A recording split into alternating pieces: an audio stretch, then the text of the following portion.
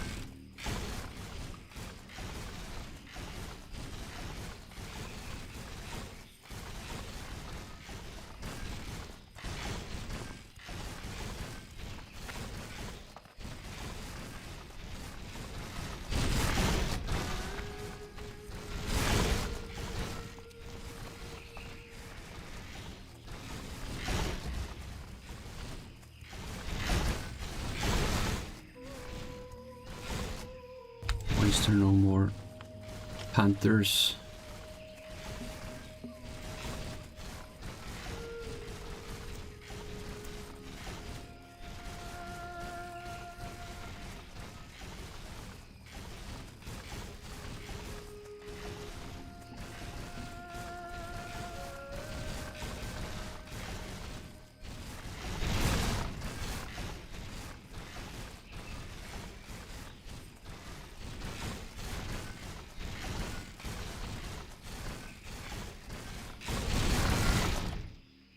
I guess I will take the Hearthstone.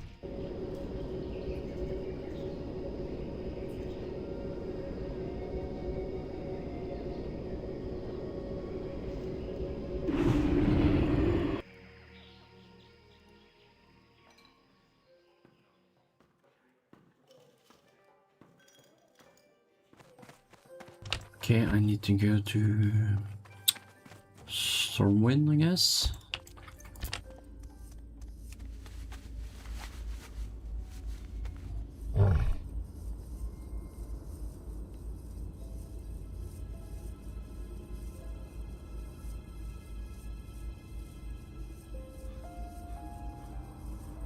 Where would you like to fly to?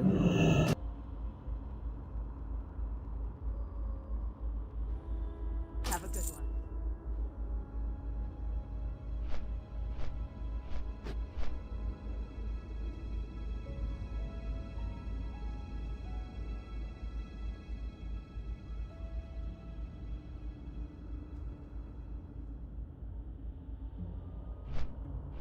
Wait, do I have the flight path there?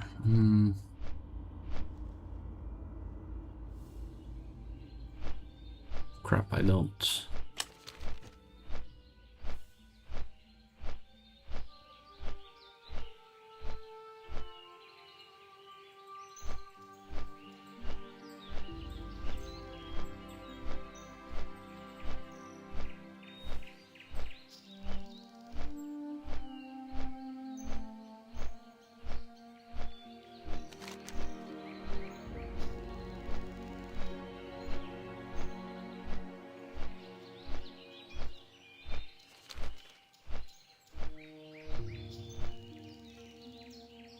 That sucks.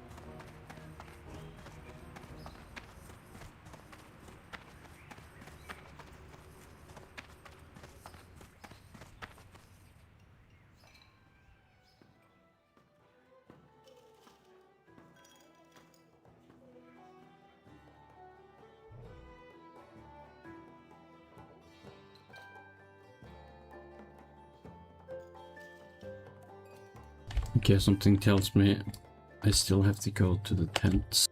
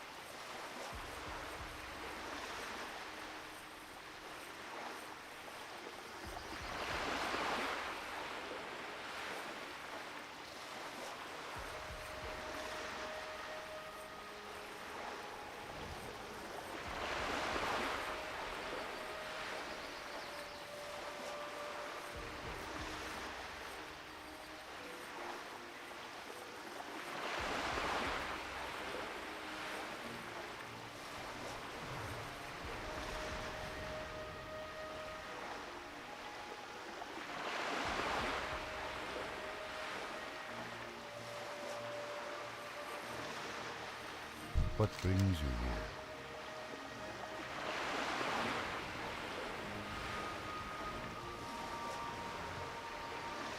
Go in peace. I mean, what the hell?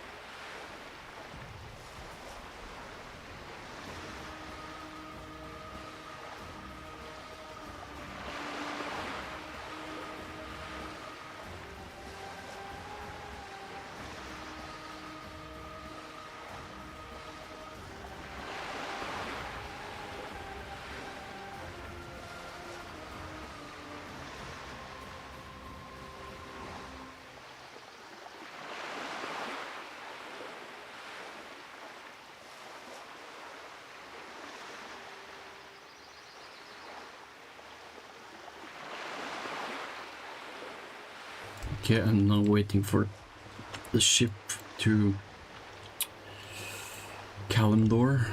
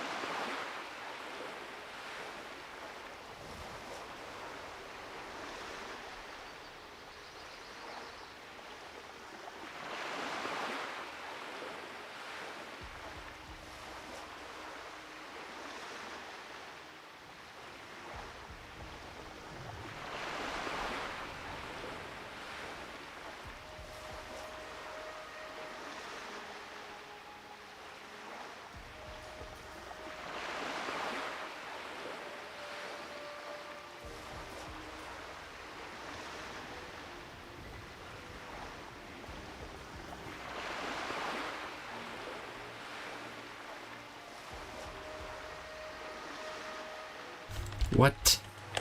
Okay. I guess he used invisibility.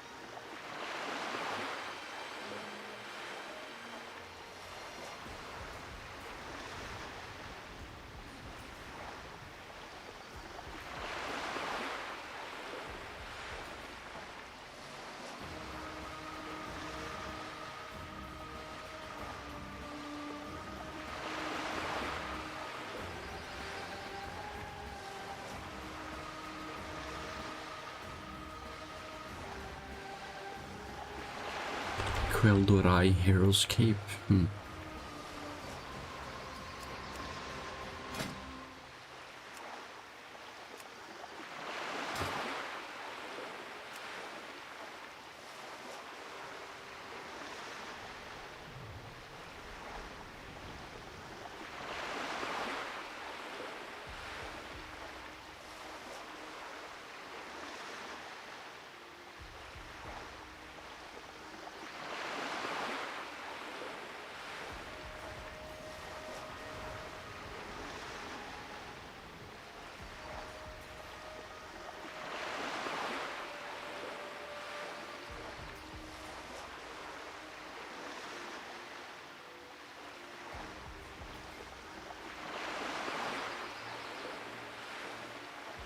Okay, hopefully. Ishnuala. Denadis.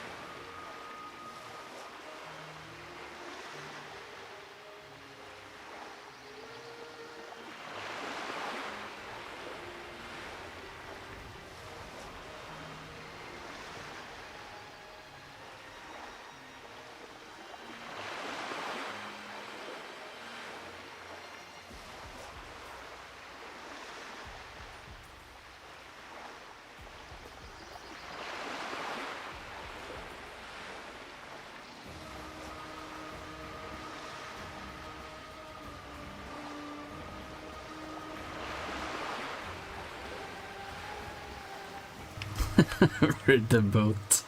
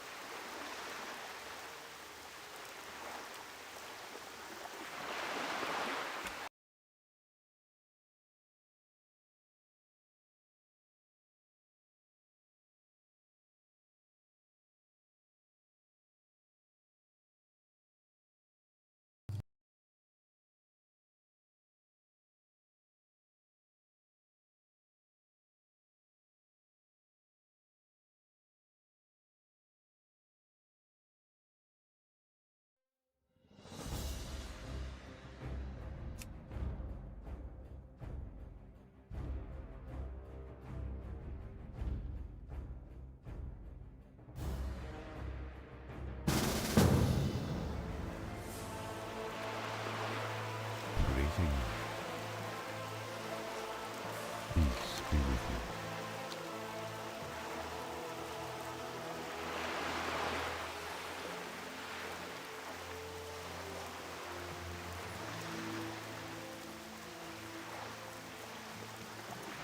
Okay, hopefully the ship will arrive now.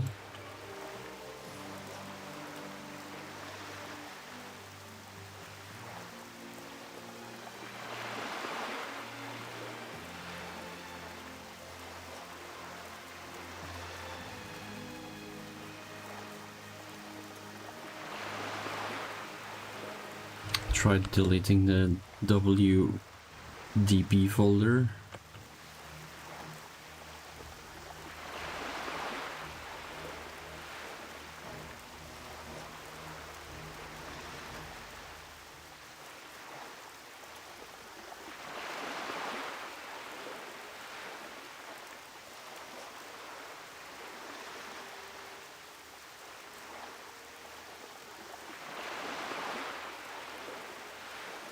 What brings you here? Good luck, friend.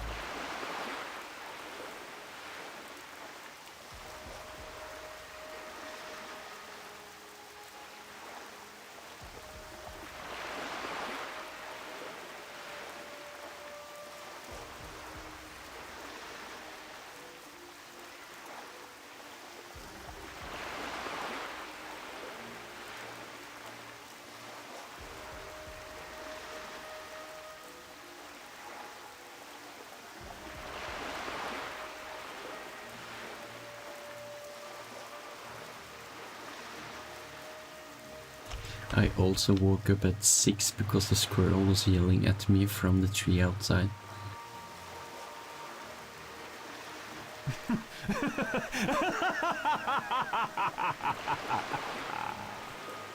Yay, the ship is working.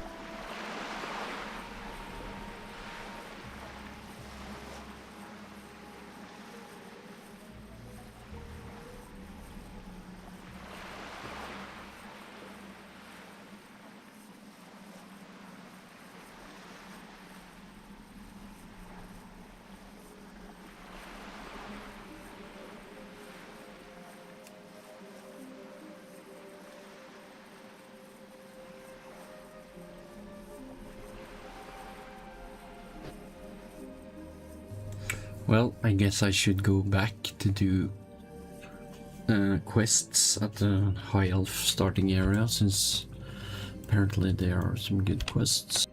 The hippogriff is a noble beast, proud and swift. They are an honor to train and can quickly take their rider a great distance.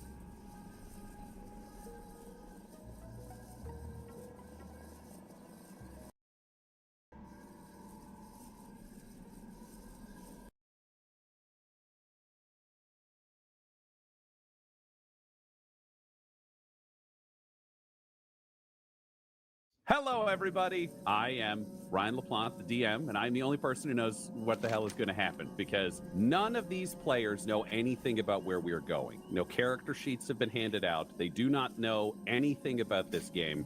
So I want to start before we dive in with a bit of a warm-up to just get everybody's kind of nerves freed up a little bit. So we're just going to do an easy improv scene. So we're going to say that the four of you are at the Edinburgh Fringe Festival. You are on stage as an act. It's one of the big places to go and do comedy. Adam, what is the name of your sketch troupe? Oh, Wet Change. Wet Change. Yep. What a name. You've had your set. You've done a number of sketches. You're closing it on the end, and it's time for the big closer of the night. Tyler, what is the name of your closing sketch? It's just called the Pie Sketch. The Pie Sketch. You've gone to Edinburgh. You're having your big night. There's a big crowd. You're performing the Pie Sketch. Guy, what is everybody wearing? Dell is not performing. Dell is your behind-the-scenes design Thank wizard. God. Yeah, Thank God. It's a series of Chippensdale's vests, sans pants, just hanging out. Chippensdale vests, no pants. You start on stage, and each of them are holding their signature prop that you have made for them, Dell, because you've got that artistic talent. So what prop are they all holding? Considering the no pants situations, I think they all have matching colored fedoras to the underwear, I guess. Thank you. You're welcome. Thank you. The lights come up, and your three performers are standing on stage, ready to perform the Pie Sketch, wearing Chippendales outfits and matching fedoras. Guys, where's the pie? Did somebody say pie?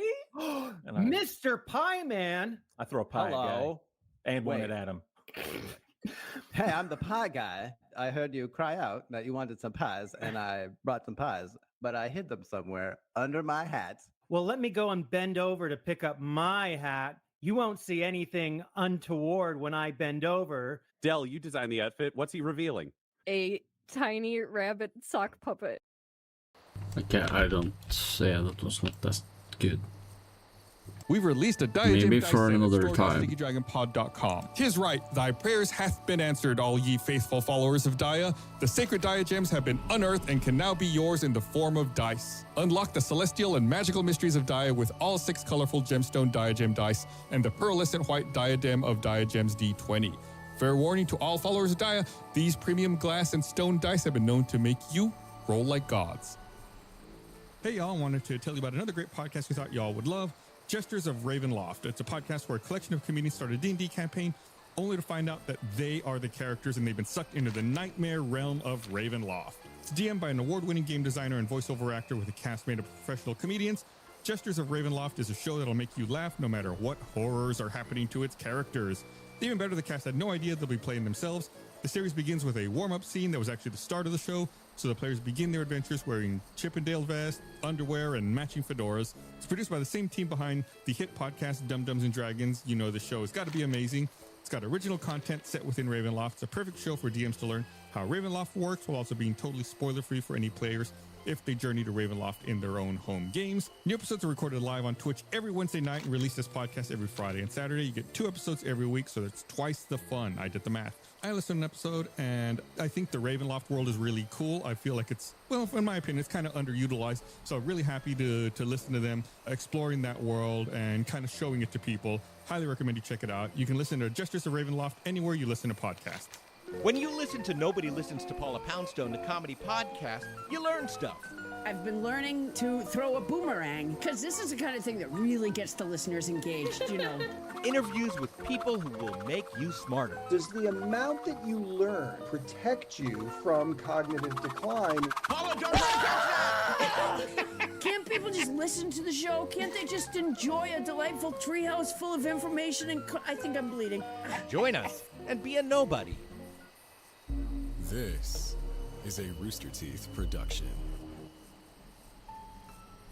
Just a fair warning, this episode contains spoilers for the Infinites campaign, so if you're joining us before finishing that, this is your heads up. If you like, you can go to stinkydragonpod.com and listen to the Infinites campaign before getting to this one. Hey Stinkers, we have a bonus first exclusive show called Second Wind where we dive deep into the previous episode, give you a peek behind the DM screen, give you more behind the scenes look at what's going on in the Stinky Dragon world. Well, our next second win will be available to everyone. That's right, we're going to give everyone a chance to see what they're missing out on by not being a first member. Where would you like to fly to? Previous second wins, you can sign up to be a first member at stinkydragonpod.com/first and catch up on everything you missed. Okay, now we'll need to find the dungeon.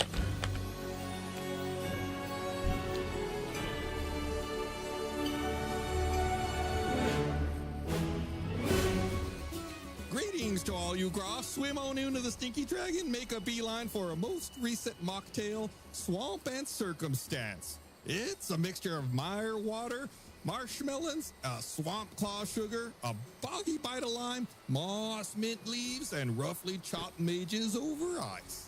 One swig of this swampy swill, you won't be able to restrain yourself or your prey. Now draw yourself a drink. Let's dive back into some dank drama.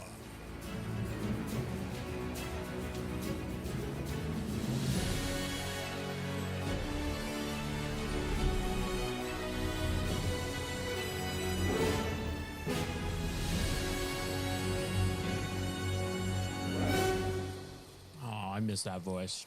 Oh, he's back. He's back. What's he Also, I been just up noticed, to? is Chris eating ice cream right now at 10 a.m.? Why would he be eating ice cream at 10 a.m.? Because it's Chris. It's an acai bowl, but it would. Okay. I wouldn't put it Chocolate past me. acai bowl. Breakfast No, ice cream. that's breakfast. I will actually defend Chris here because there's a lot of breakfast food that is like just dessert. That's all Like it is. pancakes. It's pancakes, waffles, French muffins, toast. donuts, cereal, French toast, all of it. Very fair. God, y'all are very making fair. me hungry. I know. We are here for a special one-off, one-shot campaign here using our Season 1 characters, the Infinites. So just a heads up for anyone who's listening, if you have not listened to the first campaign with the Infinites, there may be some spoilers for that campaign. In this, you wouldn't necessarily spoil the entire campaign or anything, but if that's something you want to listen to, hey, maybe check out campaign 1 with the Infinites. You wouldn't steal a campaign. Yeah, I would you? recommend everyone to listen to that. It's really funny. You wouldn't actually download Kyborg and it on Spotify, on the other characters. Go Go review to an Apple it. Store and download every product in there. Do whatever you Download can. it on multiple platforms if you would. Just run it all the time. Go to your parents' house. Just put it on their door. They're not gonna be able to stop it. Just start it on one of the speakers in their house. Pets love our podcast. Why is my phone all full of dead stuff? My phone is. Just go to your local library and turn them all on. Ooh, that's a good idea. Why don't we have everyone introduce themselves as well as their character's race and class? It's been a little while, so we need to refresh everyone on the characters here. I'm Barbara Dunkelman, and I play I think it's further down. halfling bard, a stout halfling, by the way. I don't know if I ever mentioned that in the first. Ooh. I like IPA halflings. He's not a halfling. He's not a halfling. Oh. Oh, he's a quarterling. Right, Technically, right. which also would be a spoiler for the campaign. So hope you guys listen It to started it. right off the bat.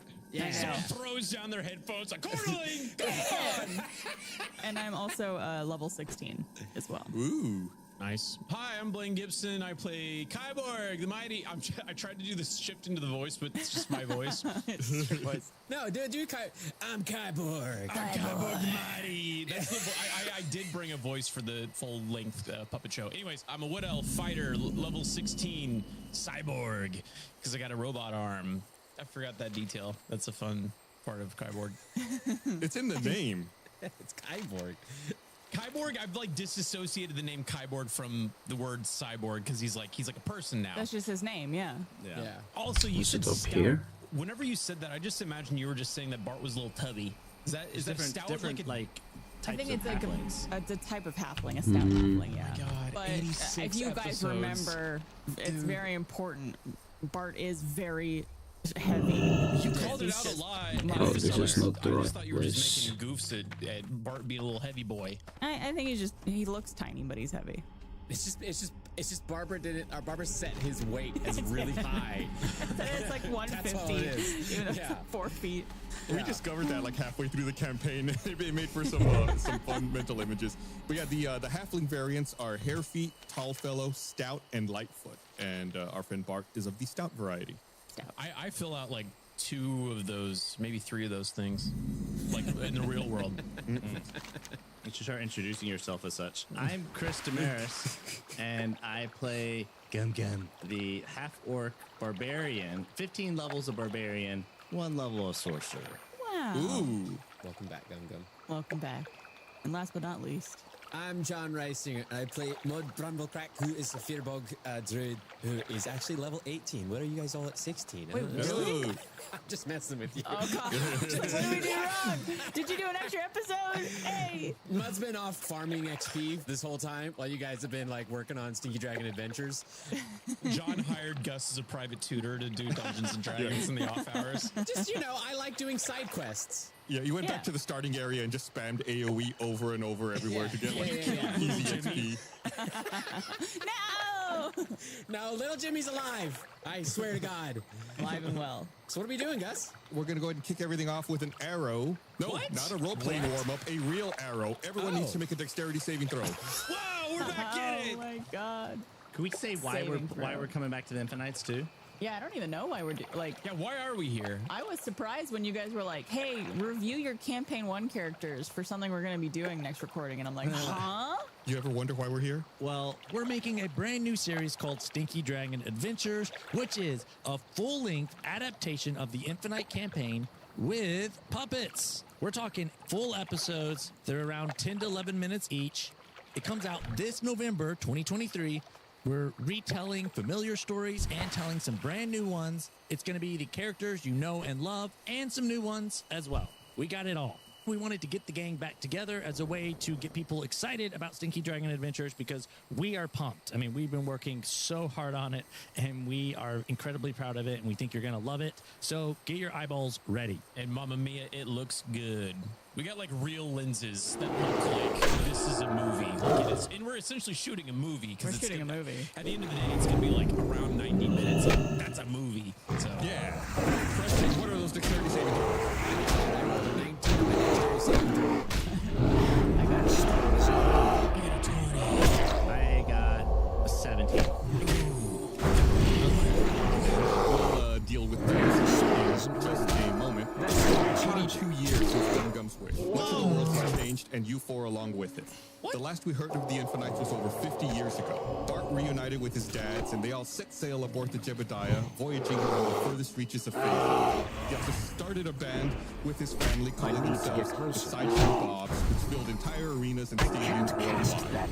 Kyle teamed up with Smarsh and picked up where Dr. Ham left off, helping folks with disabilities and training the next generation of heroes at the Octo Academy. On top of all of that, he maintained his relationship with Lynn Murr, the Moonstone Trader. Mud retired from adventuring and settled down in the city of Oakland. He opened Gumbo's Grounds, a 5-star rated Badger Cafe and bookstore that specialized in selling picto panel tomes featuring illustrated stories of epic tales. And Dark Gum returned to the Embryoke Woods and helped HSD raise orphans at the Orchard Nedge and teach them magic. Still got angry now and then, but he directed that energy into growing things like flowers in his garden of hugs. Where do you think you all would find yourselves at the present moment? Just like a sentence or two. I was going to say something really bad. Dead? What are you going to say? We can cut it out. No. 6 feet under? 86 years? Halflings live, all of our races live long. Live long, Yeah. okay. I All had of our not races. considered Yeah. us growing old. But the other half of you probably negates that. Oh, yeah. That's true. You're part like half god. So yeah, I think you're good for at least like 50 years. I can give you a reference if you want. That's actually here in front of me. Again, listen to campaign 1 with the Infinite campaign if you haven't. Bart, you're, like we said, you're a quarterling. You're half halfling, half dragonborn. Your current age is about 114 years. Ah, maybe my voice will finally drop. Kyborg, you're roughly 129 years old. Ooh, an older man. What's the life expectancy of a wood elf? Your life expectancy would be like 700 years.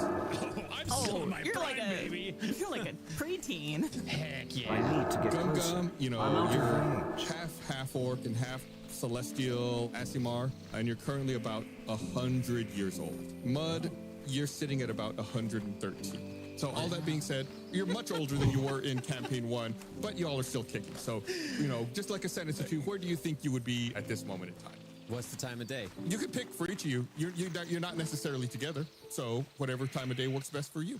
All right, I'll go. Me and Lin Mer, we're wearing matching sweatsuits and we're power walking down the road on the outskirts of Boulder. We're getting our morning steps in. And I'm like, come on, honey, we're about to beat the record. Here we go. Oh, what's this? You got Chip Haney in my Kyborg. Oh, goodness. Get him out of here. I mean, I think Mud would be spending any of his time not minding the shop. Definitely just going to his favorite spot out in the forest, probably close to some sort of body of water, and just hanging out with Gumbo and reading his books. Is Gumbo still alive? Yeah, let's say Gumbo 4 is. During our adventures, Mud procured some life-lengthening magics so that Potions, Gumbo would grow with him. Alternatively, you just name several Badgers Gumbos and you add numbers. This could be Gumbo number 5. Yeah. Like Mumbo number 5. Just as a reminder, canonically, Mud did come up with that magic in the last episode of the Infinite campaign. Oh, did I? Yeah. Oh, to save Bart's parents? Maybe? No? Anyways, let's keep going. It's been 84 years. Gumbo is like Mr. Bojangles. Who was it from Green Mile? The mouse that lives forever. Oh, yeah. Yeah, that's what it is. I think with Bart, I think he definitely enjoyed sailing the seas with his family, but after a while, I think he wanted to live a more peaceful, on land kind of life. So I imagine right now he's actually visiting Mud's cafe. Patrons there. He really loves performing for people. Yeah. Some Bart unplugged. Welcome, ladies and gentlemen. Gum Gum is working in the garden by the orphanage with a couple orphans, and he's teaching them about like growing flowers and things and how anything can become so like looking for like sticks and like you grow a big sticks. You poop, you know. Exactly. Can I step in really quick? Gus, I'm so curious. With Gum Gum, did he like grow into? Because he was like a teen earlier. Is he like Yeah, changed he was very young. personality wise? Like where is like is he like a man? I can't make that call for the podcast. That's Chris. Oh no, I'm asking Chris. Oh, I thought you said Yeah, man. That's still recharging. Before you answer that, Chris, I'm not gonna hook. It's the orchard. That's still recharging. The weird word you gotta say is It's too far away. Orchard knit. Orchard knit. Orchard niche. Orchard niche? Yeah, like an orphanage. Orchard. If you say it angrily. Yeah, if you say like What do you think, Chris? Do you have any thoughts about how Gum Gum would have grown in that time? I think he's a bit more mature, but I think he's the same Gum Gum. Mm-hmm. Perpetual child at heart. I think Gum Gum would think that he's mature. Yeah. And what is maturity but thinks? Nope. Let's make that a shirt. What is maturity but thinks? Are you quoting something really philosophical? I appreciate you validating my theory immediately after I proposed it. Write that one down. Sounds like Gum Gum. All right, so who's shooting at us? Well, before we get to that, I don't want to spoil that. Like we were just talking here with Gum Gum, everyone's aged a little bit, starting to get a little older, and as happens, when you get a little older, sometimes you start experiencing some side effects from aging. The body doesn't quite respond the same way it used to. Just for fun, everyone roll me a d6. I feel like Gus is projecting on us with his own age. You're gonna catch up to me. Every year you get a little closer. 2. I go slower than everybody else, though. 6. Okay, I'll deal with the 6s last since 2 you got it. Kyborg, you feel like maybe you need some spectacles. Your eyesight's not quite as sharp as it used to be. So we're gonna say you have disadvantage on perception checks. Okay. That's real blame. Yeah, no, I'm truly blind, so Kyborg is just becoming more and more me. He's got the Coke bottle glasses. Yeah. Gum Gum, with your childlike wonder, sometimes, it's hard to remember what's real and what you've imagined. So because you started to experience a little bit of memory loss, we're going to say you have disadvantage on wisdom saving throws, which probably doesn't actually hurt you very much because I bet you would have failed them all anyway. Yeah. What's Gum Gum's wisdom modifier? You're just turning Gum Gum into Barney. Yeah. I think it was probably, was it -1 your wisdom? My wisdom was negative? Yeah, -1. My intelligence is the one that's -3. Oh my god. Okay. Yeah, like your intelligence modifier was so low, I forget what it was in campaign 1. There was a spell that had no effect on Gum Gum because his intelligence was too low to be affected by it. And Bart and Mud, both with 6s. You all have to be careful. Sometimes you sleep wrong or you sit up too fast and your back will go out. So you're starting to get a little bit of a bad back. So we're going to say you have disadvantage on athletics checks. Oh, man. Okay. That would be heartbreaking. For you. Yeah, for Kyborg. But anyway, back to that arrow. All of you actually made your dexterity saving throws. So each of you spot an arrow landing near you at your feet in your respective settings. So everyone go ahead and roll a perception check. Who's shooting an arrow in a coffee Get out of the shop? ground! Get out of the ground! You missed! I'm yelling at the kids that are... Mr. President! Get out of the ground! 27. What did you roll? Perception? Oh, I did a performance. I'm so sorry. Wow. 7. He danced out of the way of the arrow. Yeah, 17. 22. Kyborg rolled a 25, but he's at disadvantage, so he rolled a 24. Ah, look at you. We're back at it. All right. So Gum Gum, like you said, you start, panicking and telling everyone to get on the ground. And you're so concerned about the arrow and about protecting everyone that you really don't notice much else. It's been some time since you had an arrow fired in your direction. Bart, you survey your surroundings and catch a fleeting glimpse of a caped figure in white before they swiftly vanish. I thought I was done with this 86 years ago, or however many years Gus mentioned at the top of the show. But just when I thought that was about, they pulled me back in. And Mud and Kyborg, it all feels familiar, right? A mysterious arrow, a caped figure, but you can't quite seem to put your finger on it. Maybe it's just deja vu. But all of you do look down and see that attached to the arrow is a letter. It's a golden envelope carrying a white seal with the letters LJ.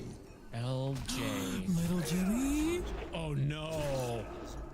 I hope that wasn't so little anymore. They would have immediately been like, they called that out top of the episode. So you said it was a white cape? Correct. And there's no way I can shoot it back, right? Because I will have my bow on me. I have my bow on me at all times. No, it was you catch this like a very fleeting glimpse of someone peeking out of the alleyways of the suburbs, letting loose an arrow and then disappearing behind the neatly organized recycling bins and trash cans. I clutch Lindmer by my side and say, "It's okay. I got you." She goes. And then we make it. Mud opens the letter. When the letter opens, you hear the sound of trumpets from thin air delivering a thunderous fanfare. Oh. The letter reads, Hail, honored heroes of old. You are cordially invited to the esteemed kingdom of Isla de Venganza, just off the coast of Faros. There, we will celebrate the 100th birthday of the world-renowned wizard Galindor. Gum Gum to his friends. The birthday festivities will include karaoke with a live band, archery contest, exotic petting zoo, and caricature topiarists. All accommodations have been covered free of charge. All that is required is your legendary presence one day from you receiving this letter. I await your arrival. His Majesty, King of Isla de Venganza, Captain of his Royal Archers, Master of Marksmanship, 30 years running, Lord Jaime Espejo. P.S. It's me, Little Jimmy. I was shocked when y'all called it out at the top of the episode. I was like, wow, okay. Gus didn't react, so I was like, Little Jimmy's going to be in this. I sense Little Jimmy. Wait, so it was Isla Livinganza, and it's off the coast of where? Faros, which was... So remember, Phasa is the world that you all were in. Faros specifically was the land where you all climbed the Ziggurat. Okay. So just to kind of put it in your mind, like where it is within the the fish people. Yes. Yeah. Oh, okay. It's just the land there. And we all saw this? No. Yeah, I assume everyone read it. Mud's the only one who said that he I got one of the orphans to help Gum Gum read. Would Gum Gum have received this if it's his own birthday celebration? Seems to be an invitation for a party for him. If I may, because do we have sending stones? Can we communicate? Like, how are we getting around to talking to each other? I guess we'll meet there. Meta gaming, I'm thinking this is I'm getting some suspicions that this is the most dangerous game vibes. We're going to go there and they're going to hunt us. And we're going to be tasked with some sort of life-threatening challenges. But we'll overcome them through the power of friendship. So how are each of you going to travel and or are you going to travel and attend this party? Well, there's no way I would miss my best friend's birthday. Of course I'm gonna go. was going to say Mud just crumps it up and throws it in the lake. that's the end of Mud for this whole adventure. John exits the Discord call. Yeah. All No, right. I would just make Gus have to keep checking in on Mud while you guys are doing your adventure. The ultimate party split. So anyway, you have a problem with your coffee supplier. Yeah. You need to run down some invoices. Roll a D20 for accounting. Because I'm training the next generation of... No, what am I saying? I was going to say I could take one of Ahim's portals. I ride Smarsh. Weepy! Ooh. Is Smarsh invited? Hold up. What did you just scream in delight? Whippy. Whippy. Is that not a Whippy? You said like weepy or whippy? Listen, I think you're allowed to say whatever exclamation you want to say that translates, that communicates your enjoyment and It excitement. reminds me of like like someone whose first language is not English. Trying to like exclaim like whoopee, but they just go great. Glurble gerbil. Yeah. Okay, so Smarsh is your transportation king. I don't know, Gus, is he alive? I mean, he is king still. Yeah, you were working with Spark. At a cocktail bar.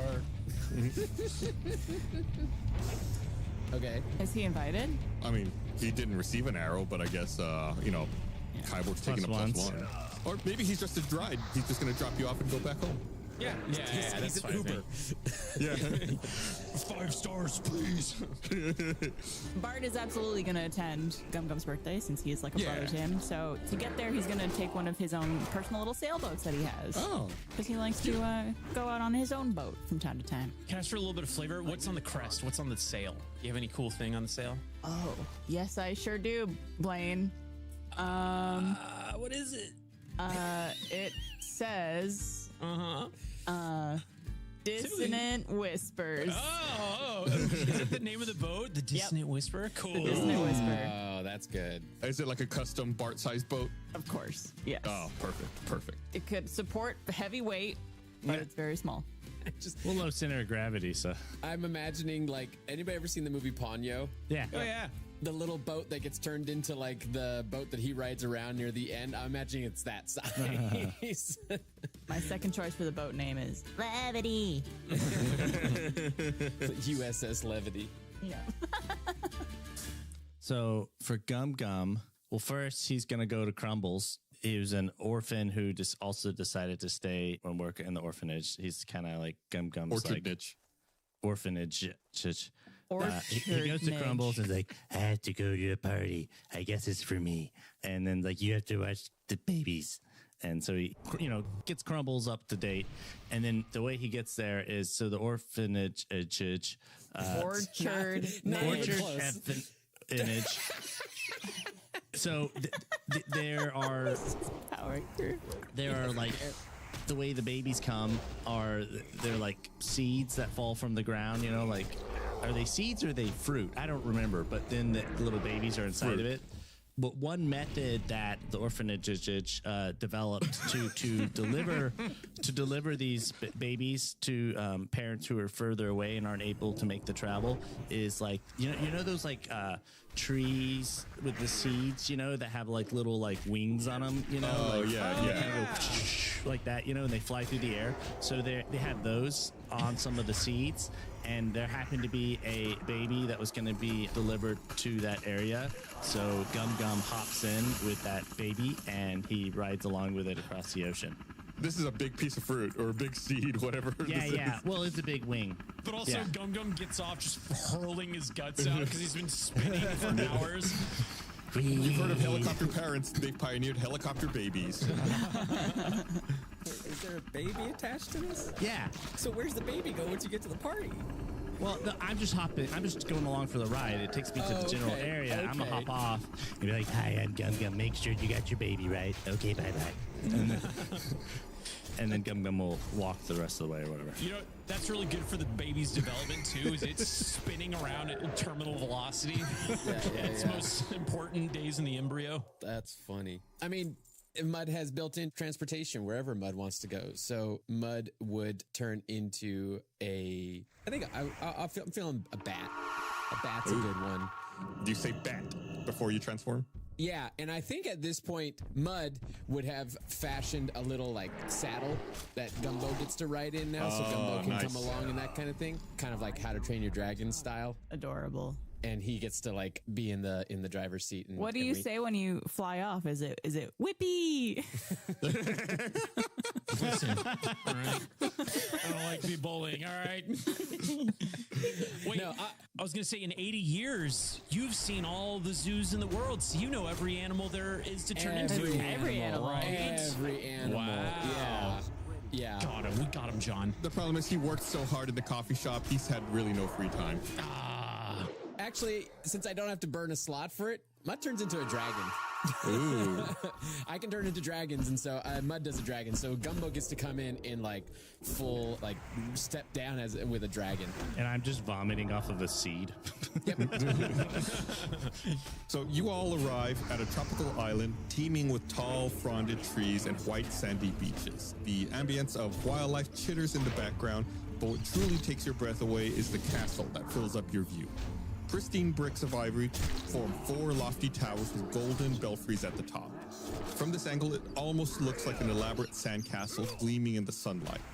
A black iron portcullis raises in the center of the keep, and out marches 2 lines of white caped minstrels, half of them blowing trumpets and the others bearing snare drums. A long gilded rug appears between the band, and out from the castle steps a dwarf wearing a feather earring. It is our honor to welcome the highly acclaimed heroes known as the Infinites to Isla de Venganza, featuring Bartholomew, the beauteous bard, Galindor, the great wizard, Mud, the majestic druid, and Kaidelius, the keen-eyed archer and/or fighter, aka Kyborg the mighty. Now presenting His Majesty, King of Isla de Venganza, Captain of his Royal Archers, Master of Marksmanship, 30 years running, Lord Jaime Espejo. Please, Erica, these friends may simply call me Lil Jimmy. Yes, Your Eminence of Accuracy. You may refer to his lordship as Little Jimmy. Lil Jimmy rolls his eyes and rubs his temples while closing the distance to you across the gilded rug. My friends, it pleases me greatly to see your faces once again. Dear Daya, how long has it been? 100 years. Nope. No, that's insane. You've been alive. You've been alive for 100 years. It's your birthday, right? 82 years. Hello, Kappa. Let me check. Reunited and had a reuniting. Yeah, we didn't have a cute little moment, or a little, you know. I would like to think that we all stay in touch. And I would have done it's all the Yeah, it's not really a large amount of players, because I think a lot of players are playing on Capybara. Except you try to do But that. people, there's like 5,400 users on Discord, so once the He's real Mr. Magoo energy. once the gates open, I think it's gonna be filled up pretty fast. Are we having a reunited moment? Sure, if you want, yeah. I brought birthday presents for y'all. 82? Well, we probably didn't miss each other's birthdays that many, right? Well, and I think Gum Gum was like, he saw it as a birthday party and he was like, I gotta get a gift. Oh, it's his own birthday party, though. What'd you get me, Gum Gum? So for you, Bart, I made a kazoo out of this gourd I grew in the garden. Could you play it for me? Wow. Wow. It's special kazoo. Beautiful. And for you, Kyborg, I made a special arrow, but instead of feathers at the end of it, it's got flowers at the end of it. Whoa. It doesn't fly at all. And then for you, Bud, and here I got, and he reaches into his pocket and pulls out some dirt. He's like, I got some of the best dirt in the whole garden. Yeah, That's lovely. but yeah, I don't have. Mud puts it in his I think when they open up the sign-ups permanently, it's gonna be much more players joining in, because some people Find yourselves blinking in disbelief at the size of Little prefer having no lag. over all of you with thighs and biceps thicker than Bart's body. Impossible. Not only that, he's resplendent in an immaculate white mantle, topped with a golden wreath wrapped around his silver head of hair. Oh yeah, how could I forget? It's been 82 years. Ah, what an occasion to be reunited with such friends. Oh, where are my manners? Infinites, this is my humble esquire, Erica. She will play host to you while you stay here at Isla de Venganza. Erica, have I ever told you the tale of when I first met the famous Infinites? Oh, I'm afraid not, Your Hawk-eyed Highness. Oh, well, you're in for a treat. But I'm afraid my friends could tell it far more eloquently than I ever could. Please, please, regale us with every detail. Oh, and to make it fun, each of you take turns saying one word at a time as you tell the origin story. Stop. I love it. Perfect. Why don't we start with Kyborg? Mission. I just watched a Swedish player that was playing on the Capybara server, and he said when he was using arcane spell or spells, I guess, or talents or spec, he felt kind of laggy when using that. I'm not sure how, but Yeah, Barbara jumped ahead. But it's my turn. This is going. I have like 53 MS, which is more than okay.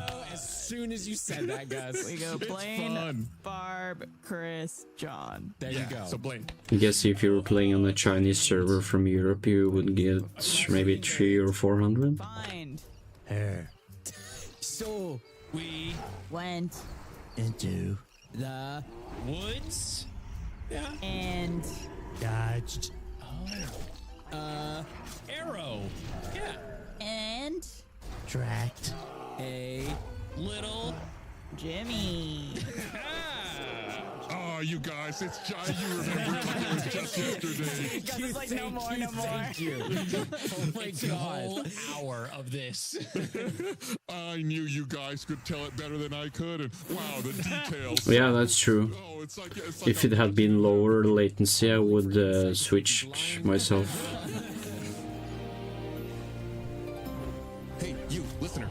Did you know the best way to support Tales from the Stinky Dragon is to support us through first membership? You can directly support us, and on top of that, you get something. You get ad-free episodes. Yeah, it's only $5.99 a month, and you get access to all the Stinky Dragon stuff, including Second Win, our bonus show, where we go deep dives into like the week's episode. You get like behind the DM information. You get insider knowledge from Micah, the world builder. It's great. If you want to find out more information, head over to stinkydragonpod.com/first. Get more information and hey, sign up today. Do it. Want to get your hands on some Stinky Dragon merch? Head over to store.roosterteeth.com. Check out Tales from the Stinky Dragon merch, like our grotesque player character apparel, Blurble Gerbil mugs, and shirts, and much more. Again, store.roosterteeth.com. And apparently there are some dungeons that are not open, like Dire Maul. Or wherever you stream your music, where you can find all the music written and composed and performed Uh, by brother shit. Micah. Which, if I remember correctly, Dire Maul has a lot of missions, like, or am I mixing it up? Like for the Paladin mission, if you want the epic mount, you need to go there. I don't always want to do it, but I'm always happy I did afterwards. Having a freshly shaved face leaves me feeling clean, more Or was confident. that Shola mounts or Stratholm? I don't remember. Harry's has you covered for the best shave of your life without a premium price tag. At least Dire Maul had a lot of special stuff you can do for some missions. Or maybe it was the Warlock mission you had to go to Dire Maul. Swipe, and their products like the exfoliating face wash and hydrating lotion keep your skin healthy and hydrated. Harry's has the highest customer satisfaction in the shaving industry. They're still offering a no-risk trial. If you don't like your shave, no worries, it's on them.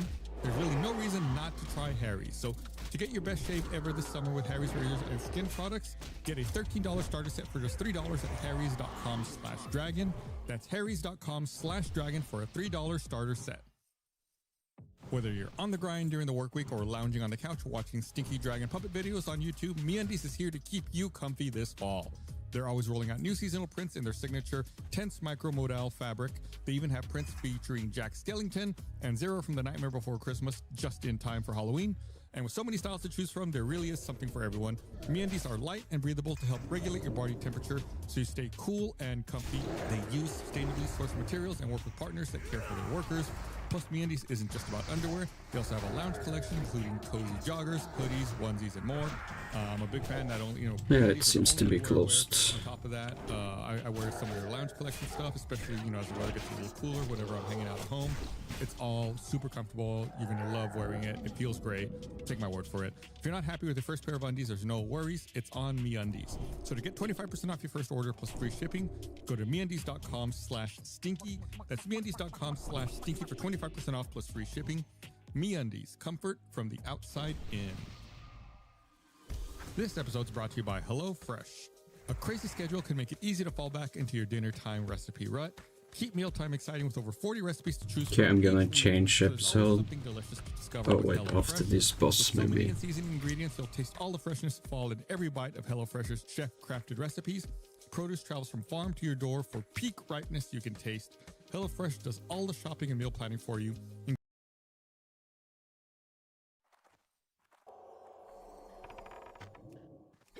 We've released a Diagem dice set at store.stinkydragonpod.com. 'Tis right, thy prayers hath been answered, all ye faithful followers of Dia. The sacred Diagems have been unearthed and can now be yours in the form of dice. Unlock the celestial and magical mysteries of Dia with all 6 colorful gemstone Diagem dice.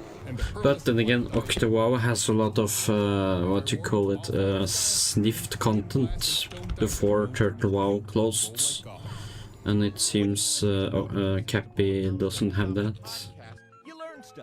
I've been learning to throw a boomerang, because this is the kind of thing that really gets the listeners engaged, Interviews with people who will make you smarter. Does the amount that you learn protect you from cognitive decline? Can't people just listen to the show? Can't they just enjoy a delightful treehouse full of information and I think I'm bleeding.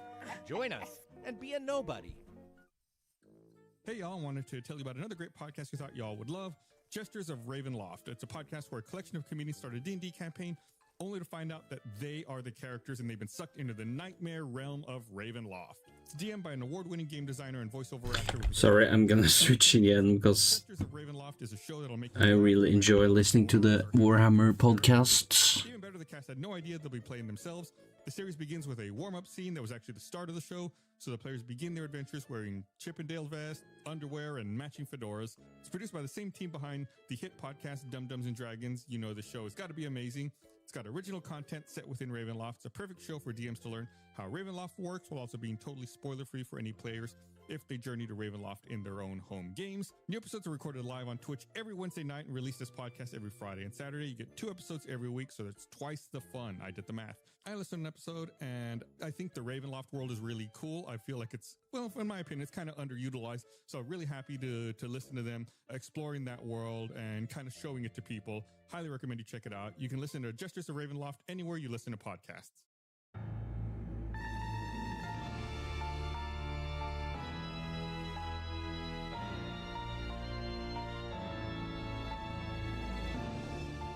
Good day to all you deep Scion. Swim yourselves into the Stinky Dragon. Imbibe our latest brew. I bid you adieu. It's a mixture of trench roast coffee, a bite of bitters. Okay, I'm Welcome back. to the grim darkness of the 41st millennium. I am Inquisitor Caveat Ventus, keeper of the Inquisition's Black Library, and this is my report on the Valentine Heresy, an actual play podcast set in the Genesis adaptation of Warhammer 40,000's Dark Heresy RPG. This report features Game Master Tom McGee, Ryan LaPlante as Inquisitor Lucius Valentine, Laura Elizabeth as Lyric, and Tyler Hewitt as Alto. My report shows that the Inquisitorial Band have left their destroyed shuttle and set off for Trent's spaceport. Valentine determined their relative possession. Lyric refused to allow Alto to scout before she was won over, and Alto found Xenos tigers when one jumped on it. Can they survive the battle after Alto screams? Find out next in this episode of the Valentine Heresy. An audio log from the Treatise on Native Species of Trent by Administratum Philos Tremaine. Well, what you need to understand about the Collops, though they are an admittedly fearsome species, quite quick, quite deadly if you're not paying attention. They are truly a unique and beautiful animal. The way they use the sense receptors on their tails to find each other and their prey is truly unique to any Xenos I have studied, and the speed and ferocity that they can achieve with their additional appendages is truly a sight to be seen. Admittedly, the double jaw situation is a bit confusing from a biological standpoint, but I have no doubt that with the establishment of the garden, we will be able to study this in greater detail and learn the secrets of this extraordinary species. What? No, of course we shouldn't wipe them out. No, I don't care if there's... You know what? We've had this argument. The Callops stay, and we shall enjoy them. Roll for initiative, please. Initiative is a cool check with no bonuses, no difficulty. Just roll and let me know what you get, and I will tell you how things go down. 3 successes for Valentine. Statistically, very unlikely. 2 successes, 1 advantage for Alto. 1 success and 1 advantage for Lyric. Okay, so 2, 1 for Alto. I'm sorry, Lyric, what was yours? 1 success, 1 advantage. And Ryan? 3 success. Okay.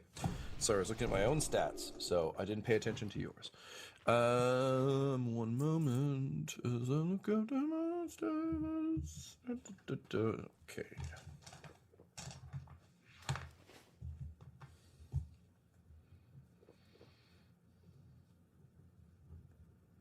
Okay, fantastic. Lyric, as you grit your teeth at the surprise shriek of the surprise shriek of surprise from Alto, Inquisitor Valentine, you're already on your gun. This is not your first rodeo. Also, you aren't quite as attached to these individuals, so in a lot of ways, the bait was taken. What do you do?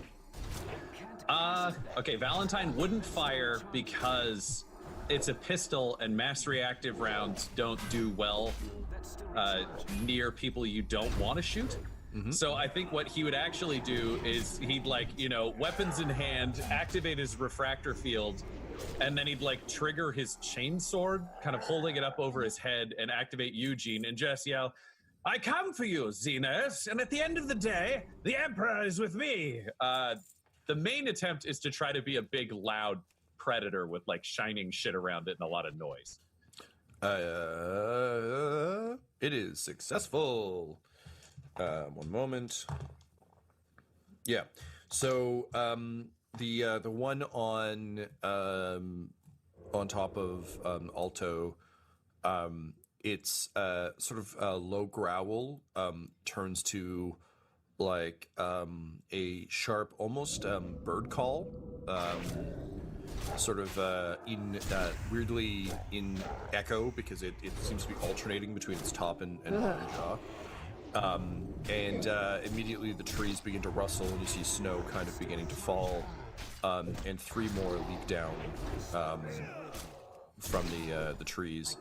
Or should I say, sorry, two leap down and 1 continues to move amongst the trees. But they're all doing that classic kind of animal deadly cat predator thing, where they start to just arc out and move towards you, Valentine. Great. Now I think he'd say over his shoulder to Lyric as he steps forward, "Good, I'll keep them focused on me. If you could start shooting them, that'll be beautiful."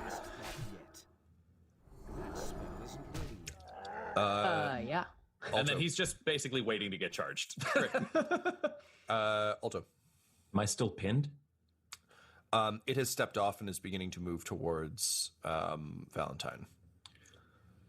Man, Alto's pretty fucking scared right now.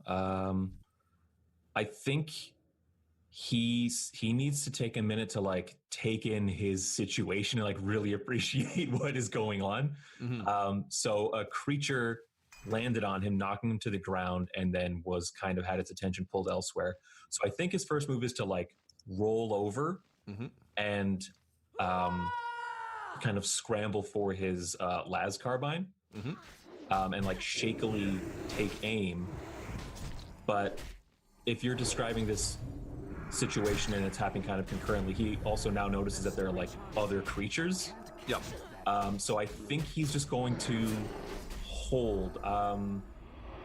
And if I may, I don't know how this works in this system, but I like to like delay my action.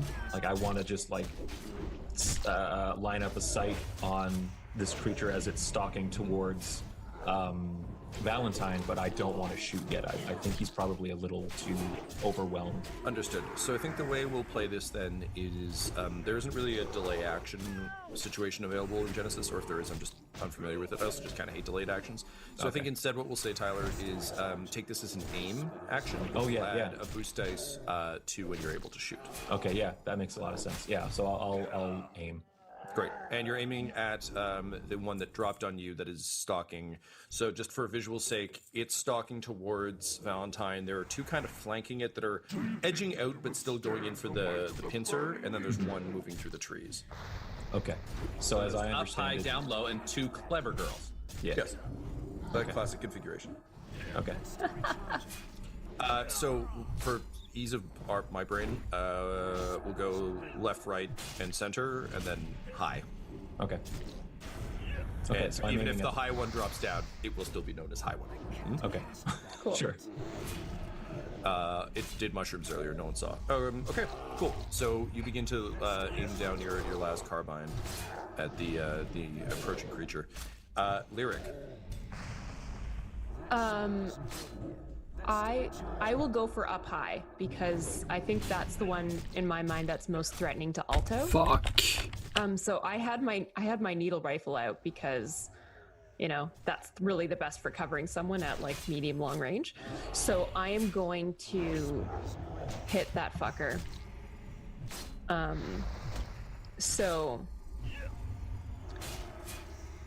All right, so it's the first time I've shot the needle rifle. So it's gonna take a second. Sure. Oh, you have a needle rifle. I have a needle rifle. Yes, that is my rifle.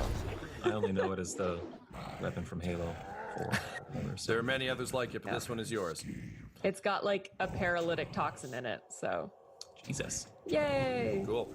So what does it look like when I assume you take it out of a duffel bag? No, it's kind of like been like on my. Oh, you've had it all along. Yeah. Cool. Yeah. I was just picturing you with a pistol. Yeah, I have that too, but that's on my hip. Got to have something on my back. Yeah. It's all right. It's like a PS2 game where they couldn't render weapons in real time, so you just reach behind yourself and then just pull out like it's the Grand Theft Auto thing. We're just like, oh, out comes the rocket launcher. Yeah, exactly. Exactly. Yeah, so it looks kind of akin to a sniper rifle, but a little bit shorter. So it doesn't have like the super long scope, and it actually has a like a digital targeter on it as well. So instead of like a traditional scope, it's yeah, because I mean sometimes, you know, you gotta just like get bounties that are like really far away. Is it like a little view screen kind of thing? Kind of. You kind of look through it almost like they're looking through a scope, but it's like. I think if we were to put it in, at least the way I've seen digital scopes, like a little boxier than it's scope, but you still do need to sight it. Yeah. I think we're gonna die. Yeah, the digital, it just gives you like predator vision rather than normal scopey vision. Totes. Okay, so I'm gonna roll. Fuck. I'm scared. Okay. So 4 successes and 2 advantage. So that's gonna be. Did you add any difficulty to that, Laura? Oh, so I'm sorry, Tom. I didn't even. That's add fine. difficulty. I'll I'm a fucking idiot. No, it's all good. I didn't give it to you. I was busy thinking about digital scopes that I've bought in Far Cry. I'll roll on my side. Okay. So you're at for that rifle probably we'll say 2 purple. I'm gonna spend a story point to upgrade to 1 red. Okay.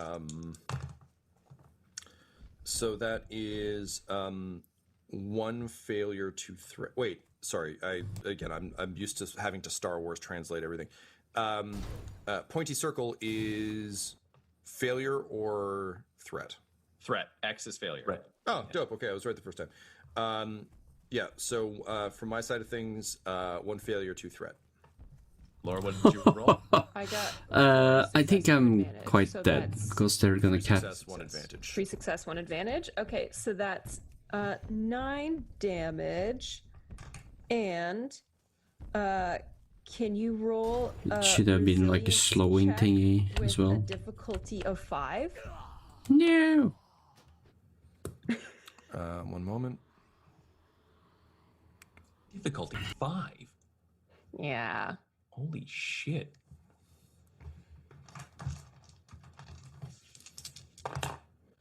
I have 1 success, 4 advantage. Well, So that's not nearly enough. no. Well, yeah. So it's like every uncanceled failure is like 1 wound, and every 2 threat is a strain. So. Oh, I'm sorry. I didn't roll. Fuck. I roll. This is my 3rd roll in any of the games we've run. Let me actually find out. Christ. Oh, interesting. I actually succeeded. I had 3 threat, no failures. Okay. You get a point of strain. Cool. Take and that, you space tiger. How much damage, Laura? That was 9 damage total. 9 damage. Is that including your successes? No, because you don't know what my. So every success adds 1 damage. Right? Adds 1 additional damage. Yeah. Okay. And so I had 3 successes. So you normally do 6 damage? Yeah. Okay, great. I just wanted to be clear. Make sure you're getting all the damage points in you can. Yep. Okay. These first couple episodes, like, oh, I have to add. We're gonna get better at this, guys, right? I promise you nothing whatsoever. Yeah, I was gonna say, if Dumb Scum is any indication, we'll in the series finale we'll still be fucking like counting numbers and being like, what the fuck is a green dice? All right, cool. So the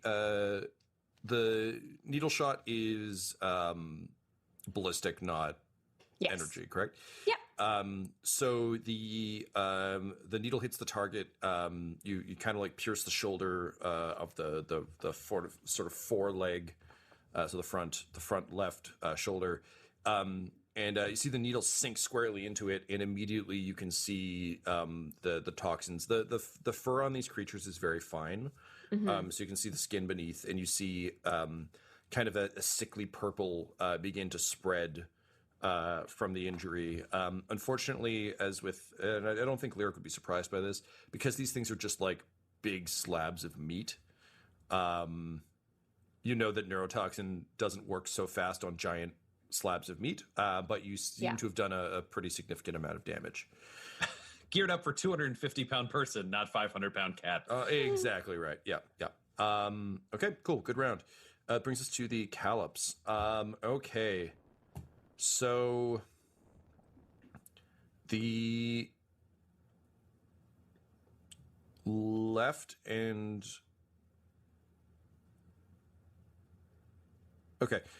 left and center are going to lunge at you, Valentine, and then right and high are going for Lyric.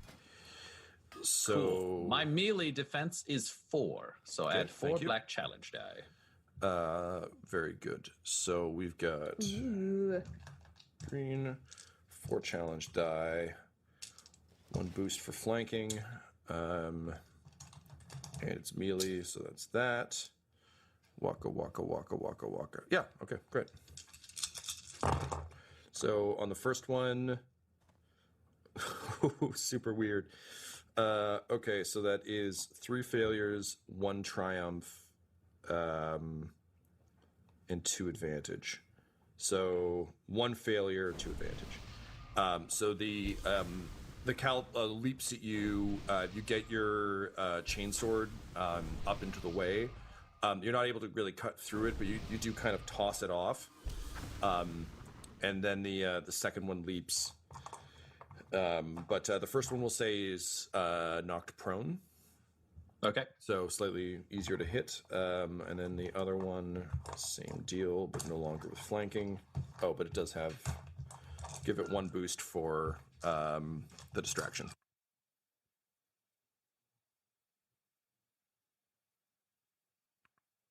Keep me safe, refractor field challenge die. Tom, are you gone, muted? Tom's gone completely quiet for me. Yes, hey, that was me. Miles just came back with Ripley from a walk, so I was just trying to keep it secret, keep it safe. Okay, so that is those dial out. To advantage. I think I'll use that as a thing I pass forward. But ultimately, Valentine, your refractor field works. You remain unscathed. Wonderful. Quite a feat. Yeah, he just yells, "Damn Xenos!" Given how many and dice he's I had. working away. Cool. All right, and then the 2 on Lyric. Lyric, do you have any defense? 1. Okay. So hold, ranking, 1 defense. One defense. Also, Tom, I'm accustomed to crowds. This has to be a crowd, right? A crowd of Xenos tigers in here. I see you're going to be the Adam McNamara of this show, asking if you can brace every time. Laura, riddle me this: if you were playing an assassin, no, we're going with it. If you're playing in an Assassin's Creed game right now, and you walked into this crowd, would you disappear, or would you look like a human standing with a bunch of tigers? Now Disappear, 100%. she could disappear depending on. Got my chameleon line cloak. I basically look like another tiger. They're like, Can "Oh, you hey, disappear in Assassin's Creed into a crowd of guards who are stabbing you? I mean, in the early ones, yeah, 'cause they're kind of Obviously, janky. no one here has played Assassin's Creed. You'll believe me. You know, whenever a player pulls shit like that, it's always so nice when the dice come up in my favor. That is 2, 3, 4, 5, 6, 7 successes. And man. 1 advantage. So, nom nom. Nom. Okay, Laura, what is your soak value, please? My soak is 2. Soak is 2. Okay, I have Pierce 1. So that means it's only a soak of 1. And from my bite, it doesn't. It's not crowded enough. I couldn't handle it. It's a crowd of snowflakes. Weirdly worth asking because we're all new to the dice system. Did we add defense dice for Laura? Laura, do you have melee? Oh, damn it. Yep. No, I wanted to get that bite lower for you, Laura. No, this is. Valentine in his head is just picturing Lyric in power armor. Like, no one can get to her. He'll just focus on himself for a moment. And he looks back and goes, "Oh, damn." No, Laura, 1 sec. Because it's got base damage and then every additional 7 additional damage. So, Jesus Christ. So that is. Guys, I'm just dead. I mean, it's possible. 1 sec. I want to create a new character. Come on. Oh, shit. Come on now. Okay, so Laura, you're going to take. Good God. 13 points of damage. Well, am I just dead? What's your soak? My soak is 2. What's your health? It's got Pierce 1. Oh, so your soak is 1. Yep. My sweet sister. No. My wound threshold is 12. Am I just dead? I mean, probably not, Laura. That's never happened in any other D&D game. Well, Laura, he said what? 11 damage? He said 13. 13. Minus so you 1 take is 1 12. off. So you're 12 and 12. So you're neutral. You go to 0. That doesn't necessarily mean dead. Give me a minute to look this up. It means sleepy. You gone sleepy. Man. We gotta go. What the fuck, man? You gotta get out of here. Yeah. This gotta activate some like psyker shit in me, right? Yeah, you become the Dark Phoenix and kill them all. Yeah. No, you go into shock and pass out. Okay. It is worrying at your body, and if it is not dealt with post haste, it will kill you. This is basically like it lands on you, and like again, you're used to. This actually I think makes a lot of sense for Lyric. Weirdly, you're used to like bar fights and like fighting people who actually use tactics, but like. I remember I had an old martial arts sensei who's like the scariest thing is fighting someone who's never trained in fight. It's either like a master of a martial art or someone who's never studied a martial art. So if they've never studied it, you don't know what the fuck they're going to do. And weirdly, it's this, right? Like you've never fought something with 6 arms that doesn't think like a human. So it's just like mauling you. So yeah, you just get like pounded into the ground and it's like just batting at you. The good news is the other one can't get at you because this one is clearly making a meal, so it continues to prowl in the trees. Top of the round, Valentine, you see Lyric go down hard, and you see a splatter of blood across the snow. What do you do? Cool. So he's realizing that this is a lot more desperate than he had originally assumed, because he thought Lyric was Hello. smartass, but I think he's realizing at Alundra, this point that Lyric is possibly squishier than Alto. So restored Frostmane Hollow. Is that probably... Wait, 2 he seconds. fights these guys off with a chainsaw. They said, "Hey, Emperor." Is that the place just like Northwind? If that is the case, it probably doesn't have any NPCs yet. I checked Northwind at least, and that was a dead zone so far. But that's not their focus at the moment.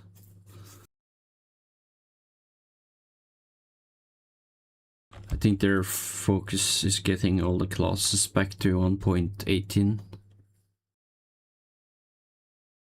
Oh, yeah, if it's a dungeon, it should be working, because right now I'm doing the Crescent Grove dungeon, and that one is working. So I can ask in the server, which one was it? Frostmane Hollow. Or I can maybe do this.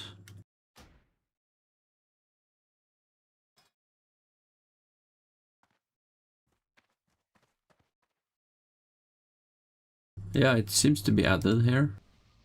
Frostmane Hollows, but I'm just too high level.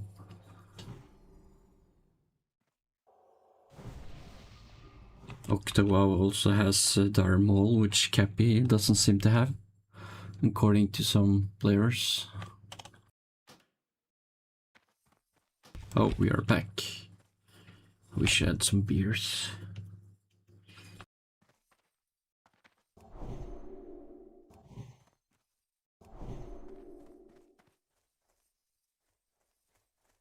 I need to get closer.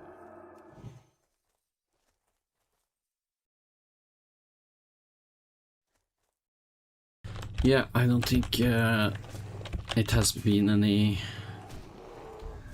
signups today in the Discord, so they will probably open up sometime soon. Let me check. Signups closed 6:18 this morning, so oh wow, the signups are open at 3:14 in the night for me and closed at 6:18. That was a long open window for sign up. That's the longest I've seen so far.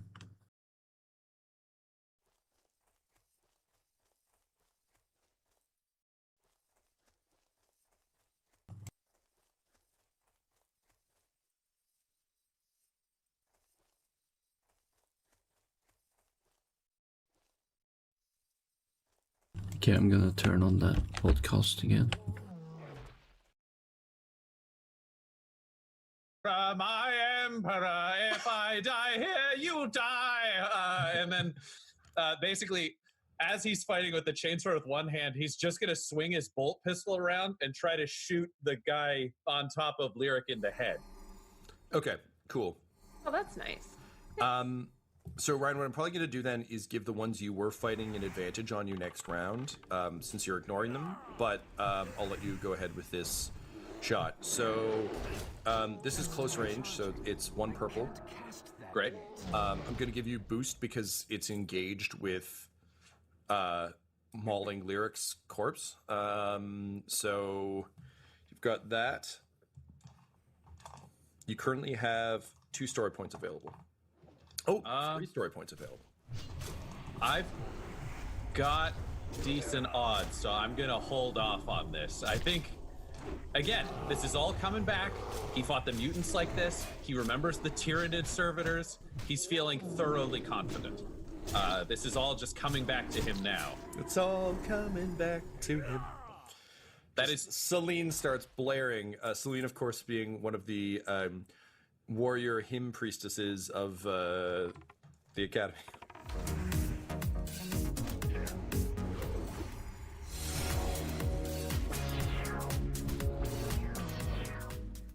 Yeah, so he pulls the trigger, and with 2 successes, there's nothing like shooting a giant thing right up close as it's trying to do something else. This is so I do 12 damage with Pierce 2. That makes all the difference. Okay, so 12 damage, Pierce 2. Yep.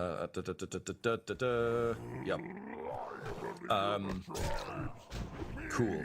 So one of the things that Tremaine never managed to figure out in his xenobiological exploration of the Calops was exactly why there were 2 jaws. Oh wait, what? I got aggro. From Tyranid Servitors also after action reports of shooting nids is when they open their mouth, shoot them down the throat. Works real good. So you manage to just kind of bide your time and just launch a shell directly down the throat of this thing. And there's kind of a muffled like, and just like assorted guts and bone fly out of its sides as the shell erupts inside it. And it slumps down over top of Lyric like a big gross blanket. Having used the gunshot as just like What the hell? Why do I have aggro? Finishes the like catechism he's singing, which is "Oh Emperor, my Emperor, protect me, I'm your guy," and then he'll just step to the right over Lyric's corpse, sword and pistoling where he can. Cool. So Ryan, you actually did so much over threshold damage to this creature that I'm going to say you can also put a shell into the other one that was prowling. So not the ones you were fighting, but the one that was prowling. It will do the remainder of the spillover damage. So it doesn't take a lot of damage, but it takes a bit. Cool. Then yeah, imagine instead of 1 shot in the middle, he pulls the trigger 3 times. So it's like da da da, and then it's back in musically. So it's still okay. there. So then what we'll actually say is it still shells into that one that was over Lyric, but the blast of shrapnel is enough to damage the other Calip. Beautiful. Sick. Okay, so. And then I just yell, "Oh, he's here! The Xenos!" I'm actually getting really bad XP in this place. Alto, there's still the one up high that you've been aiming at, but you hear just that sound of someone being winded. And here's my question: you think this one that's up top is the biggest threat? Is your carbine scoped, or are you just looking down the barrel? I think for the range, they're all basically medium range for me, right? We're not. Yep. Yeah. So no need for the scope. Okay, then you see Lyric go down. Oh man. So you can aim at, and because again, even though there's a turn order, these things are all kind of technically happening at the same time. You can turn to aim at that one. You'll lose your aim bonus from sighting the one in the tree, or you can aim for the one in the tree. You do see like Valentine walk forward with his pistol out, singing his cool song. What do you do? No, I think that rocks Alto's world. I think he loses the aim benefit, and he'll swing his weapon around to the one that's closest to Lyric, which is now the wounded one that just got shrapnel. Okay, great. So you go to sight the one that's on top of her, and then you see its chest explode. But there's another one that growls that awful double bird call next to it. So you swing past, aim at that, and open fire. Yeah. So that's 2 purple, because you're kind of at mid-ish range from this distance. I'll give you. I'm gonna give you 1 setback because of the psychological. Actually, you know what? Before we roll the shot, let's roll a fear check. So I feel like Lyric going down is pretty fucking concerning. Yep. So we're gonna call that it's gonna be 4 purple. It's a cool check. Okay. Should I use a story point here or for my attack? Honestly, I'd say you could use both. There are 3 available, so I'll do that. Separate then. checks. Yep. I'll do 1 here. Oops, sorry, that goes the other way. Okay. I will give you 1 boost on this, because I think there is a degree of she's so tough, there's no way she could die. Yeah. Which isn't something that's visually true right now, as she's being kind of ripped up on the ground. It's just one of the. This is awful, but it's the child parent thing where you're just like, no, they're invincible. It can't be. Yeah. Like you're expecting her to like rise up out of the middle of this tiger like fucking Drax, wearing its skin in like just a second. Yeah. But maybe. Totally. Yeah. Okay. Rolling. And sorry, Ryan, you had something you wanted to add, or was that just a story point that you were going to spend on his? I was just going to spend a story point, but he already did it, so happy. Good. Yeah. Please do spend those pretty freely. The system is built for us to bring it. Don't worry about whether it's like, oh man, like fate would decree this is true. Just like if you're in a bind, burn them down. They're the game. More. The game isn't balanced otherwise, so. Yeah. Okay. There is so much I should have done on that last turn. Oh no, that wasn't aimed at you. And feel free again, as we've said, you can spend as many as you want on an individual check, up to kind of the limit of what you've got. The only way we won't spend them is as like I undo your thing. Okay. Yeah. Laura, no one could have predicted 7 successes. No, That's yeah, not a strategy. Even me. Bonkers. I have never rolled that way in Star Wars. like- And we had a bunch of Rancors fight some people, and like they were like 1. Yeah. My end result is a wash. So I don't know how you want to rule on that, Tom, for a fear check. I'm gonna say it's a temporary affliction, which means 1 setback to your shot. So just add 1 black to your shot. I was gonna add it anyway, and then I realized we should roll for it proper. If you'd failed, this would carry forward for a while, and basically until you treated it every time this happened, you'd be like, oh no. But no, this is just a momentary like panic. Okay. You just go, ah! Yeah, it's just lyric. It's just bad. Okay, so I have my my ranged weapon dice loaded up. What's the difficulty of this shot, Tom? 2 purple. 2 purple. I've got my 1 setback. I'm gonna use my remaining 2. No, is Laura about to need to roll anything for staying alive? So there aren't death checks in this so much. There might be in a minute though. I actually don't know yet. I'm only gonna use. We're playing. I guess this guy got corrupted or something. That's why you're fighting a druid. Use 1 so that if you need it, Laura, you've got it. Yeah, I would say that's probably a wise call. If it had been over her threshold, she would have been insta-gibbed. But since it isn't, it's at threshold. Okay. Then it's at my discretion. So I don't like this. I'm just reading. Okay. Great. So then I will use 1 story point. Yep. I think it's that cliche of like yelling while shooting makes you shoot better. I'm just like, lyric no! Ah! Just like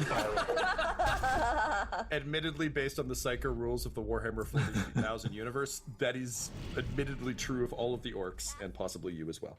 I mean, we have established you're not a psyker, but you think you are, and that gives you it's the placebo effect of yelling. Okay, I'm rolling. Fuck. Come on.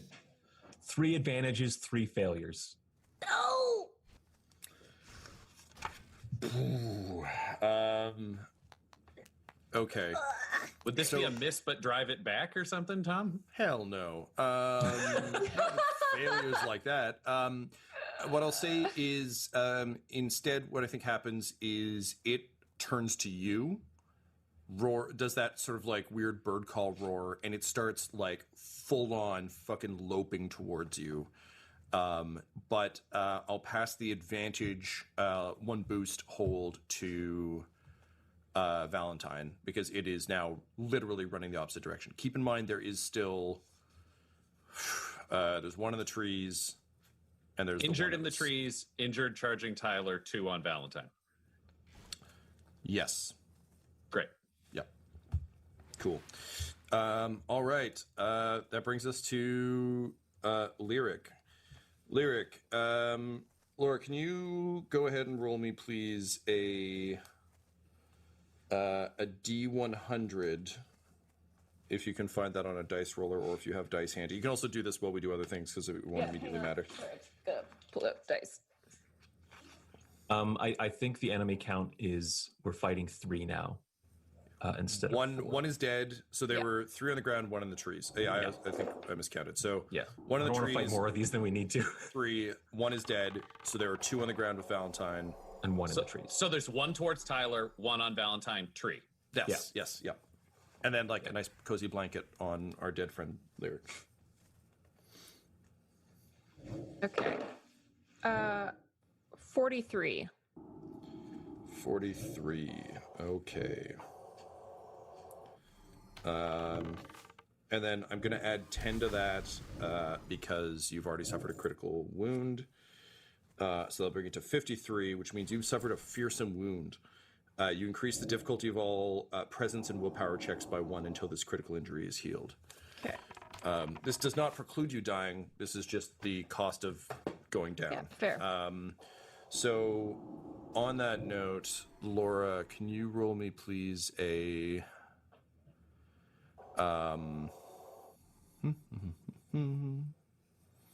Streetwise. Let me see. Perception. Can you see the Emperor's light? Resilience. Can you walk away from it? Resilience, please. Resilience. Okay. Which is brawn. Yeah. Difficulty. This is your first round, so make it difficulty 1. I think the way we'll play this is it's an escalating scale of difficulty, but you've just been down for a moment. 2 successes, 2 threats. Yeah, okay. So Lyric, as you kind of drift in darkness, and pain, like considerable pain, you begin to see glimpses of things. You see one of these creatures pin Alto, pull his arm, almost overextend it, and then rip it off. Then you see them begin to feast on his chest. You see Valentine swarmed by creatures, one of them tearing out his throat. Eugene battered against a tree. You see the woman from your vision, and she takes a finger from each hand and kind of puts them to the sides of her lips and then stretches them up into a smile. And what's particularly horrifying is beneath that you can see that her actual mouth has not moved. And as you kind of look at Kel's, Cora's, your sister Cora's weirdly smiling face, you, frustrated as you would be with this kind of psyker bullshit, struggle to remain tethered to the pain. So you just focus on the physical sensation of agony in a hope of staying within your body. Do that. Your next round will be harder. Okay. That brings us to the Callops. So, Valentine, I'm going to give you an interruption round on this, given that one of them is running away. So, okay, so again, I get to like turn my full attention back. Basically, think of it in D&D terms. This would be like an attack of opportunity. However, it will. You can do one of two things. You can either turn your full attention back to one of them and reduce its bonuses against you, or you can take a free shot at the one running away, but it will open you up to more attack from the ones that are engaged with you.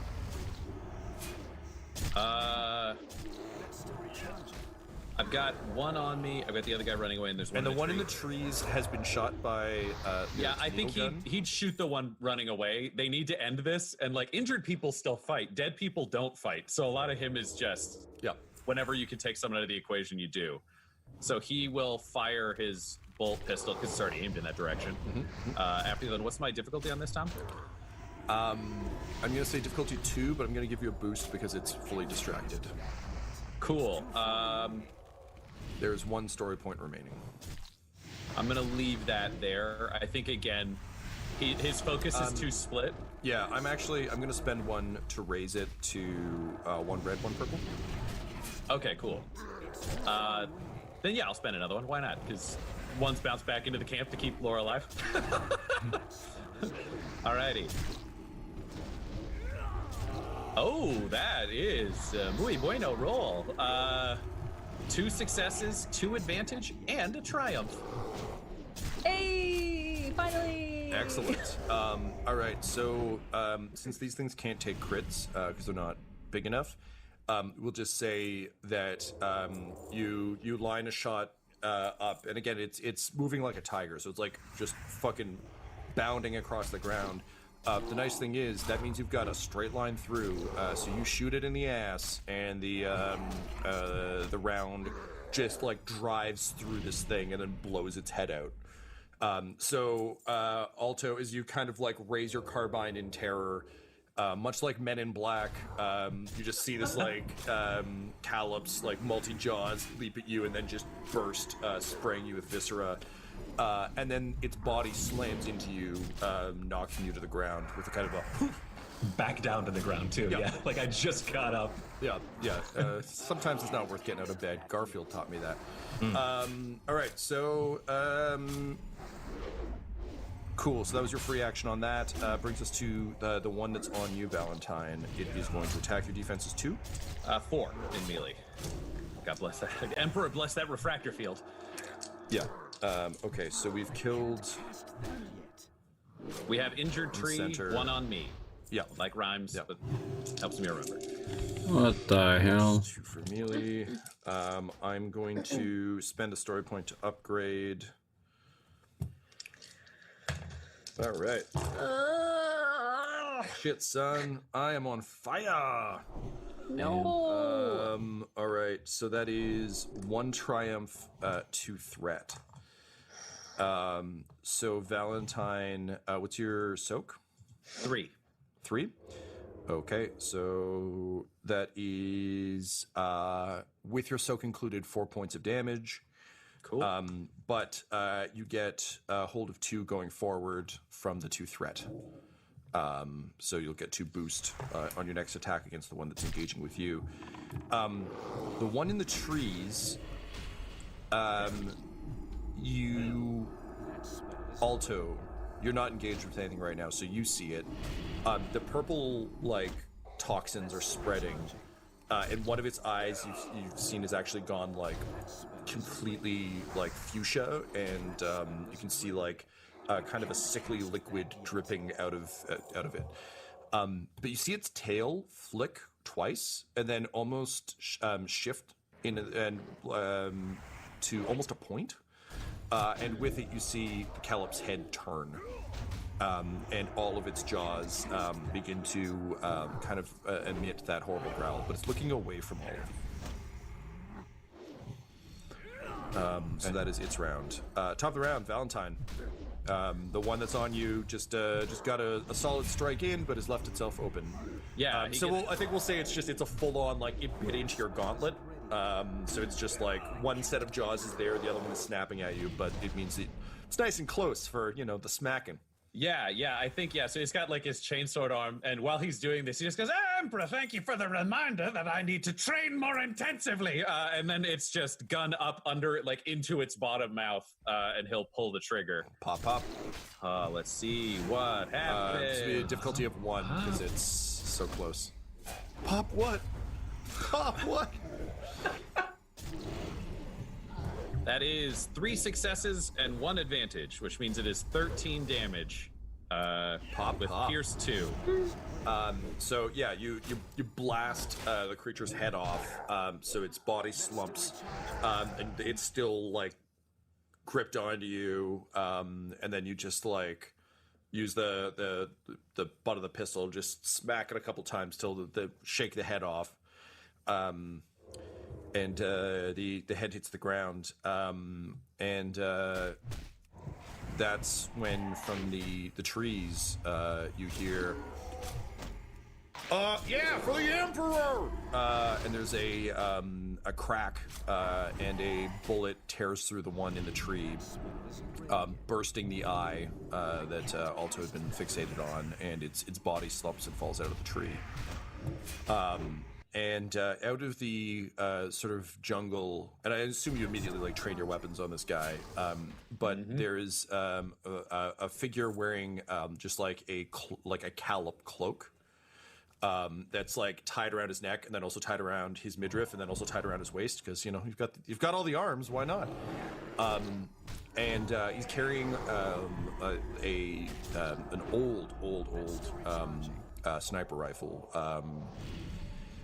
but clearly in decent enough condition. It's got an unnecessarily large scope on it, kind of an almost comically large sight, and you, Valentine, recognize the half helmet. It seems kind of strange because it seems to almost be bound by vines around his face, but kind of almost Phantom of the Opera style. He's got what looks to be part of an arbitrator helmet, so the Adeptus Arbites, and you can see like really, really ragged, almost like half. It's not a full set of Arbites armor, but it's definitely like part of the chest plate. And everything is very Mad Maxed or Fallout, like the classic Wanderer thing, where it's like one arm, like he's got one pauldron and then like a bit of the chest piece, but then one arm is just in the cloak. And anyway, this figure comes out, shaggy, long, like frost-crusted beard, and he kind of like raises the rifle in kind of in the air, and he's like, Were you the folks that fell from the sky just now? Yes, we were. All hail the Lex Imperialis. Are you an arbitrator, as it appears? Yes, sir. Indeed, I am. And may I ask your rank? Wonderful. I'm an Inquisitor, so you now work for me. I'm going to need anything on you in terms of a med kit, because this person is having a terrible day. And I just point to Lyric. He just looks down and he's like, oh shit. Yeah, all right, hang on. And he like rushes over and just very, very efficiently boots the dead Callum off of Lyric. He's like, oh, wow, she got a real maulin', huh? All right, well, hang on. And he kind of leans down, he pulls out a pouch and he just starts packing the wounds with kind of like a weird paste. And he's like, this stuff really smells bad, but it'll help until we can get her back to the visitor center at least. So he finishes doing that, and then he kind of like reaches into his bag and he pulls out what looks to be like an office stapler, and he just kind of looks down and he's like, sorry, ma'am, this isn't normally how we like to greet people here, but when in trend, and then he just starts slamming staples into the wounds. I don't respond because I don't know what the fuck is going on. So he just like slams a bunch of staples in, and he's like, "All right, yeah, she's in pretty rough shape. You're absolutely right. All right, my vehicle got taken out by a couple of those things a little ways back, but here, follow me. We can probably get one of the old Jeeps up and running." And with that, he begins to kind of lead you. You were close to the vehicle paddock, just missed it by a bit. And sure enough, there's an old kind of busted up Jeep that he loads Lyric into the back of, and turns around and says, all right, so listen, Mr. Inquisitor, I'm glad I work for you. You'll have to forgive us down here. We've got a... Great, my X skill is really low. Of course. But we don't exactly necessarily know all the things that our original arbitrator did. But if I work for you, then I work for you. And if you've got bits, and he kind of looks at Alto like pleadingly, he's like, if you got bits from your ship, we might all finally be able to get off this hellhole. Is that about right? Alto's over Lyric, like holding her hand. He's never seen her in this state before. Totally. Yeah, that's absolutely fair. Yeah. Yes, we do have bits, assuming that this fine young woman survives our encounter here, so we'd better hurry to the visitor center. Yeah, and he's saying all this as he's like getting the Jeep up and running. There's no like, I'm going to stand here and talk. This is definitely like, yeah. And he's like, well, good. It's in that case, it's my pleasure to serve. My name's Horatio Vagata, and well, fuck, welcome to Trend. And with that he fires up the Jeep. And the two conscious people and the one slowly dying badass disappear into the jungle. This episode of the Valentine Heresy features Ryan LaPlante at the Ryan LaPlante on Twitter as Inquisitor Lucius Valentine, Tyler Hewitt at Tyler_Hewitt on Twitter as Alto, Laura Hamstra at EL Hamstring on Twitter as Lyric, and our Game Master Tom McGee at McGeeTD on Twitter. This episode's sound was edited and mixed by Laura Hamstra, and the Valentine Heresy's artwork was created by Del Borovic at delborovic.com. DELBOROVIC.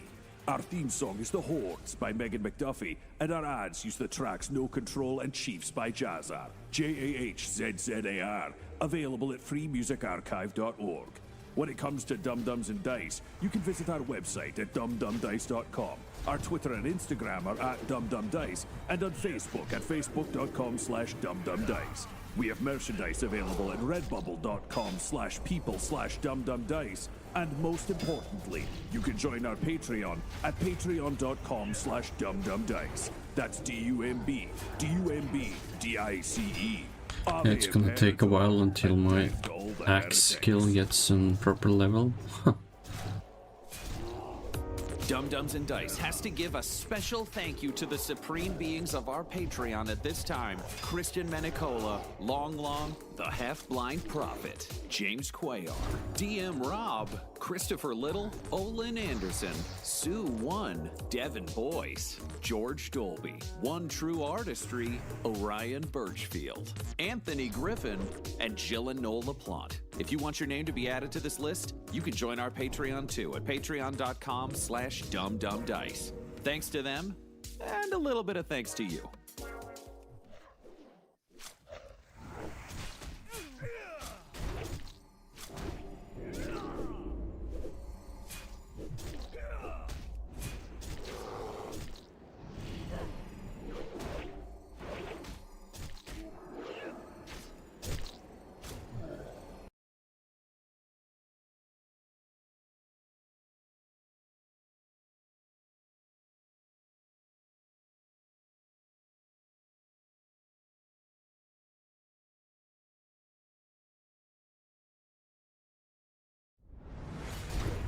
Romeo, struck down, a star-crossed servo skull, shifting between a med stack building and his one. God damn it, why does it do that?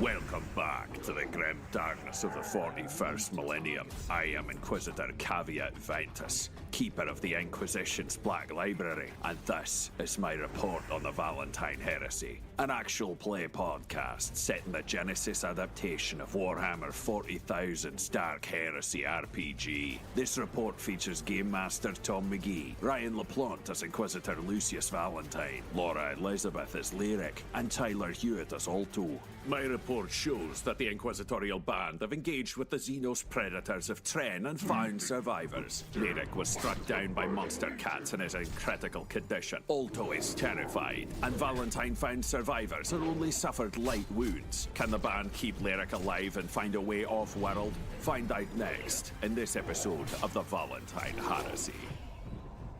From a purchase order for Galen's Garden on the planet Tren in system Galen's Excellence, currently known as B83. Med kits? Why would we need that many med kits? We need lunch boxes. Kids like lunch boxes. They don't care about med kits.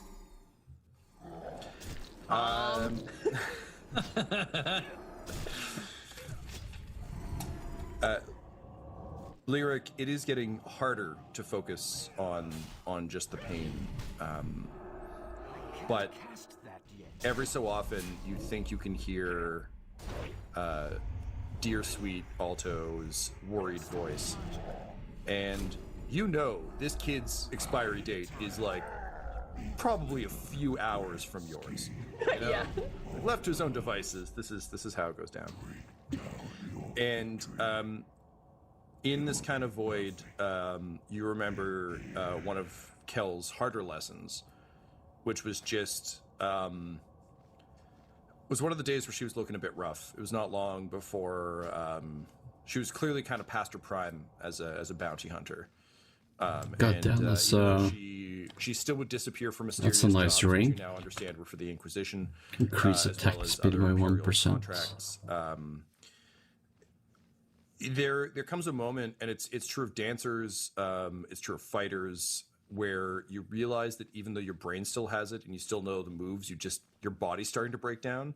This is like particularly bad for like ballet dancers, where they're just like, oh no, okay, nope, it's over, like up and over. Or for boxers, where suddenly they're going down a lot more. And for her, you could tell that she had realized that it wouldn't take much. She had to be extra good in order to stay up. And as it turned out, it wasn't really her fault when she died. It was more, how to put this politely, yours. But she was explaining one day as she was trying to pop a dislocated finger back into its socket, that there comes a point where it doesn't really matter how tough you are, you're going to go.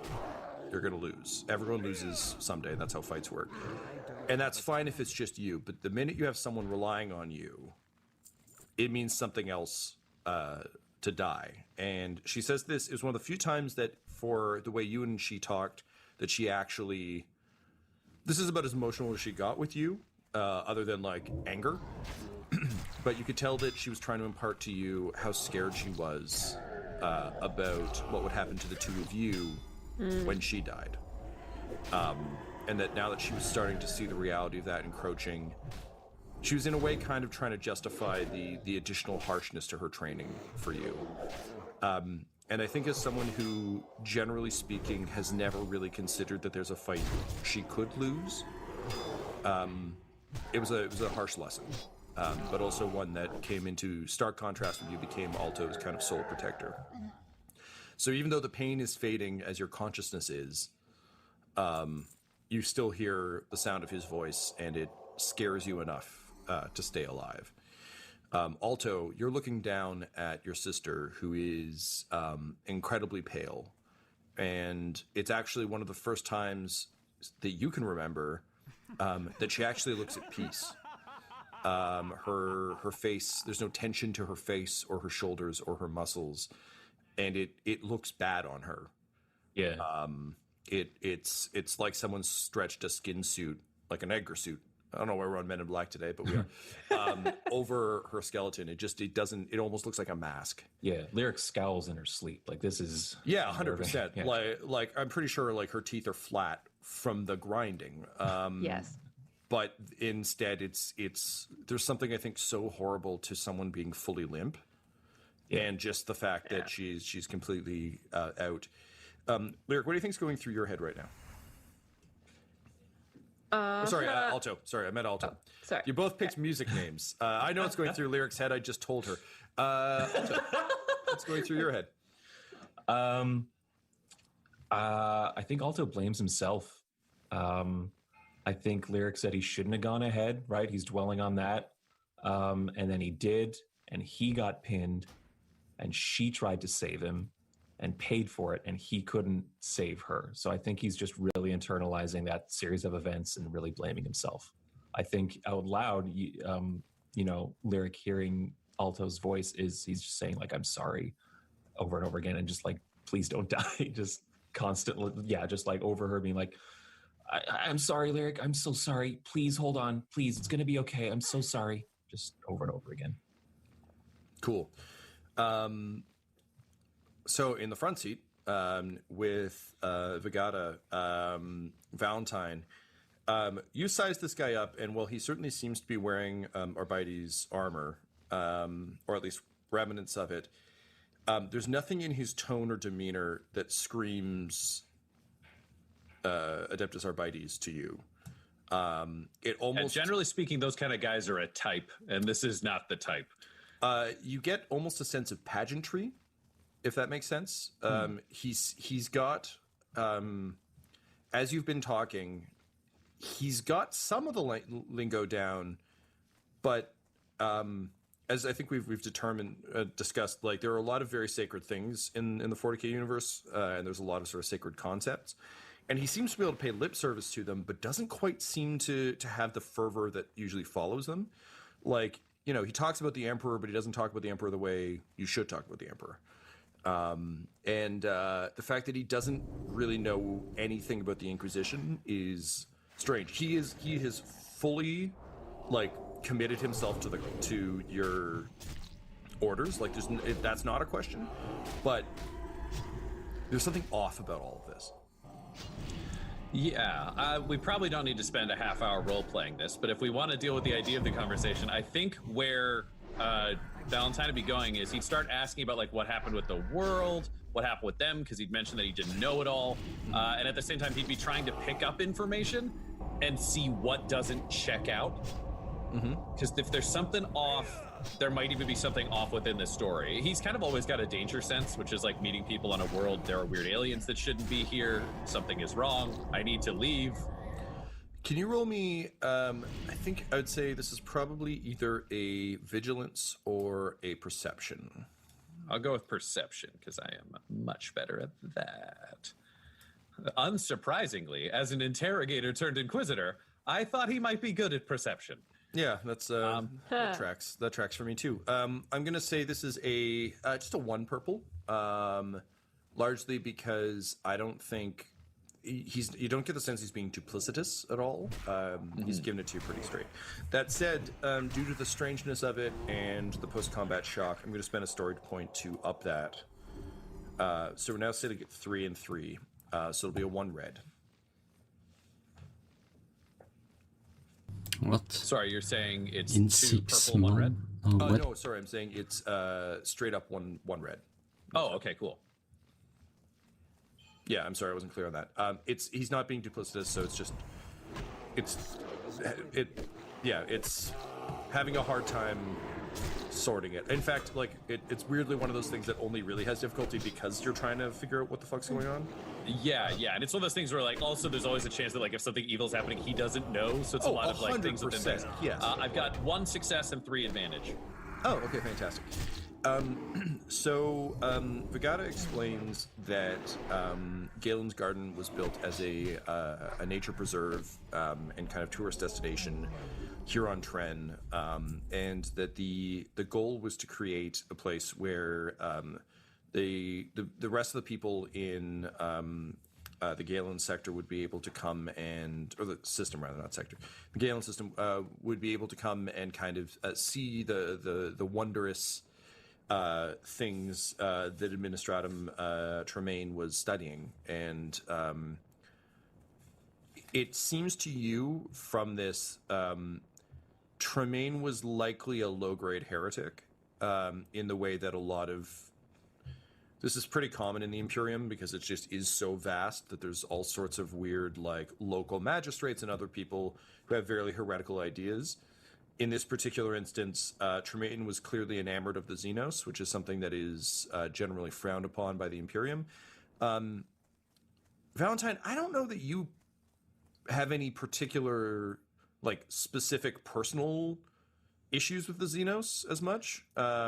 You're kind of more of a chaos guy, right? Well, yeah, I think he would have been Ordo Malleus with like his knowledge and what's going on, which means he's specifically like demon hunter, cult hunter, like that kind of thing. He's more concerned with heresy and direct traitors.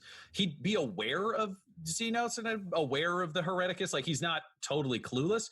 I don't think he has a particular like hard-on for alien hunting other than by due course kill them all and kill people who deal with them.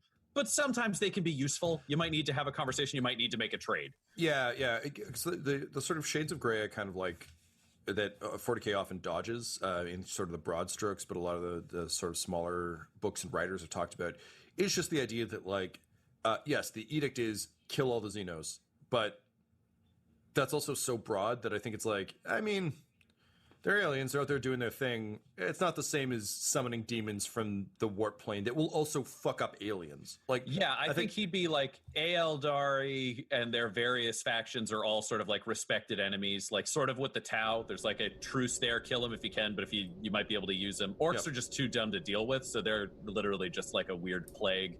Necrons to the death. Sure, like there'd be Tyranids to the death, but yeah. I think I was more specifically meaning things like the Eldar. I wonder, should I maybe shave my head today because it's starting to get warm? I think in your hierarchy, it's like Chaos the worst. Xenos, like, maybe bad, but like also they can be corrupted by Chaos, ergo Chaos. Yeah, take him out, but really enemy of my Ever enemy. since the shadows claimed duskwood, I haven't been able to sleep. I'm kept awake by the ghostly sounds of screaming on the breeze. Always want to make sure that we're playing interesting side areas of the incredibly rigid Imperium dogma that none of us would want to live as humans in the real world. So cool, great. Tremaine sounds vaguely heretical in that he clearly saw value in the Xenos that you, I think, can also kind of appreciate from a practical value.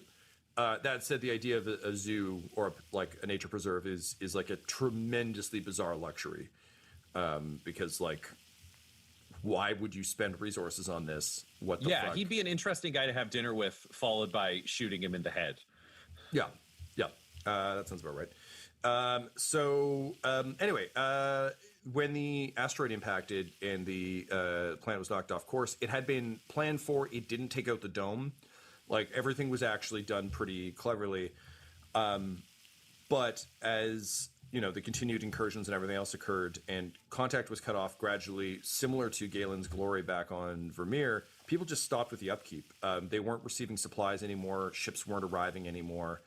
They were holding up okay until the verdict came down from the Lords of Terra, and the original Adeptus Arbites showed up. Hallo? So Hallo, the original Hvor går det med Paladin level up?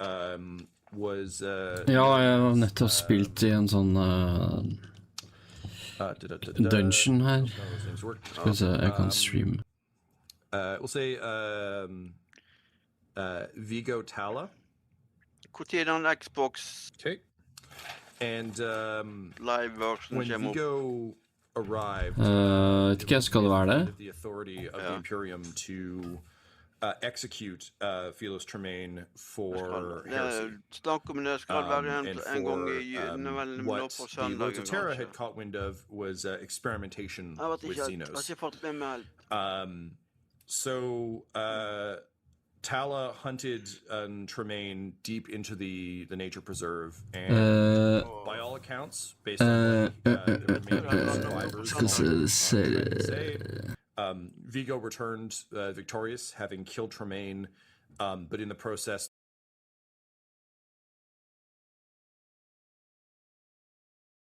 Jeg kan se hva IGN har sagt.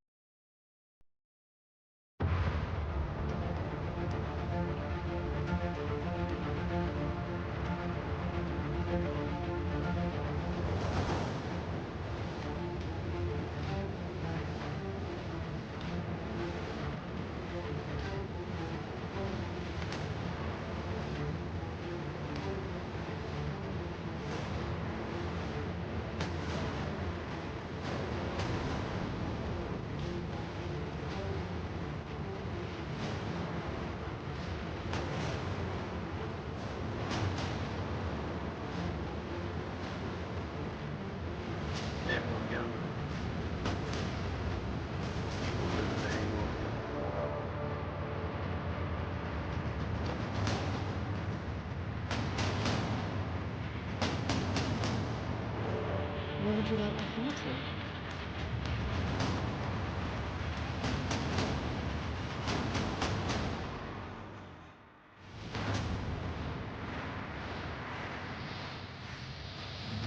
Dan for meg tid, men jeg får hente det.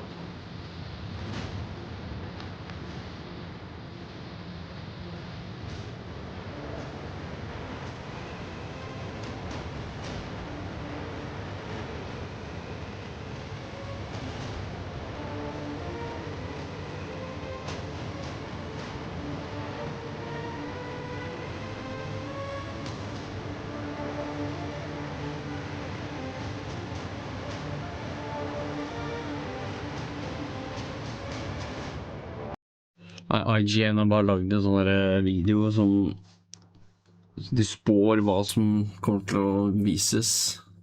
Det var ikke noe veldig... Xbox har jo et eller annet ute på i morgen.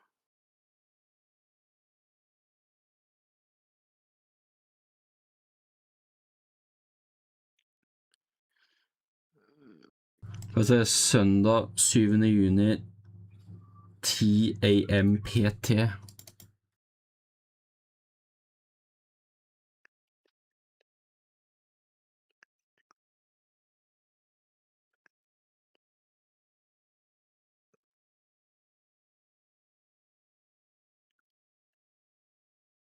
Oh, come on. Klokka 7 på kvelden ser det som det er i morgen. Ja. Ja.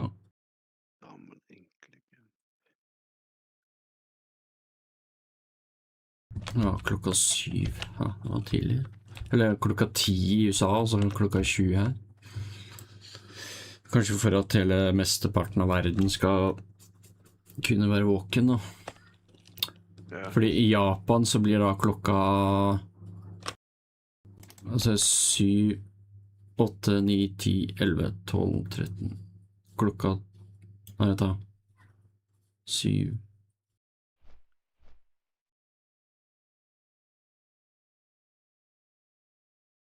klokka 3 på natta på Japan. Ja. Mens for oss er det bare klokka 7, så da. Hvis de ikke har noe egne greier i Japan da, det kan hende.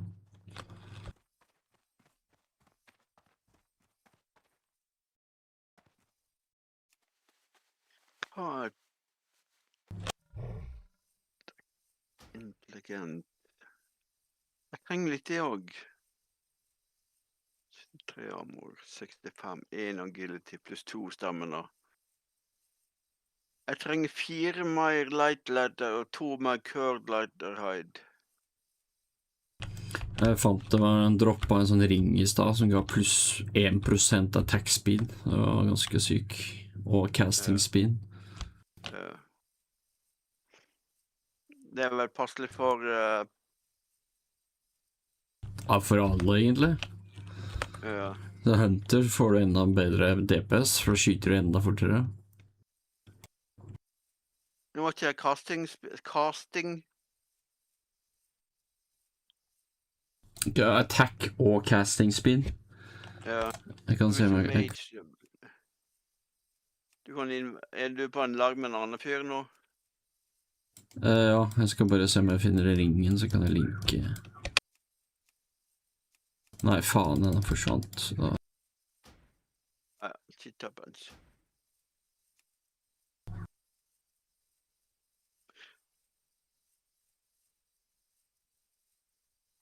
Du har vel fått en ny rustning, har ikke du?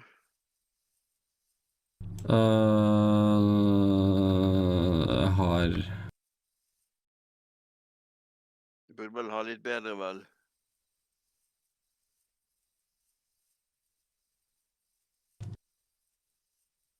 Hva slags level er du på? 34.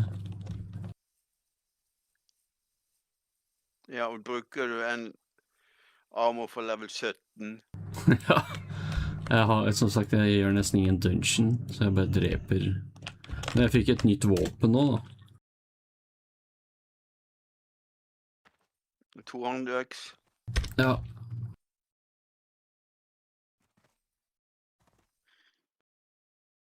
Ja. Den er fin.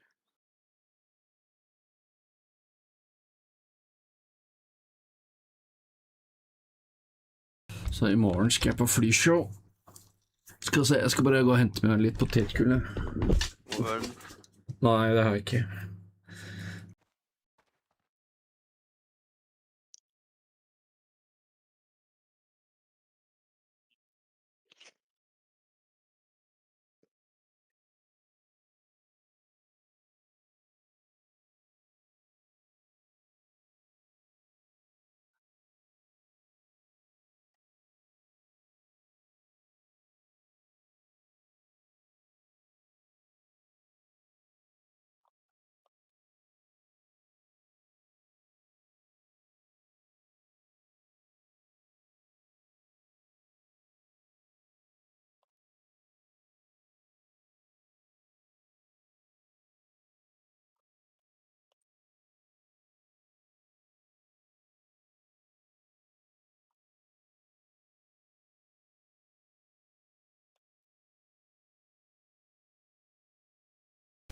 Sånn. Jeg er tilbake, skal vi se her. Jeg kom tilbake at... Har du fått med deg det at hvis du skal få rested XP nå, så må du gå til en inn, eller til et inn? Ja, der pleier alltid å logge meg ut. Jeg pleier alltid å logge meg ut et inn. Ja. Ja, fordi de var jo telt. Hele greia med Turtle WoW var at du kunne leve for å raskere rested XP når du sto under et telt. Men når... Ja, hvis du står under et telt nå, så får du bare 25% rested, eller pluss 25%. Men skal du få 112 eller 150, så må du stå inn i et inn utenfor hovedbyene.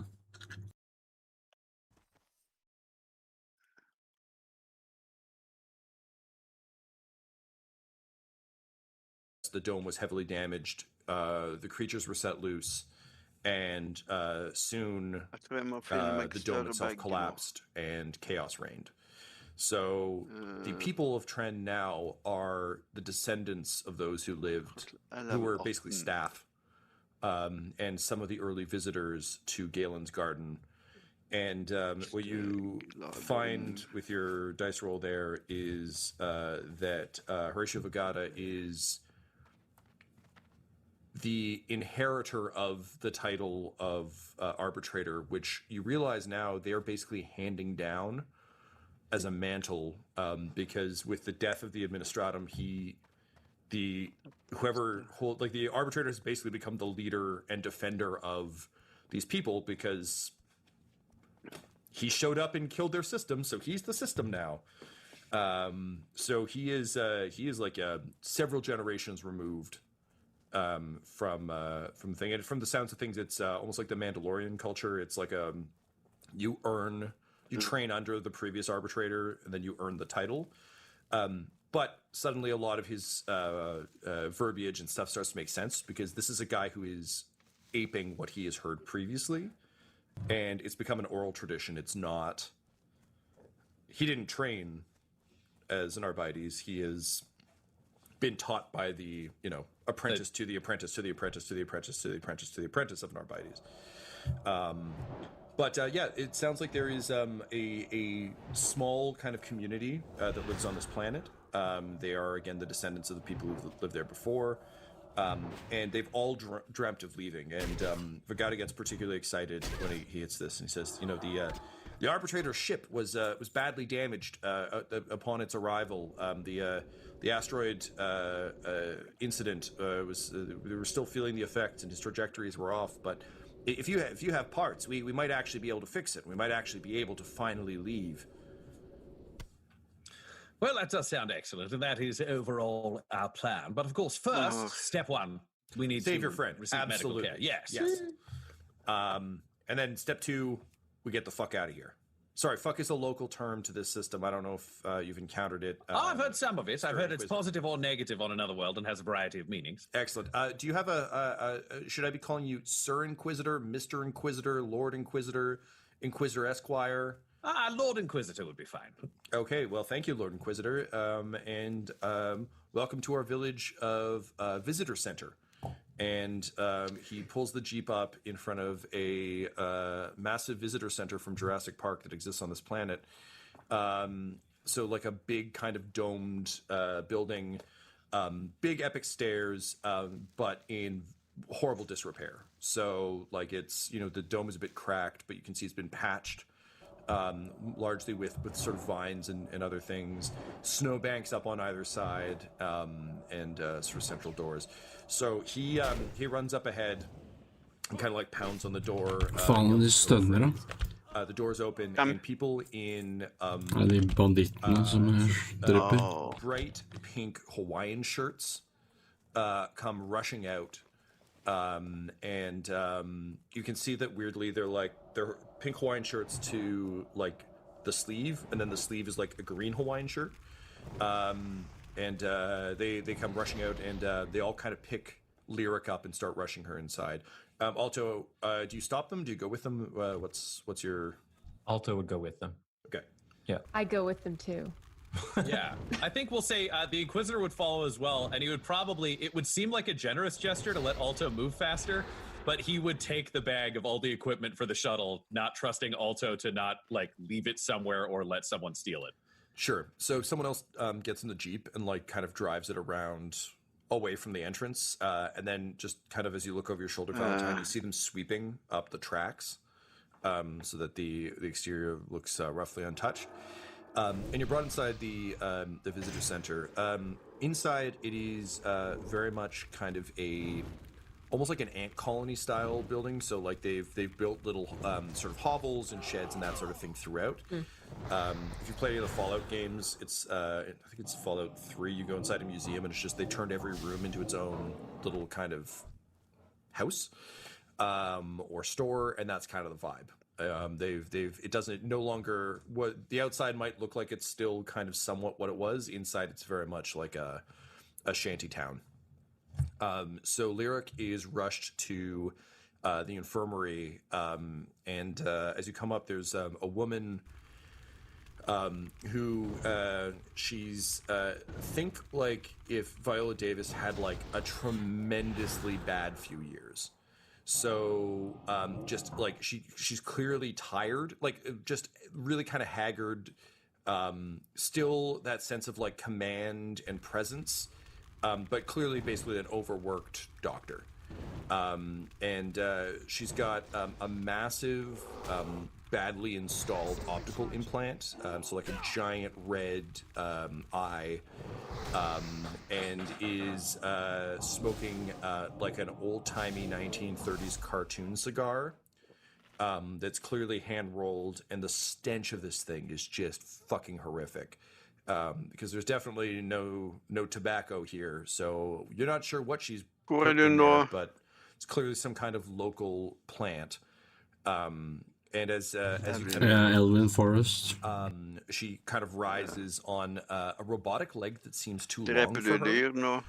And so she kind of walks with a bit of a slightly off kilter, and she goes, "Oh, wow. She's still breathing?" And she just takes a long drag off the scar.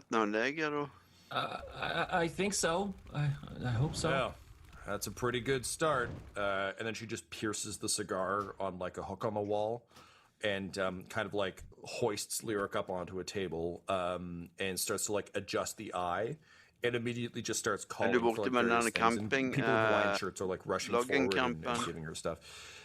She's wearing a heavy apron that seems to be made of. Jeg litt øst for Fargo Deep Mine. A giant pink Hawaiian shirt. So she starts going to work. Also, do you try and stay and help, or are you content to just leave the doctor to her work? I try to stay and help, because just the overall like oeuvre he's getting does not necessarily inspire confidence in their prowess. Lyric, forgive me, do you have implants of any sort? No. Okay. Oh, natural. So they look, you can actually see that the doctor seems confused as she kind of like looks Lyric over kind of quickly, and then she looks up at you, Alto, and she's like, well, I was going to ask you if you're set to inherit any of her gear, but looks like you've got the gear and she doesn't, so... What? Yeah, no parts. She's all natural. Yeah. That's Du very dreper jo strange dyr. down here. I'm sorry to hear that. I'm sorry that your parents couldn't leave you more. That's a tough racket. And she like leans over and puffs off the cigar on the hook and starts unstapling the staples. And she's like, "The Arbiter is many things, but a doctor, he is not." She starts like unpacking the wound.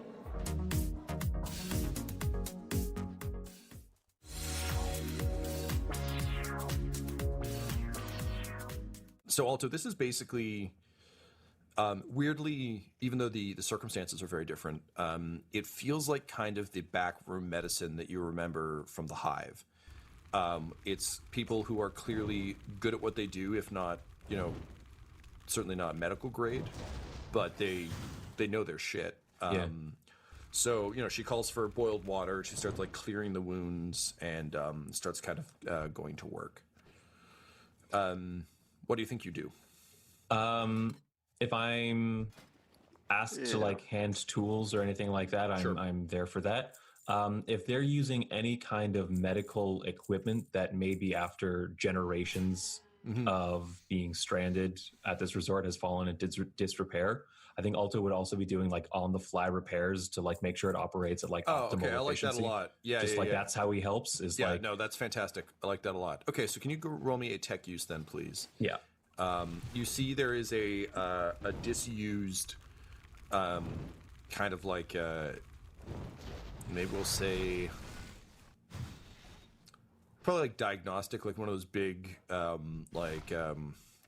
the fuck is the name? The beep machines.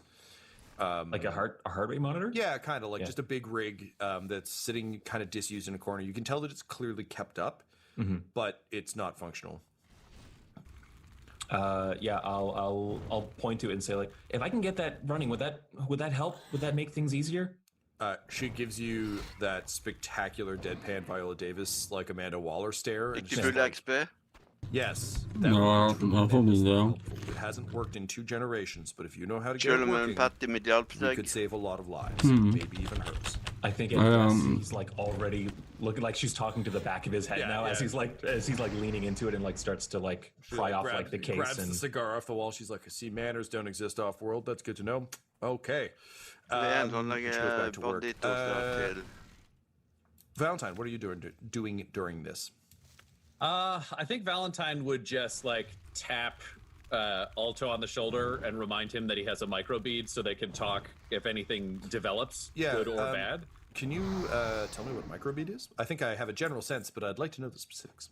Yeah, so microbeads, they come in a variety of different formats, but essentially the idea is that it's a small short wave radio that you can like either have in your ear, so it's like Bluetooth style, or it can be built into a collar, or it could be the like wrist thing that the CIA Yeah, I was going to say, do you have like, to put your finger to your ear to give away that you're a cop every time you use it? Depends on the microbead would be the short answer, so maybe. But I think it's just a short range communicator. So it would be used by teams that are like going into a building. It's sort of like low level, like a SWAT team might use one. It's not going to help you long range, but you could do like a road convoy or be in multiple floors of a building and theoretically check in, that kind of thing. So it's a Metal Gear codec. I like it. Let's carry on. Yeah, and I think after that, because this is just going to kind of go the way it does, and it doesn't seem like anyone's openly evil, he'd want to see the arbitrator's ship. And though he doesn't know a shitload about tech, Acri might, and he knows he can't get Alto to go with him, so he'd probably take Acri to go check out what's going on. So Vegata takes you to kind of clearly his office that you can tell, again, has been kind of passed down. It was likely the... it would have been Tremaine's office back in the day. So it's actually like kind of a nice thing. There's a sort of a massive bay window that kind of looks out over the jungle. It's high up enough that you can get a bit of a view of kind of what's further west.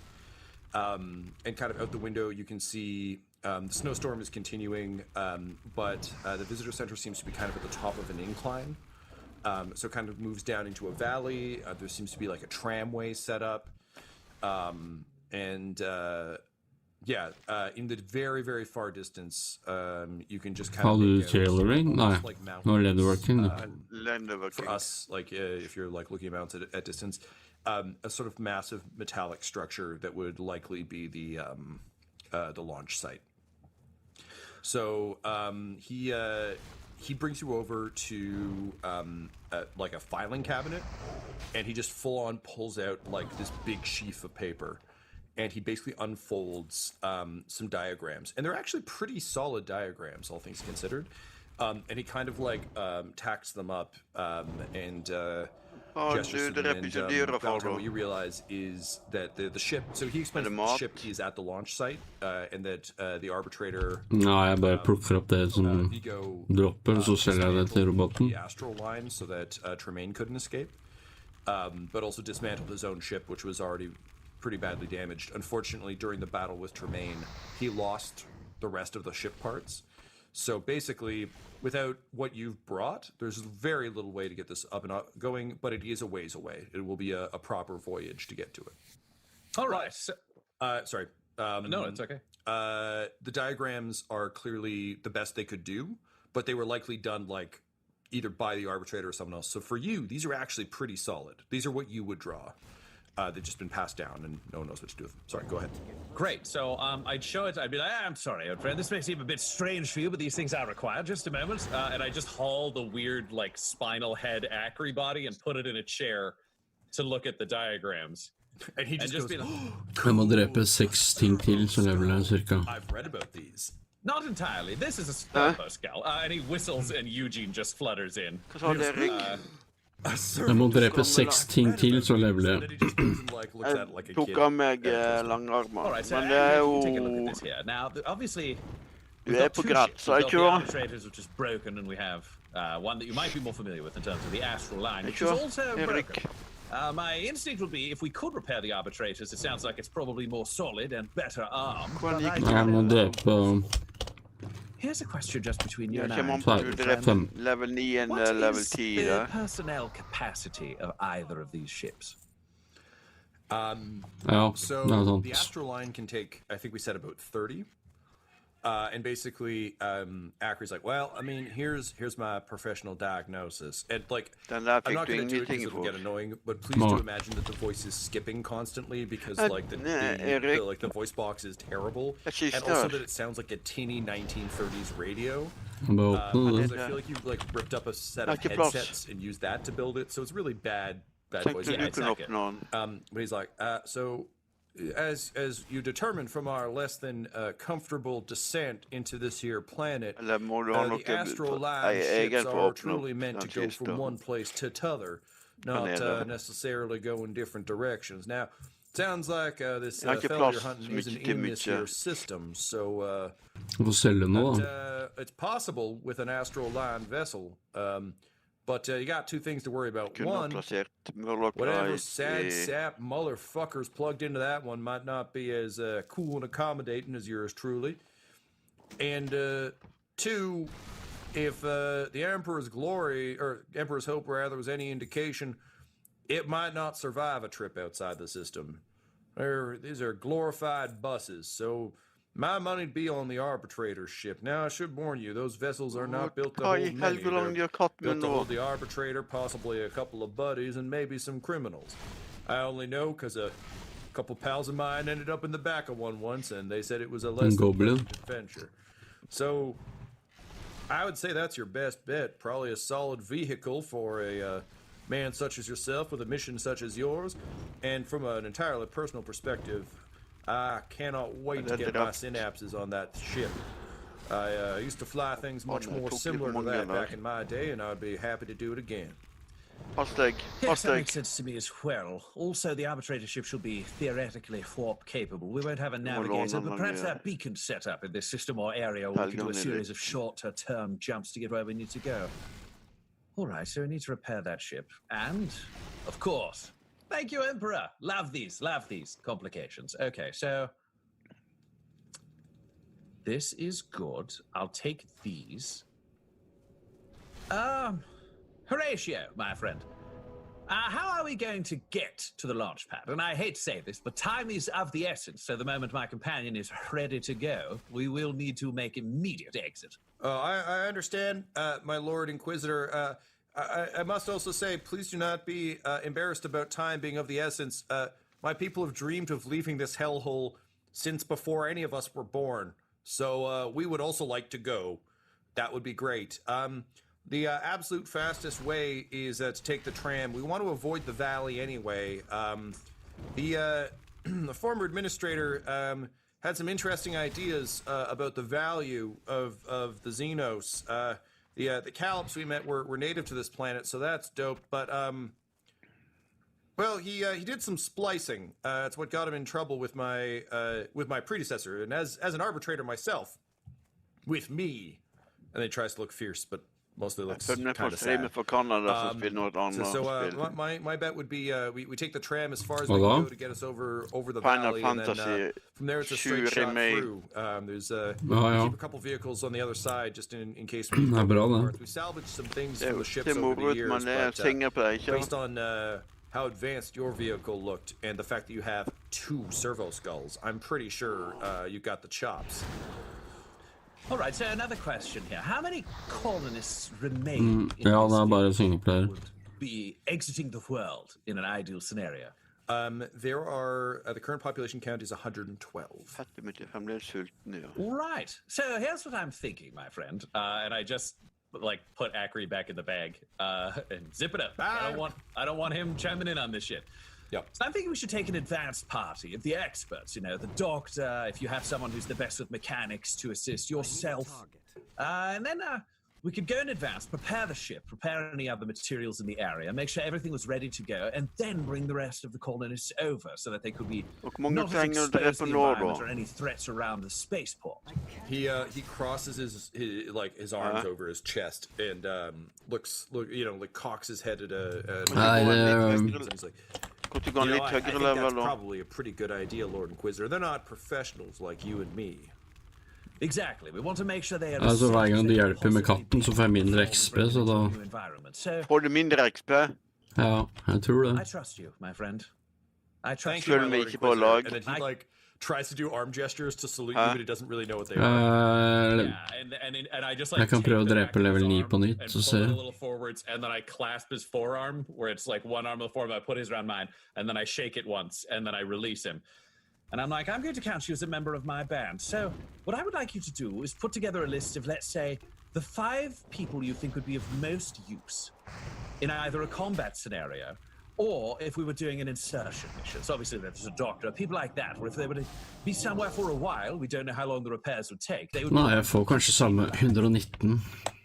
Well, I mean, you're right. We would want a doctor because your friend's pretty hurt, but she looks kind of badass. So, like, let's bring the doctor to keep her safe. Ja. For vi jo ikke på lag, sant? Jeg så har du fått mye... Nei, jeg så har fått en god del mindre til level 12. You probably want Heinrich the Seer.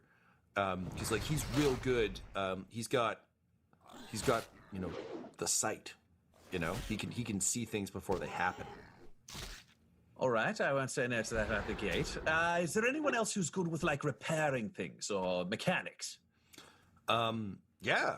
There's Bilek. She's the best mechanic we've got. She, I mean, won't come as any surprise that our vehicular stuff is getting a little bit rough these days. But hell, she's the one who keeps she's the one who manages to keep the tram running. All right, that sounds pretty good. And then we've got you. So is there anyone else you would suggest from this lovely village of yours that could be of use over a slightly extended and dangerous period of time? Well, I mean, you probably want... we'd have to leave a couple fighters behind. But you probably want some of our best shooters, right? Oh, agreed. Absolutely. As you could see, as things went down with the cats, I really do require more ranged and close combat specialists. Jeg lurer på en ting, Erik. Hva du trenger? Yeah. Okay. Intelligent og okay, well, obviously, we got to bring... ja, det er vel det jeg trenger, da. Eneste background jeg kan lage som er ganske bra for det du har. To such a metropolitan spaceman like yourself. But the title of Death Blower has been one that we've been passing down for generations. Once the ammo started running out, we got real good with dart weapons, and he's our top Death Blower. All right, so it gives us a hunter, a seer, a mechanic, a doctor, and an arbitrator. I feel like this is an excellent team to move forward with. All right, yeah. We'll have to leave behind the professor, Marianne, Altså nå bør jeg stå og skru av Discord-streamen litt, som er... At least for a 3-hour tour. Ja, det hjalp. Det er noen bugs. Hvis jeg streamer til Discord for lenge med WoW, så begynner du å få sånne små hakker. Vent da, bare ta t-skjorta. Fy faen, så varmt det er, the whole village as family. And yeah, you know, people have partners and you know, siblings. I think Phalox is the only one who has kids. It's and he looks like legitimately grim, and all mirth is kind of going. He's like, it's a hard life here. We not many make it through. I understand. All right. Well, if you want to notify those people that we'll be heading out once my companion has been treated, then I can go down and see how that is progressing. Okay, great. I'll spread the word secretly, and then he like reaches out, pulls your arm slightly So closer, damn warm. grasps it because he assumes that the pulling closer is part Det har of it. vært 18 eller mellom 18 og 20 grader her i dag. Arbitrator. I will just give him this one. And like that classic gif of Hvordan det i forrige da? the switch from Clark Kent to Superman where he just takes off the glasses and then just stands up 2 inches taller. Like Vegata legitimately like stands up taller. And again, like even for all the kind of greatness of this, like, he does seem very capable, just capable in a limited sense based on his circumstance. So he just kind of like smiles to you and says, "On it, you're Mr. Lordship." Shit. And then off he goes. Meanwhile, Alto, can you go ahead and roll me that tech use check, please? This is going to be 3 purple just because it's very old. Liker du farse? You get the sense that when they're done using something... Farse! Det beste du kan få med bukser på. So there's that. Obviously take your double blue for Robo Arm. I'm going to give you 1 more blue because...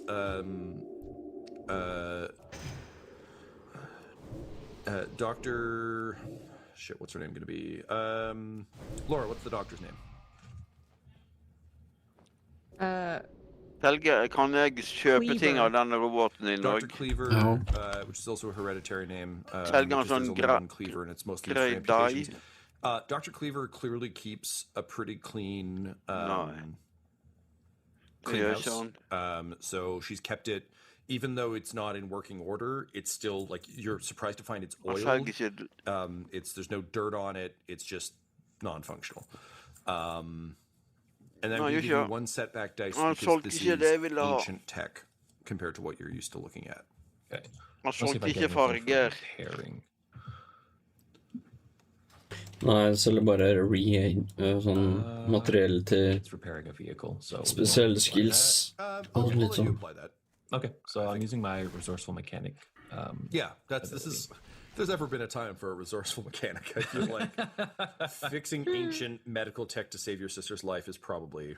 So the way it translates is you repair 1 additional system strain or hull trauma per rank in this skill. So I don't know if you want to, in this case, just infer that as 1 success added to whatever the total is, or an advantage, or... How many... What's your...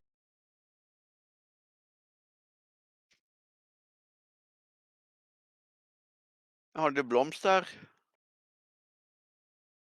Ja, I har noen. Hello, Joe. I'm doing fine. Just leveling up my mage a little. I'm just about to find some music to listen to. It's air out here.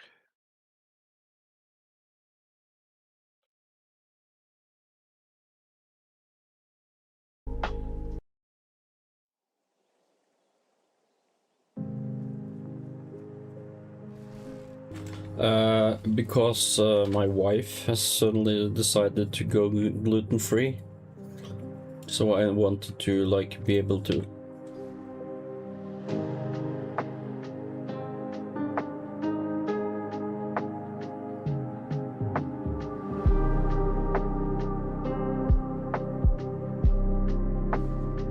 Well, it's a real thing, but as I tried to explain to her, if you make sourdough, the sourdough breaks down the gluten before you make it into bread or whatever, because the sourdough eats kind of the gluten and like kind of like digests it before. At least that's for how I understand how sourdough works. So it's much better for stomach bacteria as well.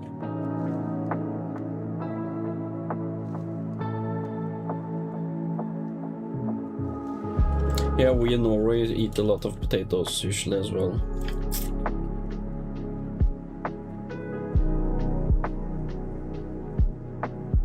Yeah, stomach flora, yeah. So I'm trying to make sourdough gluten-free starter, but it's really slow. But I've seen a few bubbles, so hopefully it's coming soon, or awakening. Yeah, that's the easy thing about Sardo. Once you have a starter, you like activate the starter, make 450 or 500 grams of flour, mix in the Sardo starter thingy, add some water, depending on how much flour you use, mix everything, add a little salt, maybe a little yeast, and sugar. You don't need sugar, but... And then mix it up, put it in the refrigerator, and then you let it be in the refrigerator for 12 to 14 hours, take it outside, turn it upside down, just turn it, don't force it out, let it fall down on the cooking paper or whatever you call it. Then use something to cut everything up in pieces, and then you can just put it in the oven.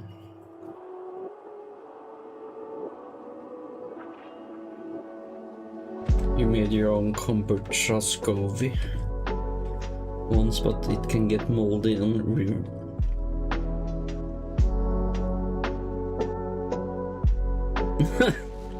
What? So you make bread that made you drunk?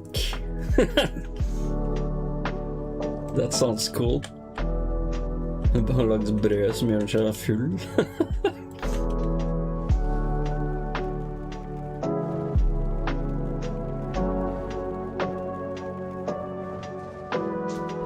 Well, I got some help from my cousin or my friend, my colleague actually from Germany. He doesn't buy bread anymore, he only makes sourdough bread or rolls.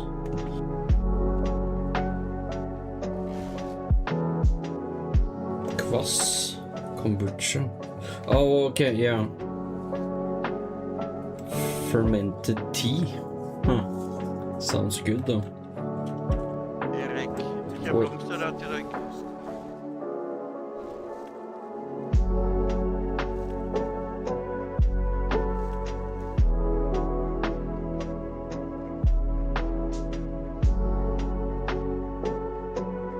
Mic test 1, 2, 3.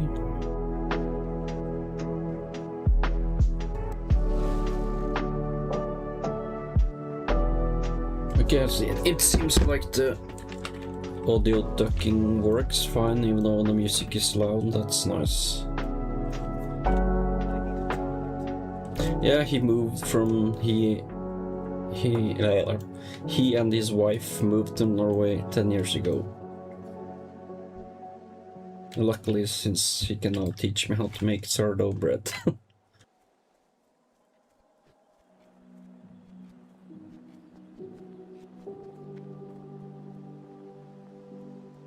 Oh, I wish I was had some drinks as well now.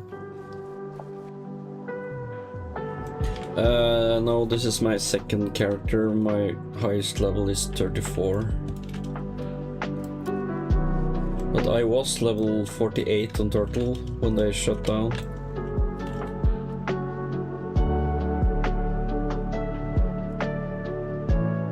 Yeah, thank you, Joe.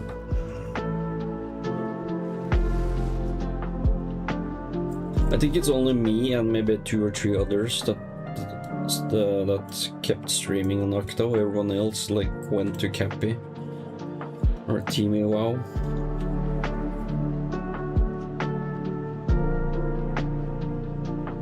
Oh no, I don't have 2 paladins. I had 1 paladin on Turtle WoW, and now I'm playing now on Octo. So since Turtle is no more, I have to start all over. And this is a mage.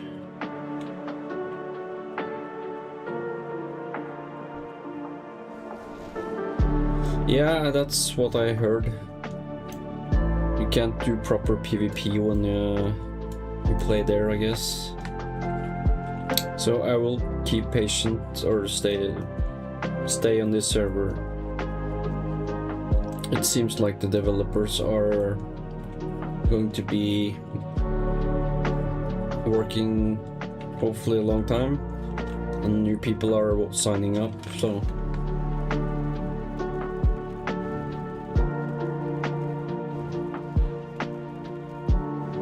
And hopefully they can stay anonymous so they won't be shut down.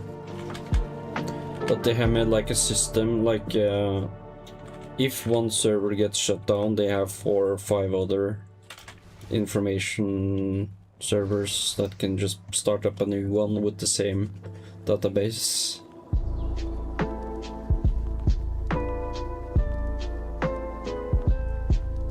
Because I have 53 MS now, which is beautiful.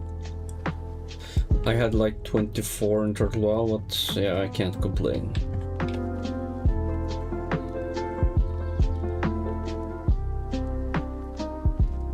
Eller skal jeg hjelpe deg med paladinen her, så kan du levele litt da.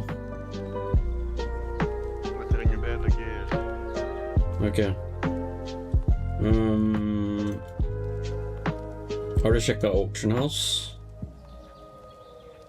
Med to sølv og 90 kopper.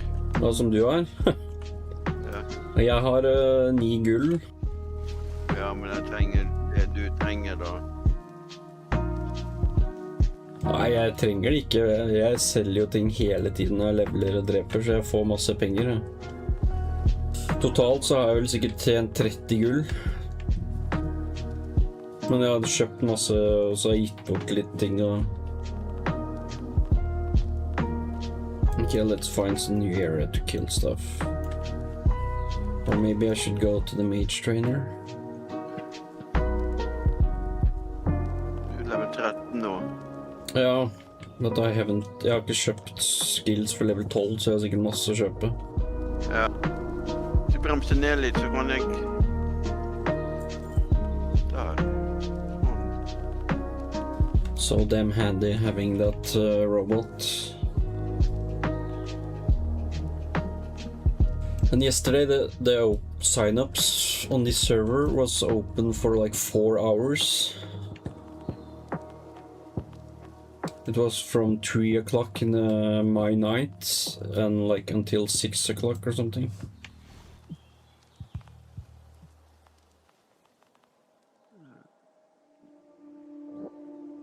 And the Octo's Discord has like 5,400 members and it keeps rising, so I think there are a lot of people wanting to join.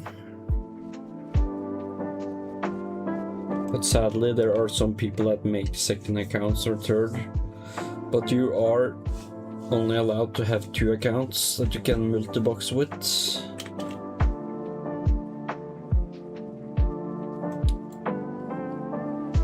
And on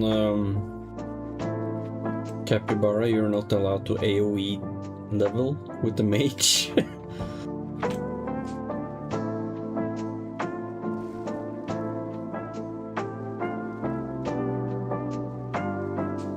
There's a Swedish streamer I watch as well. He's playing there still. And he was banned for 1 week or something. Or was it 24 hours maybe? Because he was AoE leveling.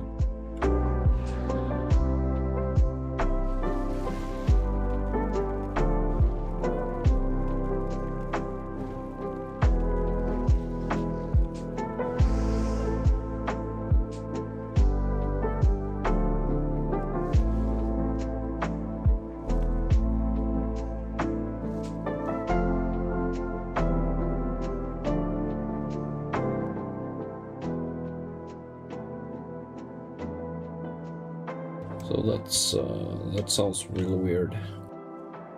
Maybe it has something to do with when you AoE farm,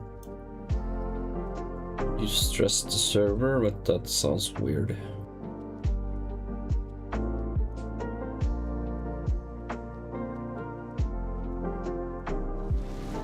I'm just gonna check what I name my stream.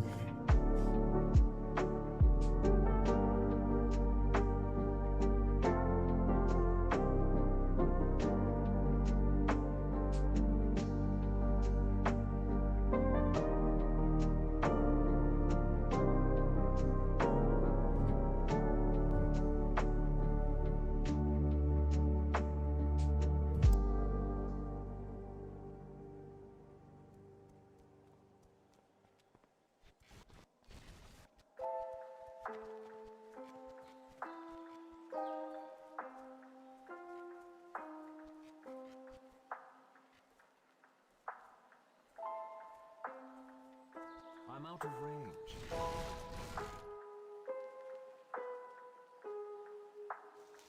Greetings. I am Kronos, he who never forgets. My memory is without flaw and exact to the most minor detail. Trust me.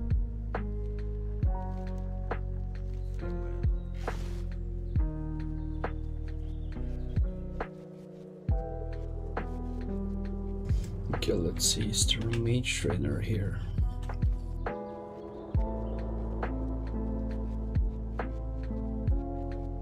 What are you looking for? I know of a few people around here that practice a profession or two.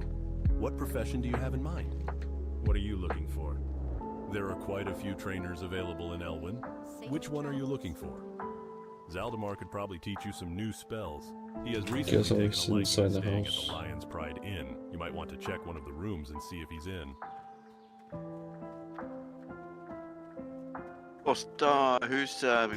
Det visst en jævlig bra. Hvis vi gjør alle missionene i High Elf startingstedet, så får man en jævlig bra blå ting. Kappe. Som gir +5 i alle stats eller noe. Greetings, mage. Shall I provide you with further insight into the world of magic?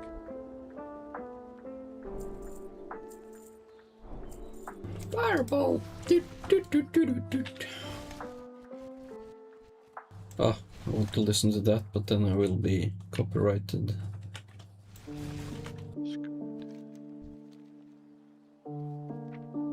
Den en til Paladin som er level 30 som er Duskwood nå. Karva Parta eller noe sånt. Karva Parta, da, ja. Oh, there are 2 people older.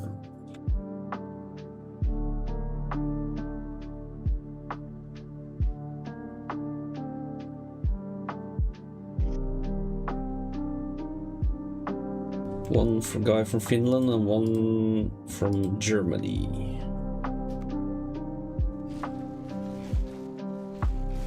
Welcome to my inn, weary traveler. What can I do for you?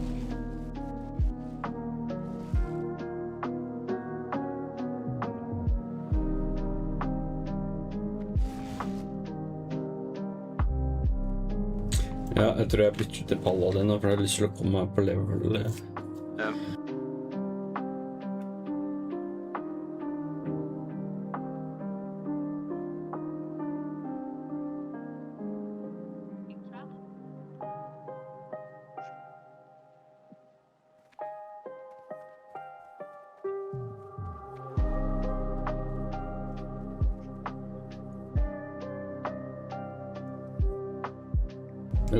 How much rested XP do I have? What? Må jeg være online for å få? Fuck.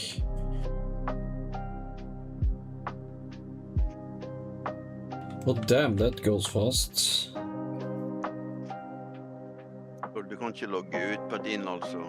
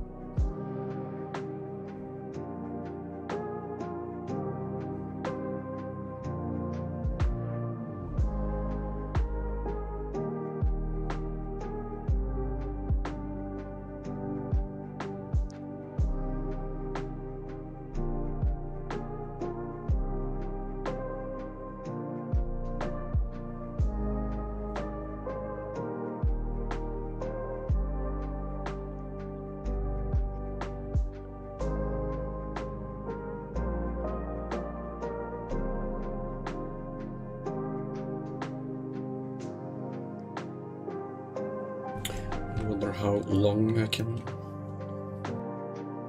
How much XP I can get.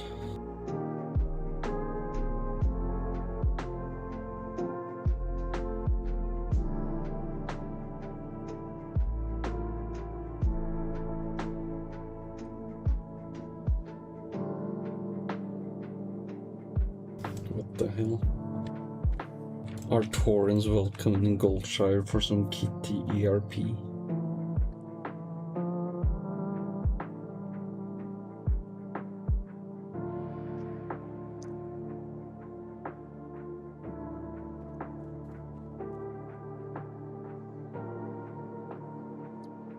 I'm not gonna respond to that.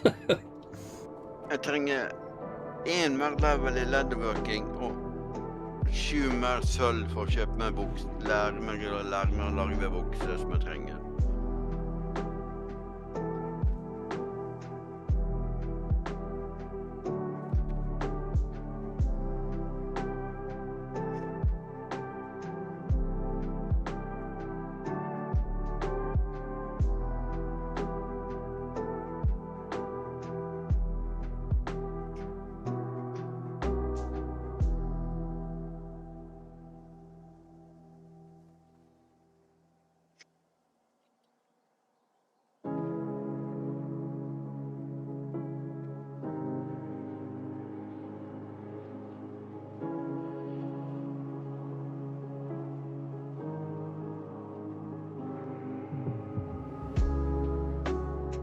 Welcome to my inn, weary traveler. What can I do for you?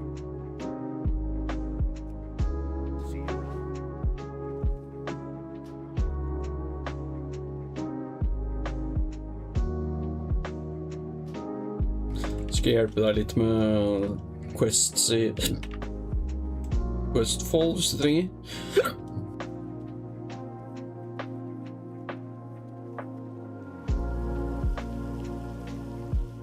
Mer plass. Jeg har jo mye mat jeg trenger til katten min da. Jeg har jo bare 6 slots begge altså.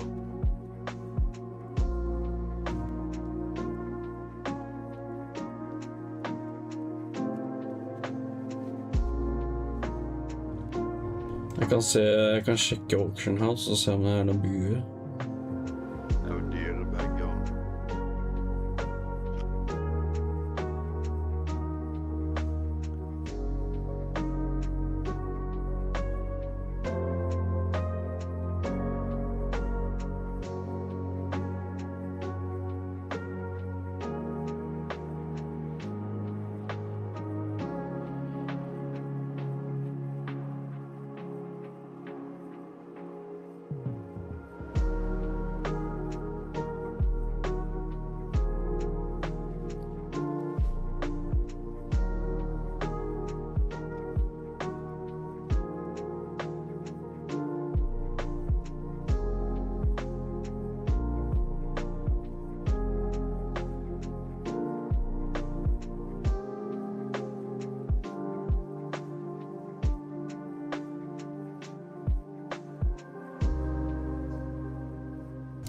I can check the auction house for some bow. Eller bue eller rifle, hva foretrekker du?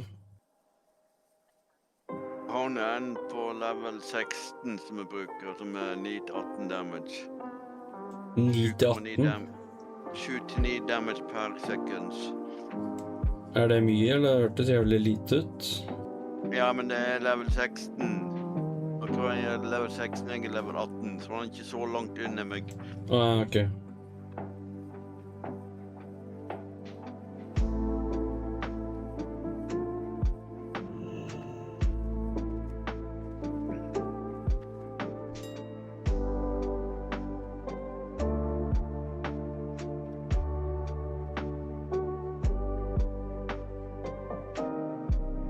Oi, en epic bue på level 37. Ja, sant. 200 gull. Ja. Det kan se langt etter. Jeg vet ikke om jeg gidder å gå til Vestfold.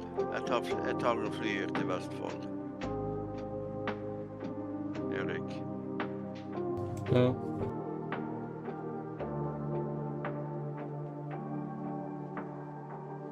Du skulle gjort den der Lost Farm-skip.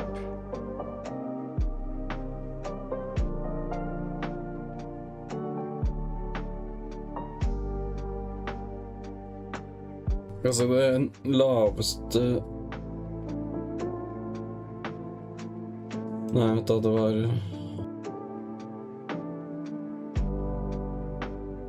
Er det Deadly Blunderbuss du har? Jeg har bua. Ah, ok.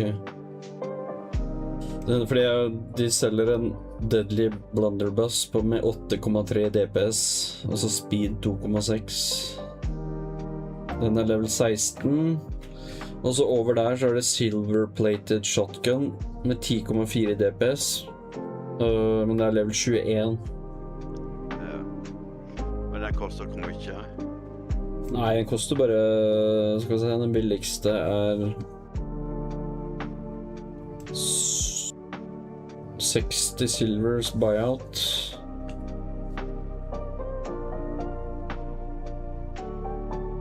Og så er det level 29. Og Tosken selger den bare level 29 gun med 17,3 DPS. Han selger den bare for 99 sølv. Det er dritlavt i forhold til alle andre. Det er en tulling som selger Explosive Shotgun med 15,2 DPS, level 32, og han skal ha 8 gull.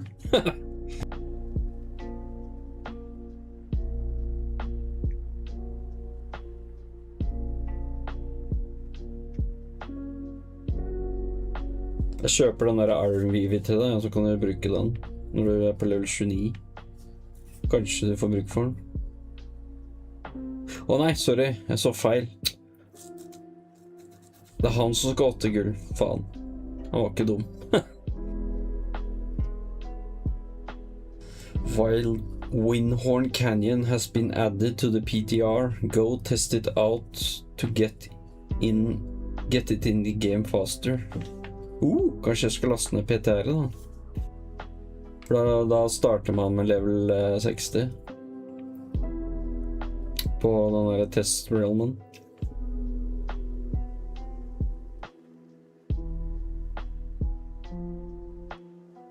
Ja, men dumt jeg har bare funnet 3 av disse sauene da. For det er kvaster. Hvor da? I Silver... Nei, Elvin? Den er rett utenfor hennes, eller nede ved Goldshare. Ok, jeg har ikke gjort det i messene selv, da, tror jeg.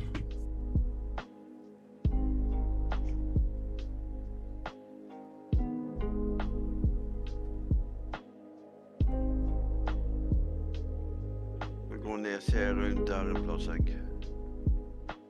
Jeg vet ikke hva jeg finner på. Jeg trenger større bag i alle fall.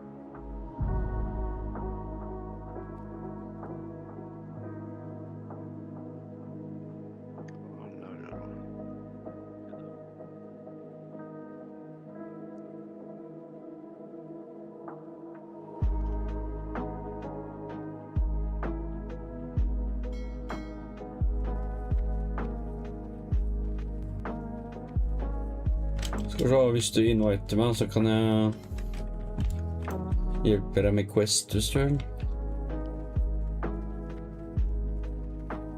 Ja.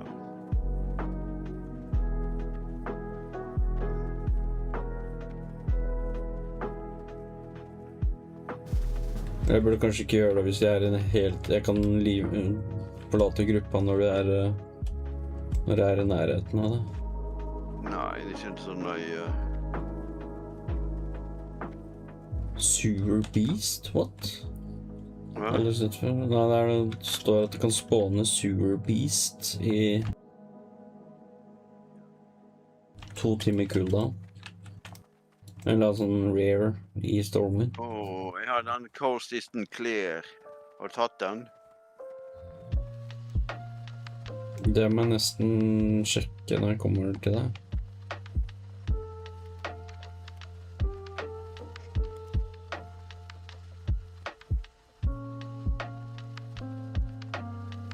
Har du noen 8-slottsbagger da? Jeg har 1 selv. Ja, den bruker du selv? Ja.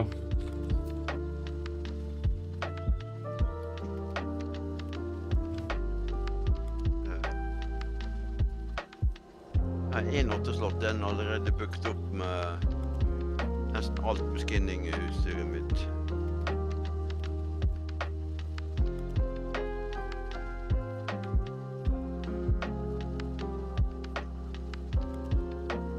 Some guy on YouTube checked OctoWoW. Well, all private servers have so-called spyware because Windows thinks it is.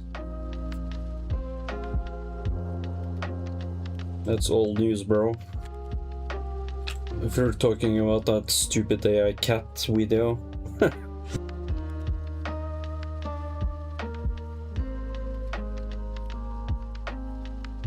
He came from behind.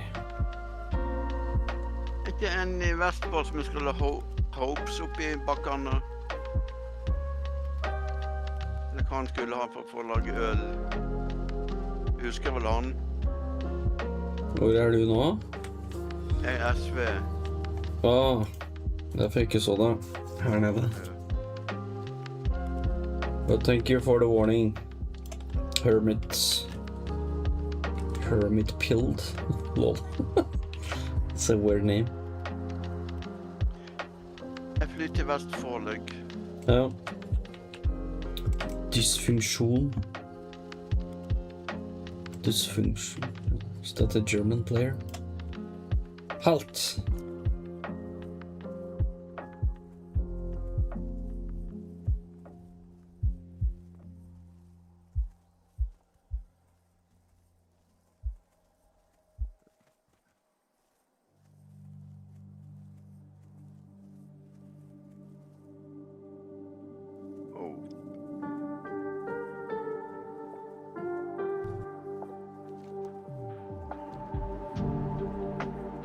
Burde vel ha startet en ny person som har teoderingsgrunnlaget, level han fort opp og lage begge.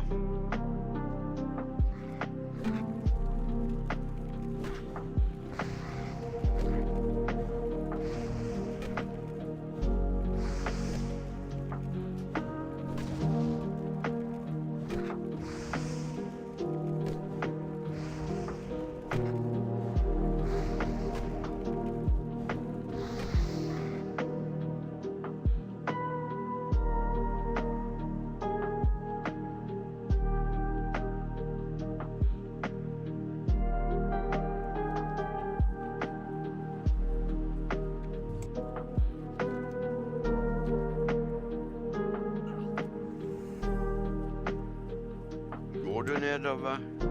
Ja. Tenkte jeg skulle gjøre det, for da kan jeg finne ores. Det var det.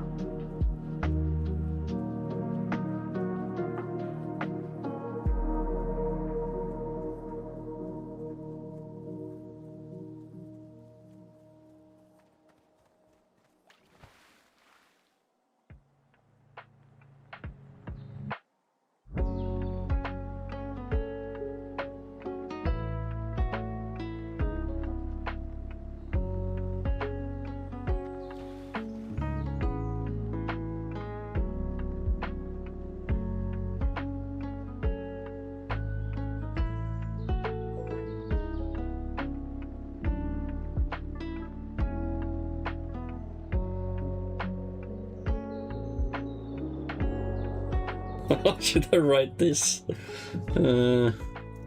He's gonna be mad. Det er en som kaller seg for dysfunction. Og så spurte jeg, er du fra nordiske land eller Tyskland? Ja, jeg er fra USA.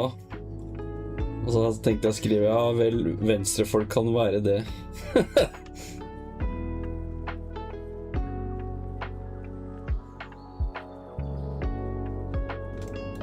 I'm not gonna poke the bear.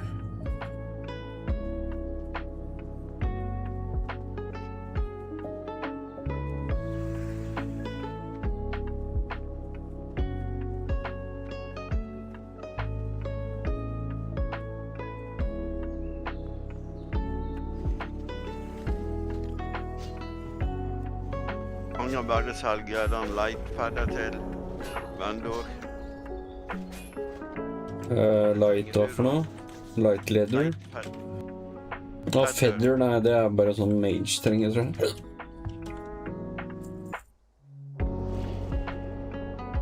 Du trenger ikke på din, vel?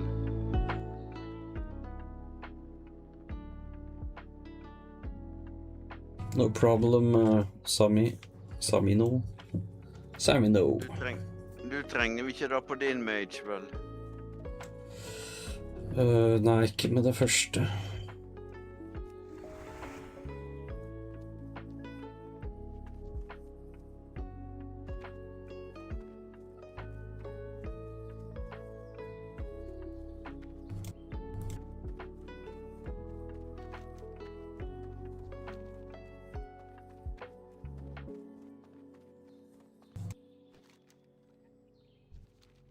Wait, Westfall is to my east.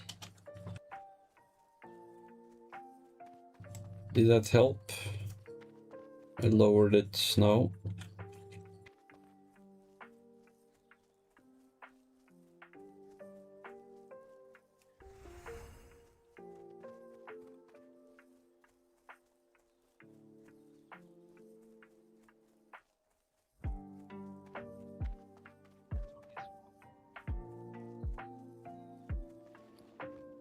Det stemmer.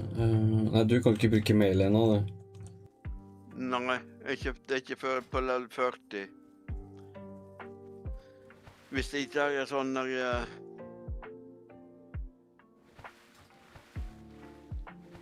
vanlig, så å si. Ikke?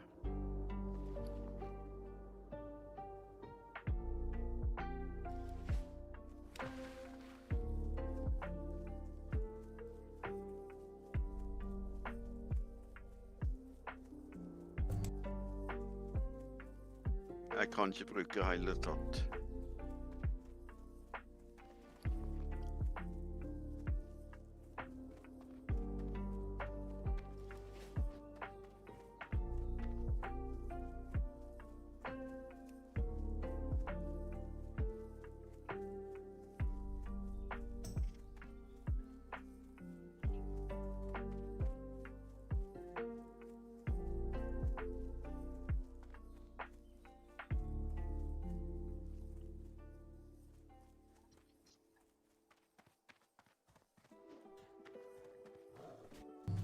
Der er du, ja.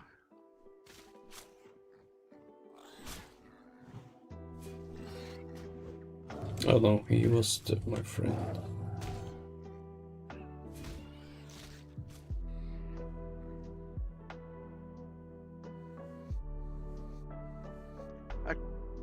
Hvis vi ser på den her, Erik, så har hun to på siste sida som jeg vil ha, som ikke har råd til. Har du 11 sølv jeg kan låne deg? Hva da? Murloc scale belt. Ja. Og breastplate. Ja. Ikke det bra, de to? Jo, de ser greit ut, det.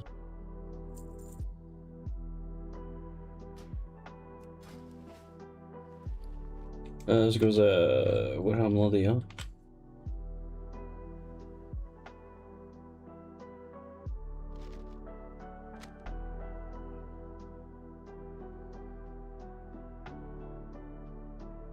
Kjøpte bananer.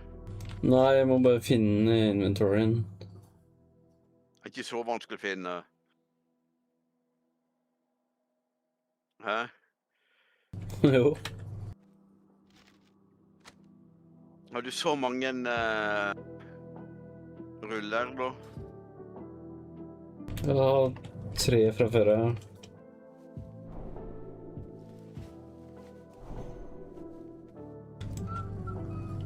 Burde vel kanskje hatt.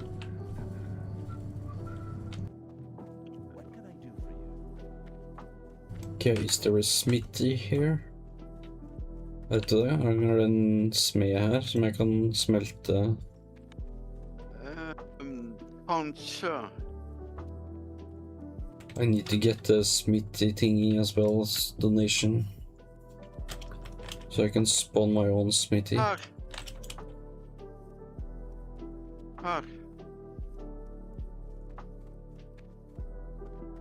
Oh, nice.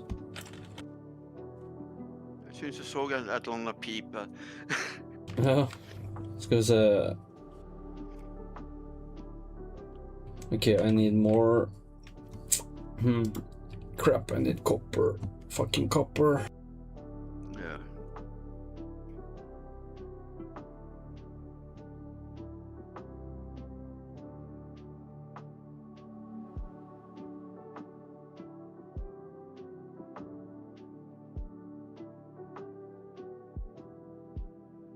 Jeg kjenner en oppe haugen her.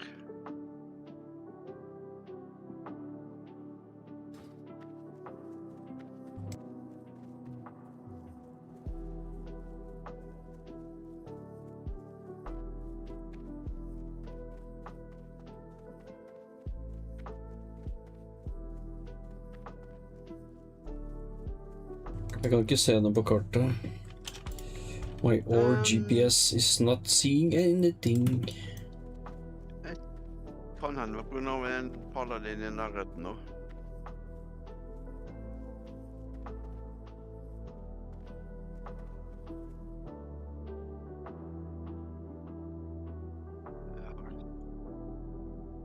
Testing, yeah.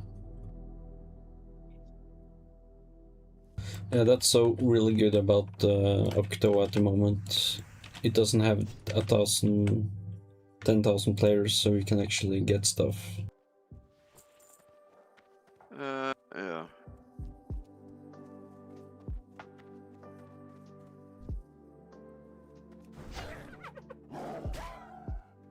Mye XP for noe nå. Eller skal jeg hoppe ut av gruppa, kanskje? Nei, ikke sånn Jeg må bare prøve å se da, hvor mye... Du fikk 35 nå. Ja.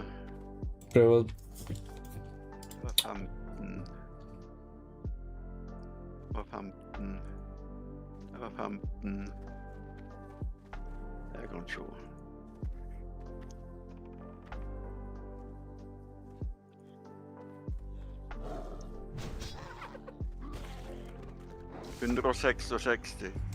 Det var litt bedre, ja. Ok, så hvis du puller alle du ser da. Kanskje ikke Leo prøver å pulle alle. Så jeg klarer å få aggro da.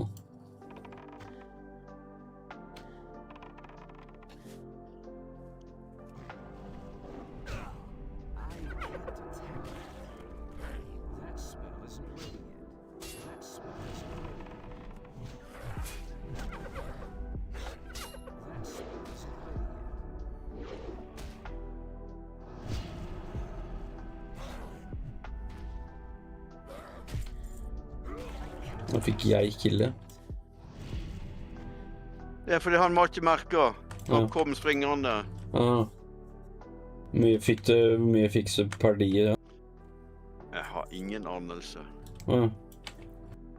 Hvis du ser combat-loggen. Det var så mye som kom. Se på XP-baren din nå neste gang. Ja. Er ikke den boks der borte med... Erik. Den boks der borte. Ser du den? Ja. Erik, ser du boksen her? Og det food crate, der ble jeg bare dritt.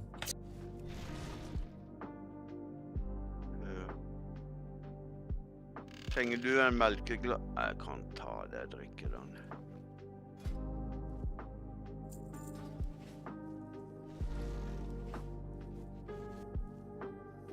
Luer.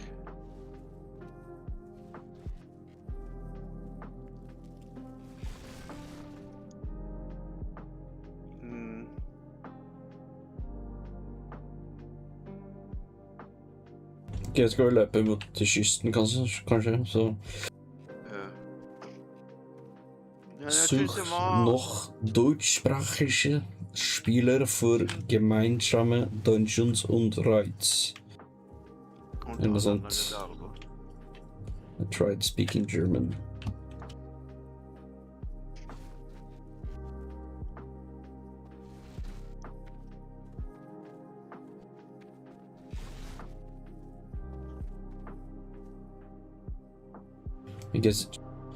I guess German players will have a higher chance of finding players because they have like 8 million people in their country and Norway has 5 million.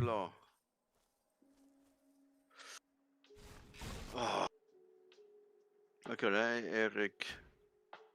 But damn, they have a big... Jeg mangler mer salt. They have a lot of players online. That's nice. Men vi kan gå til kysten da, så dreper ikke murlocs. Ja.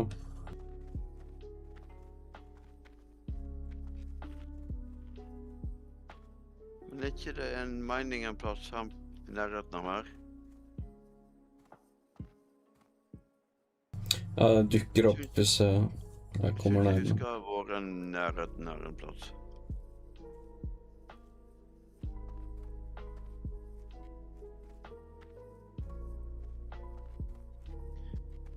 Du trenger ikke sånn hopes oppe I fjellet da. Jeg som trenger hopes å lage øl.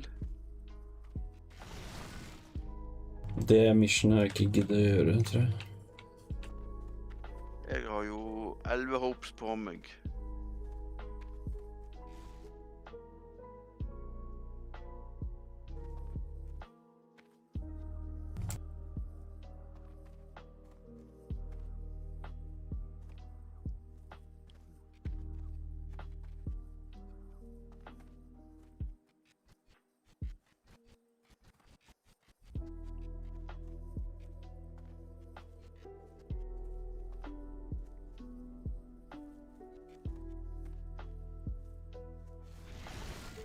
Hva trenger jeg?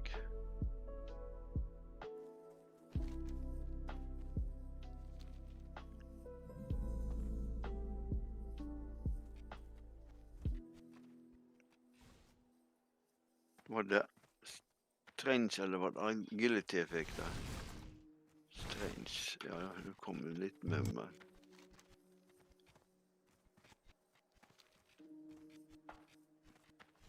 Er ikke det en nede I den der dalen? I den hula?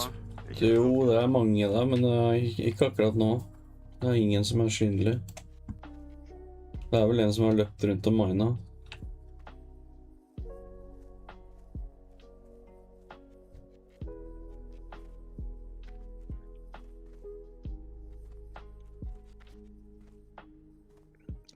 En ting jeg skulle vært lov til, det var lov til å ha hatt alle gradering skills og... Hæ? Ja, da ville det jo vært enda verre å få ting da, for da kunne du bare løpt med en karakter og plukket opp alt. Ja.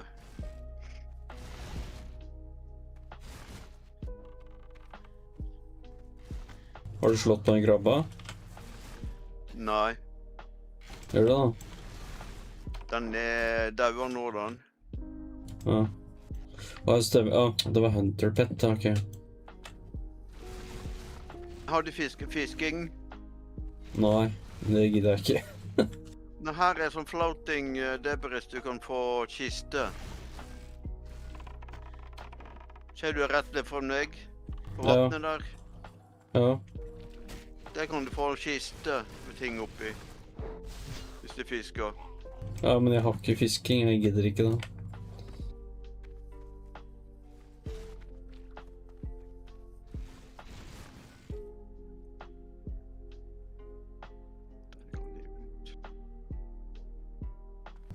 Yeah, I'm helping my friend level up. He just needs to pull. Og der oppe er en svær gruppe, skal jeg prøve hvis du angriper alle de. Og han... Jeg for en.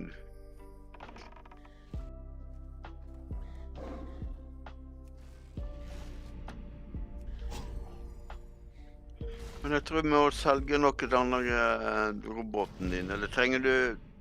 Jeg gidder ikke å ta skattekartet.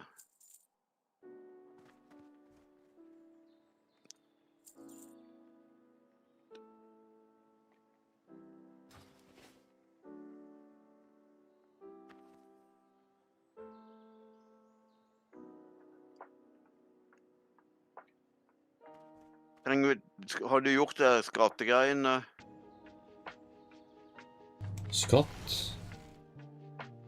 Skattekartet. Mest sannsynlig ikke. Jeg fokuserer bare på drev. Kaptein Sanders got treasure map.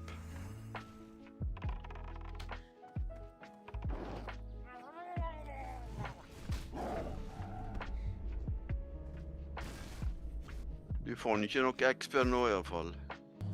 Nei, men jeg får økse-skills. Jeg har ikke maksa det ennå, men... Two-handed access, 155 og 173.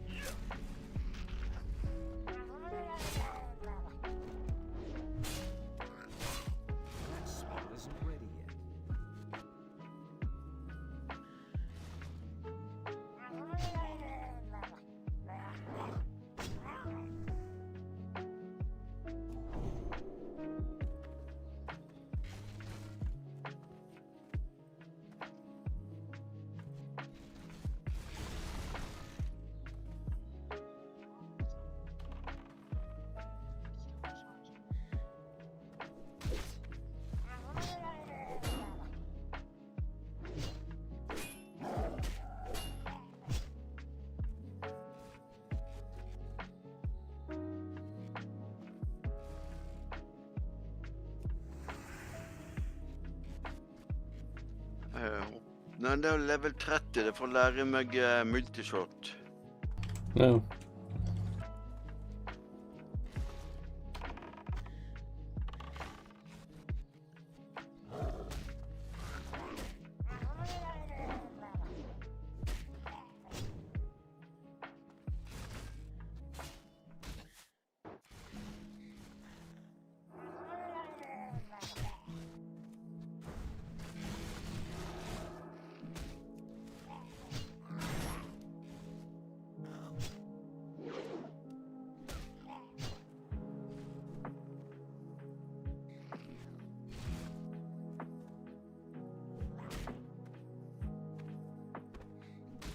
Det er mateske der du kan ta. Ikke?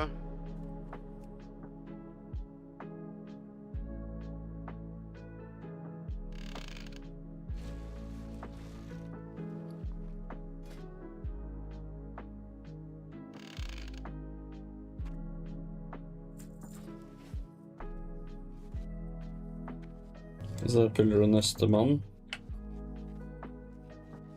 Pull away!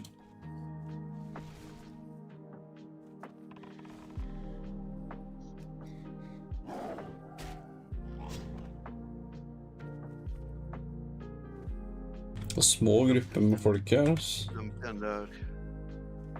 Should have been groups of 5 or more.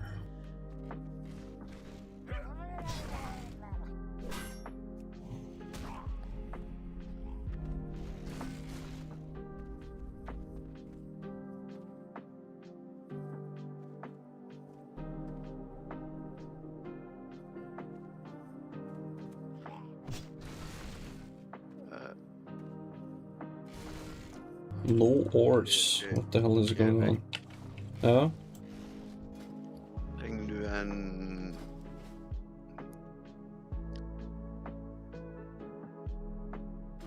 Det er bare... Jeg har blacksmith. Ja, jeg har blacksmith. Jeg trenger bare rough grinding stone hvis jeg skal lage et eller annet. Ja.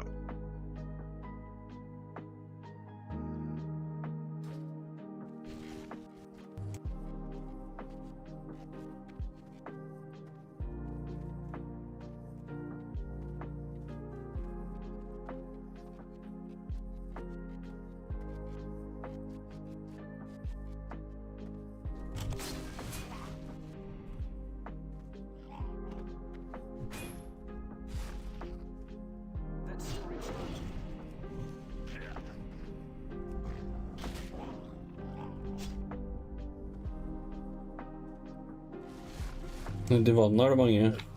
Den boks med par deler borti der. Det er sikkert bare en fisk eller eple, tipper jeg. Eller skruer. Hva min andre person heter? Ja, han starter med ny en karakter som skal ha mining og engineering. Kalt det for Era Madness.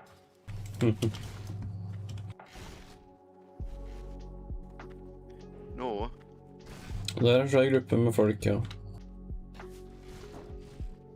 Skyt på alle, altså. Når er du får den der rainfall, eller hva faen heter det for noe?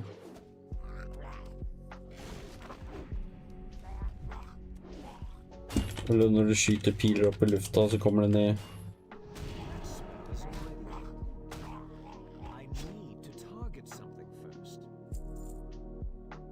Det fort ned.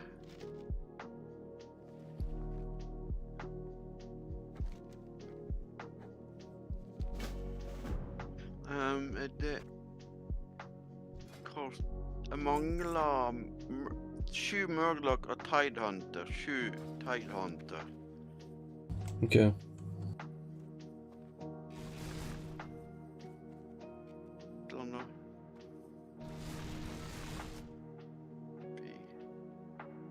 Tidehunter, Yeah.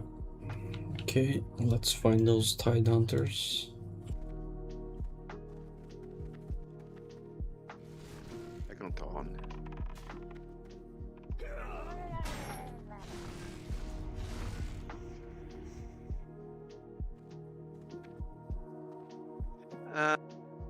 Erik?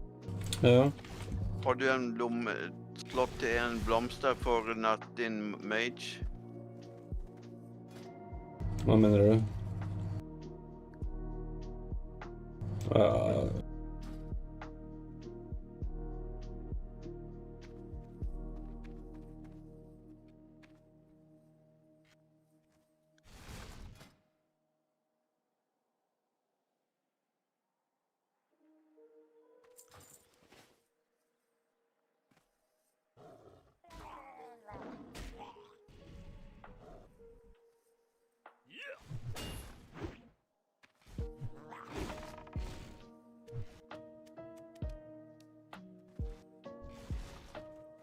Oi, har du tagget alle nå?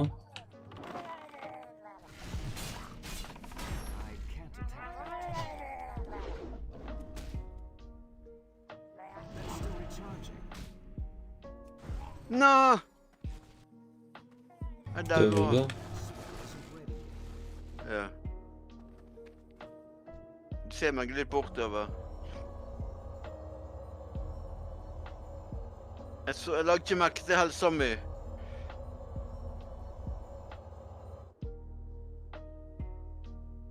Takk.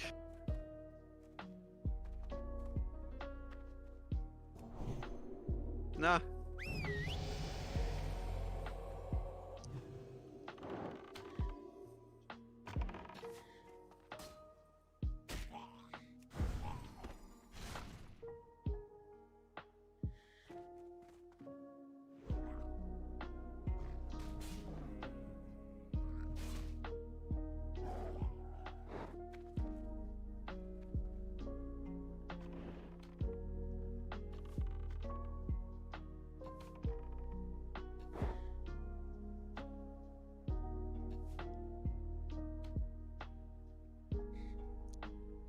ikke har en ordo.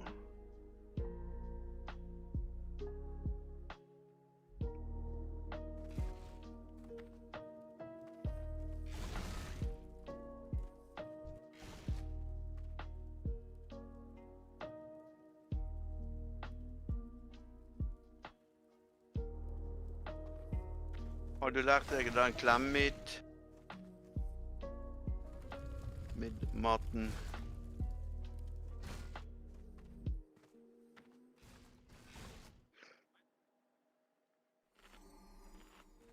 Har du, Erik?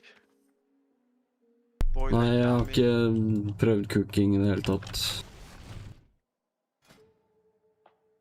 I have no cooking. I'm not a chef.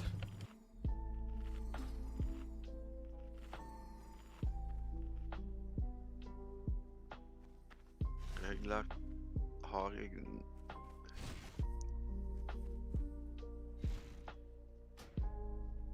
Ja, 11. Jeg må bare ta follow på deg litt, derfor så skal jeg bare gå litt AFK i et par minutter. Timer.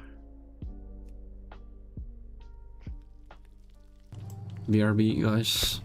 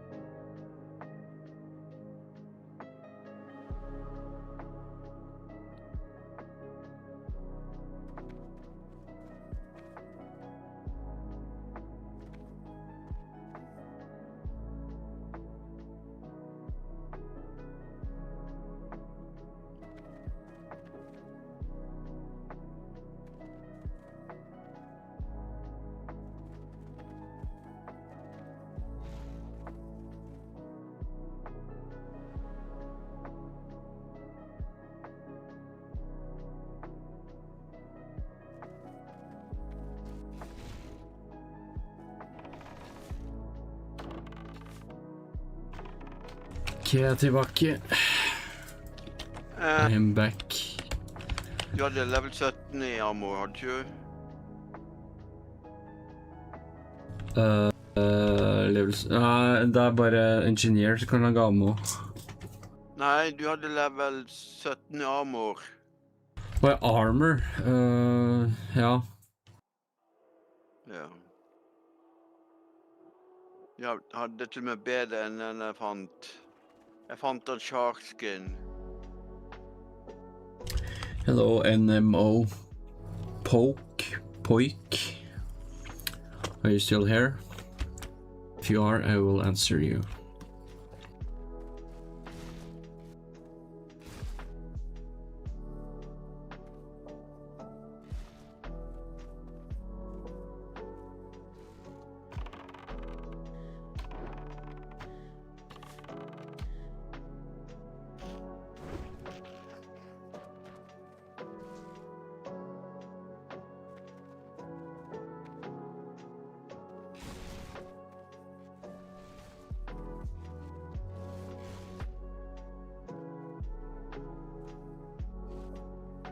I am helping my friend do some boosting.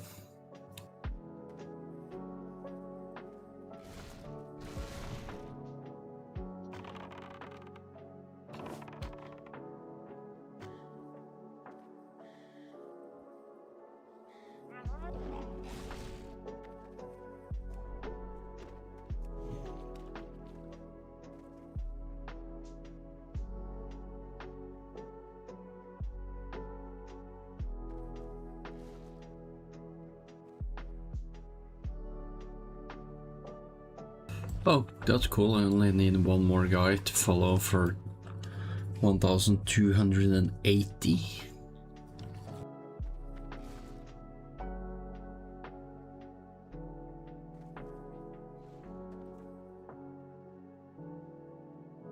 Battleback ammo du hadde da.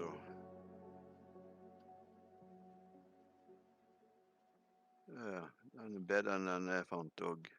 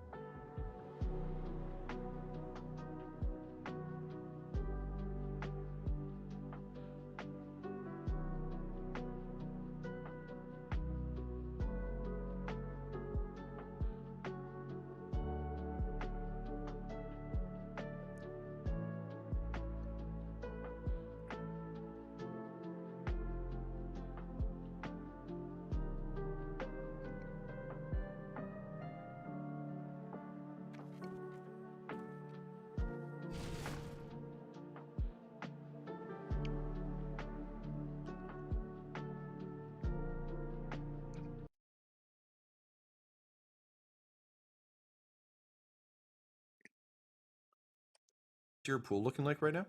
My pool right now is 3 yellow, 3 purple, 3 blue. Okay, then we'll Får du en XP level 13 nå? An upgrade from a yellow to, or green to a yellow, but you're out of green, so yeah, we'll go with that. Er du full med rested XP? Let's add 1 green. Okay. Yeah. Er du full? Ja, ok, bra. Ready to roll. Okay, go ahead. Man, even with the odds stacked in my favor, only 1 success, 6 advantages. Damn. I had 4 failures, and they all had to get wiped out, and I was left with 1 success after. I mean, that still does mean you succeed at your action. Like it's just by like degrees. I know. And sometimes you think you're in the clear, but only this much. But your small success was so efficient. Okay, Tyler, I'll tell you what. If my small success was plugging it back in. There was actually nothing wrong with it. The advantage is you save so much time. Yeah. If you're willing, I'll say get it up, back up and running. If you're willing to spend 4 strain, I'll say it's up and running in like peak condition. If you don't, it's still good. It just won't add as much of an advantage to Doc Cleaver's medicine check. I've already added the 4 strain. rock and roll. Han bøger seg. Han løper hele tiden.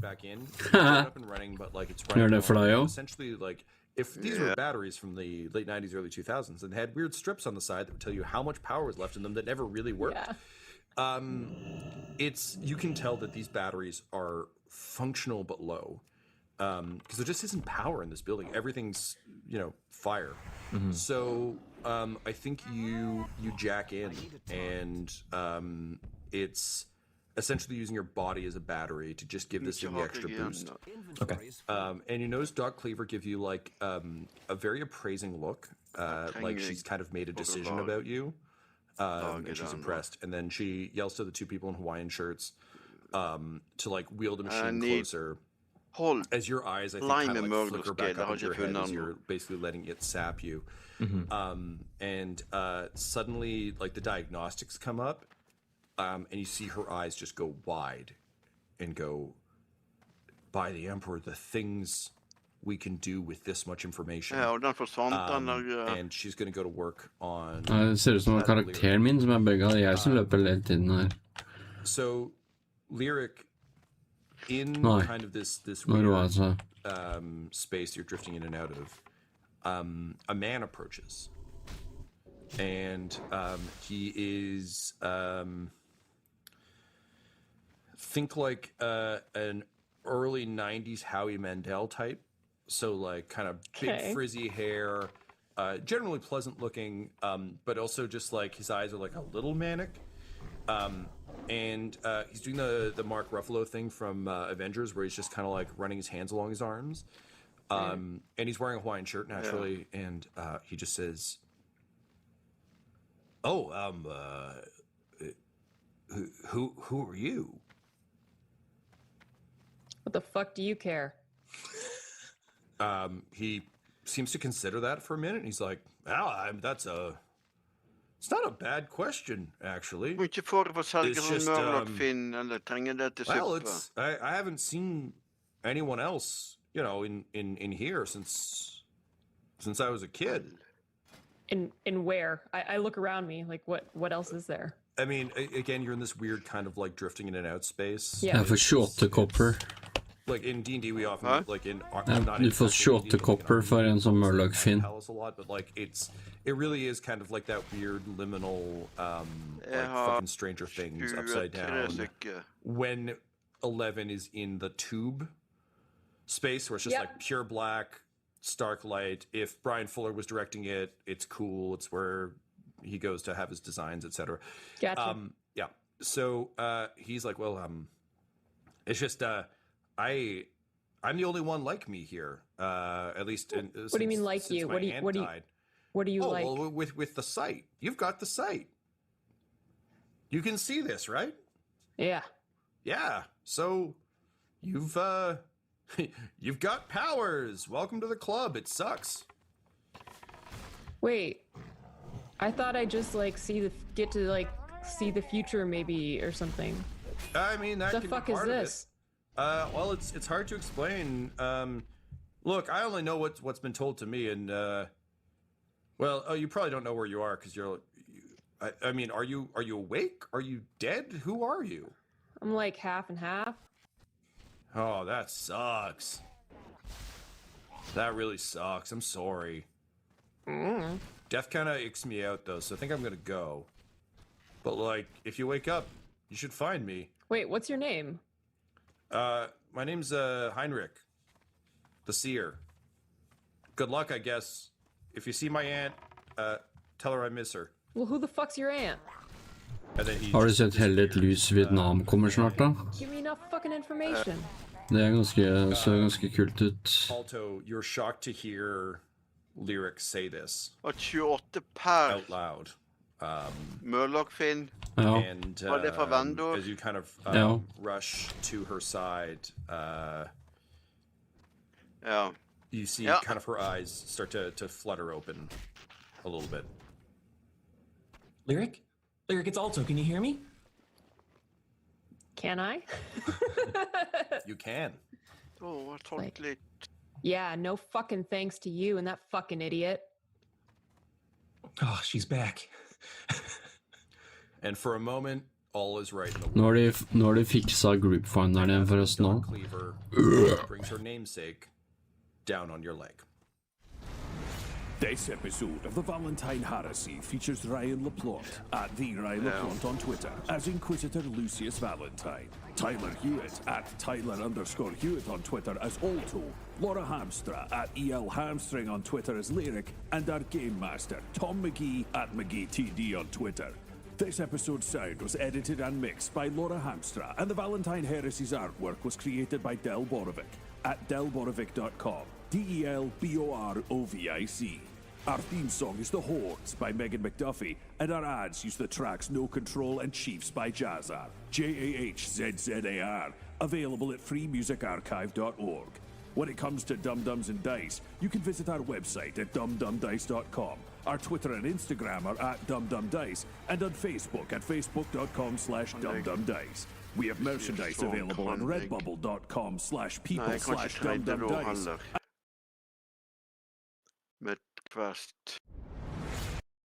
Må vel være gruppe med deg for du til å trade selv.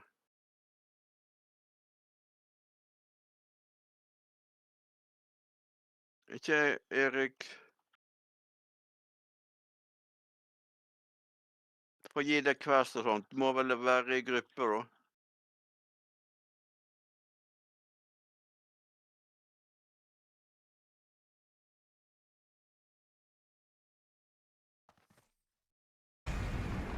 Welcome back to the grim darkness of the 41st millennium. I am Inquisitor Caveat Ventus, keeper of the Inquisition's Black Library, and this is my report on the Valentine Heresy, an actual play podcast set in the Genesis adaptation of Warhammer 40,000's Dark Heresy RPG. This report features Game Master Tom McGee, Ryan LaPlante as Inquisitor Lucius Valentine, Laura Elizabeth as Lyric, and Tyler Hewitt as Alto. My report shows that the Inquisitorial Band escaped Xenos predators and discovered the descendants of the world's founders. Alto repaired a machine critical to Lyric's survival. Valentine discovered there was no way to complete his mission and save all of the colonists. And Dr. Cleaver cut off Lyric's leg. What's going to happen now?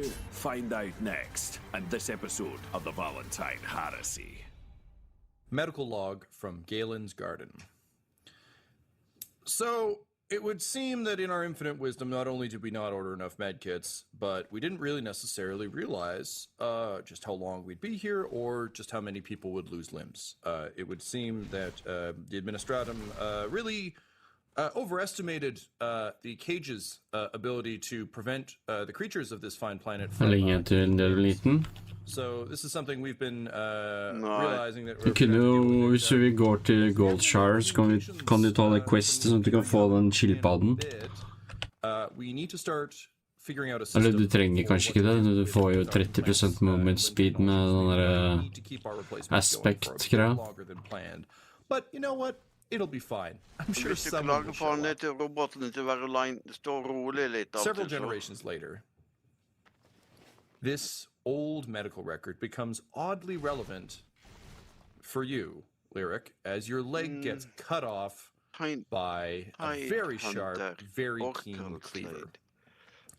The pain is extraordinary, excruciing, and with Alto kind of leaning over you, you feel just like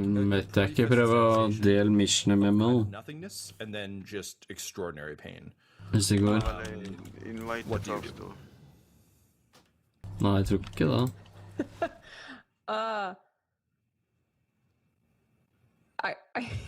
I think this is just like a pure like sitting straight up, looking at the doctor and be like, fucking kidding me?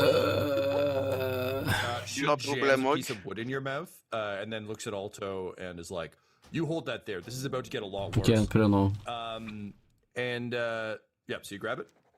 Yep. Oh yeah, Alto's up there, and I think maybe him and I don't know, one or two other people try to get Lyric to sit back. I am struggling like crazy. We get like thrown off. This is. I will say I did not consent to this. Yeah, the struggle is short because your chest is still torn open and now your Det en paladin som blir drept. Skal vi redde han? You've got a gargantuan reserve of power here. Wait, what are you talking about? You've got 0 wounds. I'm a crack shot. That's gotta help. But you forget, Lyric, for I have a multi-key, so touche. Dr. Cleaver has a cleaver, the real trump card in this game. Yeah, nothing like arguing with your surgeon. It's just been so long since I've had any skill that's been useful. I feel like I haven't used anything in so long. I'm just throwing them out there. Oh man, it's like the whole universe is a big broad experience and not just a weird hive that you specifically built yourself for. Don't sell yourself short, okay? You were really good tiger food that one time. Delicious. Truly, no complaints. I did not hear a single complaint. My compliments to the chef, said the tiger. The tiger blew his butthole through his face. Yeah, so it's probably just the She's really struggling, trying to stay awake. I'm really. Må jeg se hva for noe? I feel like it's a heroic effort in your head, but similar to me coming out of getting my wisdom teeth out, I was also super doped up, and it just I imagined the sun was shining and I was square jawed and apparently I had blood just pouring from my mouth. Ser du den der borte? Ja. So you briefly force your way up. The Dr. Cleaver is gesturing to one of the other orderlies in the room in their traditional medical Hawaiian shirts, and she just says, bring out my brother's leg, and out of the kind of what almost looks like it would have at some point been like a gun rack. They run over and they quickly fumble the key, pull it open, and inside you can see there's one arm, one leg, and then there's a bucket with some eyes in it. But really very little as augmentation tech goes, and they all kind of look almost reverently at the leg. And she's like, "No time, come on, we're losing her." So they bring the bionic leg over, and she kind of looks at it, and she eyes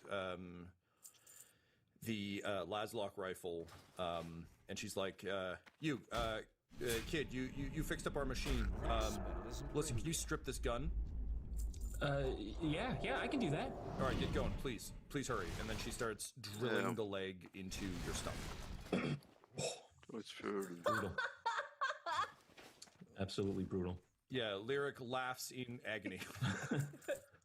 So are you looking for a roll? Yeah, brother. Can you get me a let's go with tech use? Tech use. Yeah. Okay. Många har du Ron? And then we're gonna say this is a just a 2 purple. Nej, av Murloc, Kaustron, Slain og ditt da. Jeg tok jo nettopp missionet, skal vi se. Jeg har 4 av 7 Coast Runner I hvert fall. Hvis vi går nedover her, så finner vi her ikke jeg. Story points? I don't know if I necessarily want to use one, but yes. No, honestly, I keep saying I won't use it, and I end up getting absolutely destroyed in the outcome, even with just 2 purple dice against me. I would like to use a story point, please. Okay, great. So we've got gun doesn't go off in their OR or something. This story point's gonna have legs. He does shoot my other leg. Leg up on the competition. I could say yeah, I'm helping my friend level up. So right now we're doing the mission that I haven't done either, because I'm mostly been just killing mobs to level. But the good news is, it came up. I find it to be faster when you have rested XP all the time. And we talked about it before, but I've forgotten. My tech use is 3 yellow, so I have nothing to upgrade. Do I add a blue die? I can't remember. That was what we've done previously. Murloc, trenger ikke det så mange av. Green, you've done either. We did blue on Star Wars. I think on this one we're going to do green. Okay, whatever your ruling is, I'm fine with. So we're saying 1 green. Add a green. Okay. Okay, I have my dice pool put together. And I'm going to give you 1 black for the general blood slickness of everything that's going on. Sure, yeah. Fikk du en nå? My sister's in the same room getting hacked up. Understandably stressful. All right, if that's everything, I'm going to roll. Go ahead. Okay. That's Fikk what du I noe like nå? to see, baby! 4 successes, 1 advantage, and 1 triumph. I fucking disassemble this gun at the molecular level. I split the atom and I just kill us all. Jeg må bare legge Linnea. All right, so yeah, you take the gun apart, and where you can see Doc Cleaver was Bare ta follow på det. you to like break it in order to do so, but you disassemble it perfectly, and as a result, she's able to improve the bionic leg from being just kind of a standard AUG to a +1 agility. Cool. You got like a bolt action leg now. Yep. Nice. And Laura, we're gonna say that it has, because Tyler rolled like outrageously well. Yeah. We're gonna play that she's able, like a combination of like her starting to rebuild it, and then I think probably Alto pushing her out of the way, and then like getting in there. Like now that he's kind of got a feel for it, and he can look at the leg, he's like, oh yeah, no, I know how this works. We're gonna build it in. So basically, you'll have a concealed single shot laslock in your knee. So we're not going like full fucking Planet Terror where like your whole leg is a gun. Yeah. But if you sort of just like pull up your knee and fire, you can get a single concealed shot off with it. Could she like shoot someone under a table from a sitting position? 100%. Well, that's fucking cool as hell. All right, here are the weird things I know about stuff being concealed, Laura. You get to add 1 boost to hide it if you're rolling a check to hide it. Or you add 2 challenge die, which are the black die, to any enemies trying to perceive it, because I have a concealed last pistol, so I know what concealed works. Okay. Yeah. And then, interesting fact, whatever your brawn value is how many augmetics you can have before they start breaking your strain threshold, because then you just start getting worse at things because there's more robot than person. Okay, so this is 1. Yeah. 1 piece, yeah. Got 2 more, baby. Nice. So as she does this, you can tell Alto that this is more for Cleaver's benefit than yours. She begins to explain that because the colony has been operating for so long outside of Imperial sort of protection and auspices, AUGs here have become hereditary. So the only fair way they could think to do it was just that augmentations are passed down kind of from person to person. Interestingly, they aren't meant to replace injured limbs. It's just like if your parent dies and has an AUG, you get that AUG installed. Which is why a lot of them look kind of shoddily done, if that makes any sense, because they aren't like, oh, you lost your eyes, let's replace your eyes. It's, we're going to take out your eye and give you this robot eye now. Yeah. Hope this works. And well, Doc Cleaver certainly seems to know her shit. Has not necessarily been true of every doctor. So she explains that her brother died very suddenly, and neither he nor she has any kids, and she has no intention of it. And so she kind of saw that it was a sibling situation here, and you got her gear back up and running, which will save a lot of lives. She could think of kind of no better use for it than this. She also, as she does this, indicates kind of now that she's kind of out of immediate danger, I feel like would Alto be interested in this, or would he just be like, I know you're more of a tech than a flesh kind of guy, but I think after crash landing, tiger monster ambush, rushing to safety, and then trying to save Lyric's life, I think Alto is pretty done. I think he's pretty tired. That's fair. Okay, so then basically the quick explanation she gives you as to why she amputated, because I feel like that is a thing you need. Yeah. She points out on the machine you got up and running that there was a very, very bad infection beginning to spread. She snarks something about like what were they doing? Firing rounds from a sewer? But tracking with the Nashers and what you know and what you remember of people in the glory hole, like the odds of this ammo being fucking filthy are super high. Right. Okay. Yeah, she says it's actually fairly lucky that you brought her in with the callop wounds, because otherwise it probably would have just gotten into her blood. Oh man. Okay. Yeah, but Lyric has passed out from her pain threshold being breached. But again, Doc Cleaver really knows her shit, and as someone with the matching bionic leg, she also knows the tech. This isn't something that's unfamiliar to her, so you can actually see her doing some like pretty fancy sort of amputation work to make sure that, you know, like the places where the implant would rub are you know, appropriately worked, and you know, like you feel like Lyric is in very good hands. Okay, then Alto's just gonna find a chair to fall asleep in nearby. Sure. You start to do that, and she's just like, "Get the fuck out of here! What? You can't sleep in here. Go!" And like two of the Hawaiian shirt folks take you. They'll take you off to a side room where there is a sort of like it's clearly been converted into kind of a bunk space. And they're like, "You're welcome to stay here. If you need a fresh change of clothes, there are more shirts on the rack over there." They ordered a lot of these. It's the one thing we can't run out of, which is very depressing for all involved. But you're welcome to help yourself. There are also leis. They're small necklaces of flowers. I don't know if you have those where you come from. They're supposed to be fun. What's a flower? Yeah, that's what we wanted to know. These are made of plastinth, but anyway, yeah. Hope you can catch some Z's. And he'll do just that. He'll sleep in his clothes because I think he's pretty exhausted. Cool, fair enough.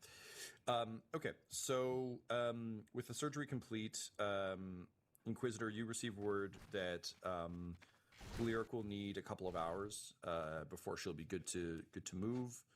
But that's convenient because it gives the sort of away team time to prep, and it gives Jesus, where's his name? Gives Tagada time to kind of send Phalix, Deathblower, and Billick ahead to get the tram system running. Great. So if you remember, you need the sort of like train part way, get off, get new car or whatever, go to spaceport. Yeah, it's like tram to space. Yeah, tram to spaceport. Hop out at spaceport. Go find the arbitrators, the original arbitrators, gun cutter, and then off you go. Beautiful. Cool. So you actually have a little bit of downtime then. What do you think Valentine does? I think first he'd go check on Lyric, just because hearing that they've done like an augmetic leg, which was not really on the menu, he'd want to see the quality of the work. Mm-hmm. And like, is she still going to be functional? He'd probably glance in and see if Alto's conscious. If he's asleep, he'd probably just leave him alone. Yeah, he's sleeping. Cool. I'm imagining he'd put together that the leg was Alto influence, because he's a very perceptive guy, and he also would definitely use his aspects to look at the tech. And everybody's looking a little janky. Yeah, the minute you're in there, I feel like Doc Cleaver's giving you the rundown as any doctor would, just kind of on a patient. The weird thing is, because this whole society is kind of like was so heavily controlled by the administratum back when he was kicking, and then basically the arbitrator took over. So they've always been very used to like there is one authority figure with clear regalia who's obviously the person in charge. So like you, even though they've never seen an Inquisitor, you definitely look the part. Like you walk in and she's like, all right, here's what's up. So but she also mentions at one point, she's kind of like, you know, you're the kid, he did really good. He's quite handy. That's excellent. It seems like of the two of them, she believes herself to be the more capable one. And at the same time, when you look at the results, it really feels like he's a highly useful young man. Now, and she kind of glowers at you and she's like, look, I don't know what you think getting mauled by one of those things is, but they shred people like toilet paper. We've lost more Hawaiian shirts than you can possibly imagine. This lady's tough as balls if she survived that attack. And then she like takes a big puff off her third cigar that she's got on the meat hook. Oh, yes, I don't debate that she is highly durable or that your work is excellent. However, as I learned in the Scholar Progenium, it is best to be uninjured rather than fight through an injury. However, I am very impressed with the work. I believe you've shown a great deal of capability here. I have two questions for you. One, do you have any sort of assistants or others trained in the medical arts in this village? She kind of rolls her bionic eye, like her big red bionic eye and her one eye, her organic eye. And she's like, she kind of like gestures for the orderlies to leave. And she's like, I've been trying to train up a couple of these assholes for the last few years, and they're all thumbs. And I don't mean that I've given them tons of augmetic thumbs that just make their hands super good at, gripping things or using a video game controller. I'm talking that I would honestly rather let the Callops do the surgeries than these idiots. But with a few more years, they'll be good. But right now, they're completely hopeless. That's why I don't go outside anymore. There's just if they lost me, like they'd be fucked. That's good to know. That's highly educational. Also, having seen your handiwork, I'd like to make one thing clear, which is I do not require any augmetics. And then I'd like to make a second thing clear. One of those cryptids bit my arm, and I just... He'd like to get treated for his injuries because he secretly kind of let Lyric go first to see if the doctor was an idiot, because it's a back world. So it's like, she's critical. She needs the care first. But also, he can go see what the results look like and be like, do I let a lady stitch me up or not? Yeah, so with the cigar, like, chomped in the side of her mouth, you hear her, like, mutter something like, oh, no, I had it, it's gone. Yeah, anyway, she's gonna say it's a living. Yeah. Yeah, she's just gonna say something shitty about, like... Just doing, like, the Joe Pesci, like... Yeah, it's mostly frustration that, like, it's something to the effect of, like, goddamn stupid, stubborn idiots just show up when you're wounded.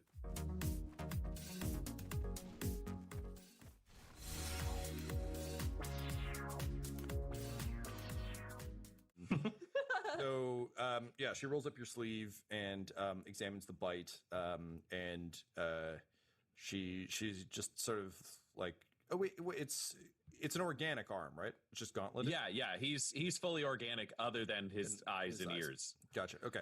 So, she's like, yeah, like we'd waste a good aug on you. You got to earn those. And then she examines the wound, and basically, like, despite her being an asshole, she's clearly taking like professional care, and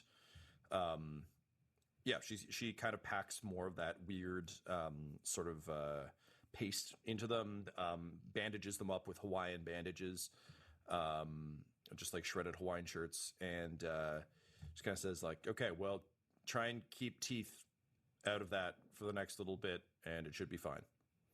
I completely agree. I was intercepting them on their way to my fine companion here. All right, so the team's being brought together. I understand you're coming with us, which is excellent, because then we can make sure that everything's where it needs to be. The only thing I think I need to do right now is rest before we head out. So I'll allow you to prepare yourself. I will go retire alongside Alto, and we will set off on our journey. I'm excited. Emperor be praised. What a great day. Just before you go, she puts a hand on your arm. She just says, look, I meant what I said. These people are fucked if I don't come back. So I'm trusting in you. And she like looks at Lyric and she's like, maybe not her, but you and the kid, you guys got to get me back in one piece. Okay. Oh, yes, I wholeheartedly agree. I would never want to risk such a valuable member of Imperial society. The Inquisition's job is to protect the Emperor, to protect the Imperium, and to protect its people.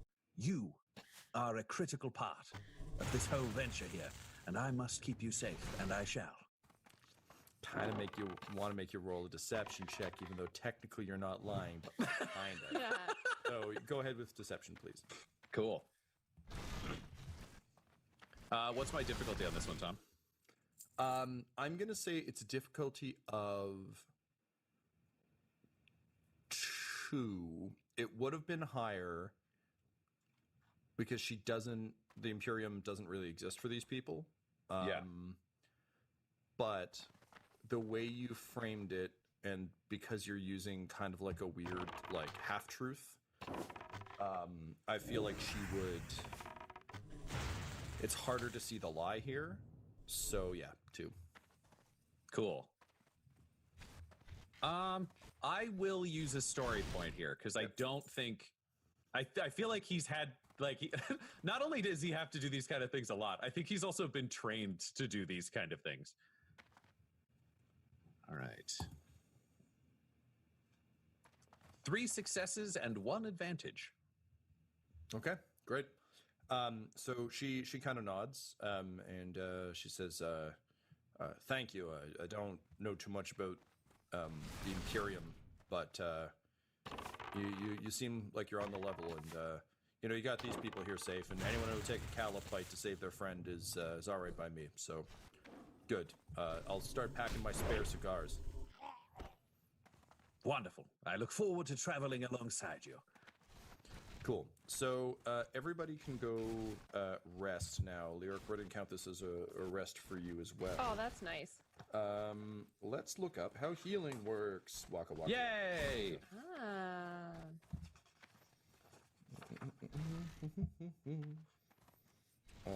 Healing 116.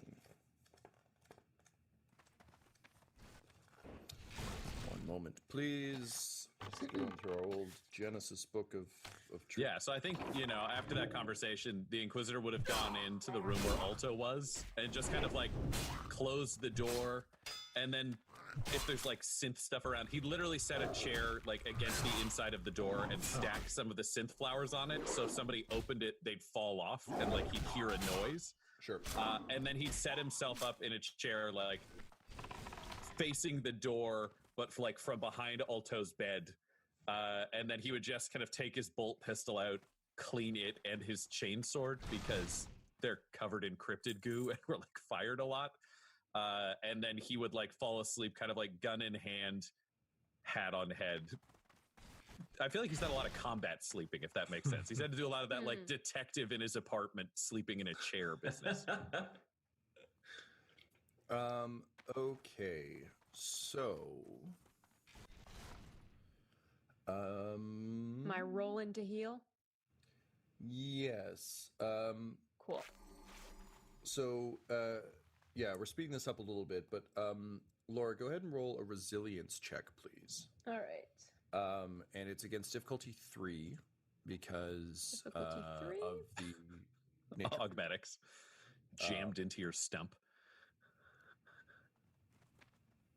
And then you can take 2 blue because you're resting in a like an actual legitimate medical facility. Well, I mean, okay, it's ramshackle, but it definitely is it's sterile. It's a hall of healing.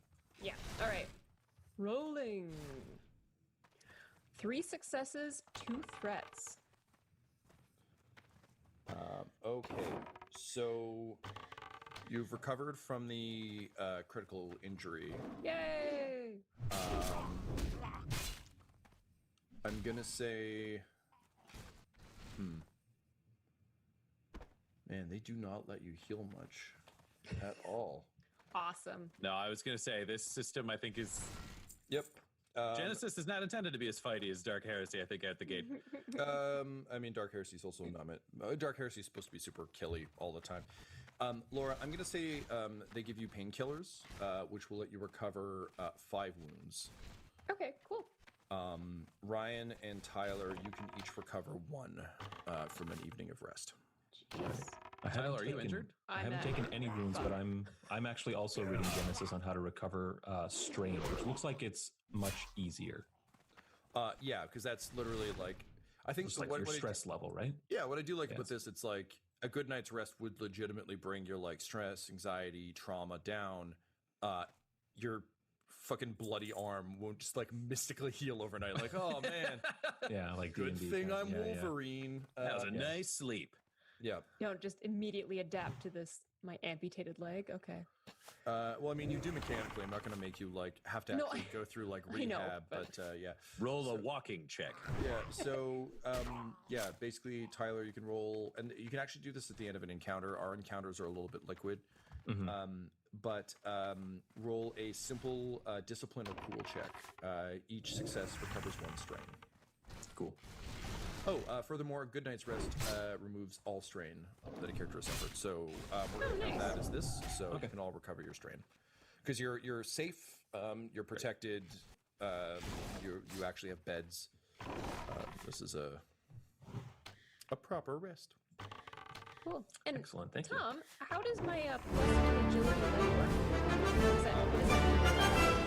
It means that you up your it's actually a pretty big boon. Your agility is up by 1. Wow. Will all that apply agility? for shooting, Tom? Because shooting is an agility thing, or is it just leg stuff? It's so strictly speaking, it's just a straight up you get +1 agility. I'd be inclined not to include it for shooting. That's fine. But that might get tricky. So maybe So my coordination. Wait. Maybe the easiest way to do this, Laura, is rather than upping your overall driving stealth. Yeah, rather than upping the overall characteristic, add 1 rank to stealth, riding, coordination. Yeah, you've got athletics. Coordination, driving, and stealth. I think. And I'll give you 1 for athletics as well, because it doesn't really make sense to me that your bionic leg wouldn't make you better at like running. Oh, actually, no, because it's I don't know. Your leg wouldn't get tired. You could hop so fucking far. Yeah. Yeah, but I'm trying to think. Like, I actually think I like ranks. Ranks are good. That's cool. Yeah, cool. Thanks. Ranks for leg stuff. Woo! Wicked. Okay, so I fire my heavy ranged weapon with my leg. honestly, rules as written. I'm just kidding. Spirit of the law, man. Okay, so the 3 of you pass a restful, if uneasy, night. Obviously, to Tyler's point, a lot of shit's gone down lately. So it's not, you don't wake up feeling great, but you're all on the verge of collapse. So it's enough to get you up and going. The day begins with sort of food being delivered. It's just like a horrible wobbling jello. But they drop that off, and the 3 of you are able to kind of plan in the med bay. Lyric, you obviously wake up. Doc Cleaver gives you the news.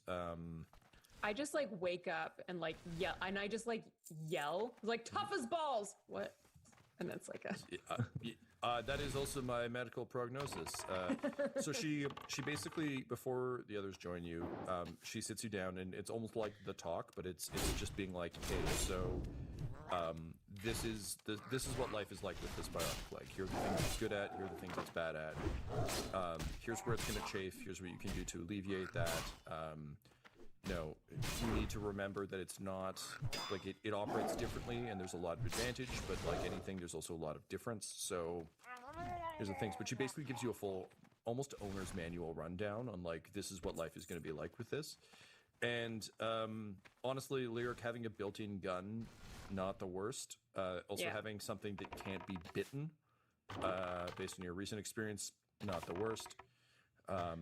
And I feel like it's not so much your anti-augmentation, just you've never had the opportunity. Like, augmentation isn't widely available. So that she kind of offers you a cigar. I don't know if you take that or not.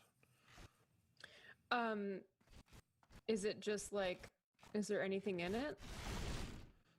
She's like there's no painkillers in it. You're already, she's pumped you full of painkillers. Oh fuck, I'll take it anyway. Yeah, so she leaves you with a giant, hilarious 1930s cigar, and then Alto and Valentine, you're allowed in to catch up with her and to make your plans. Wonderful. I'm afraid, Dr. Cleaver, we do require the room. Oh yeah, she's on her way out. She's like, wonderful. I gotta go get my breakfast jello.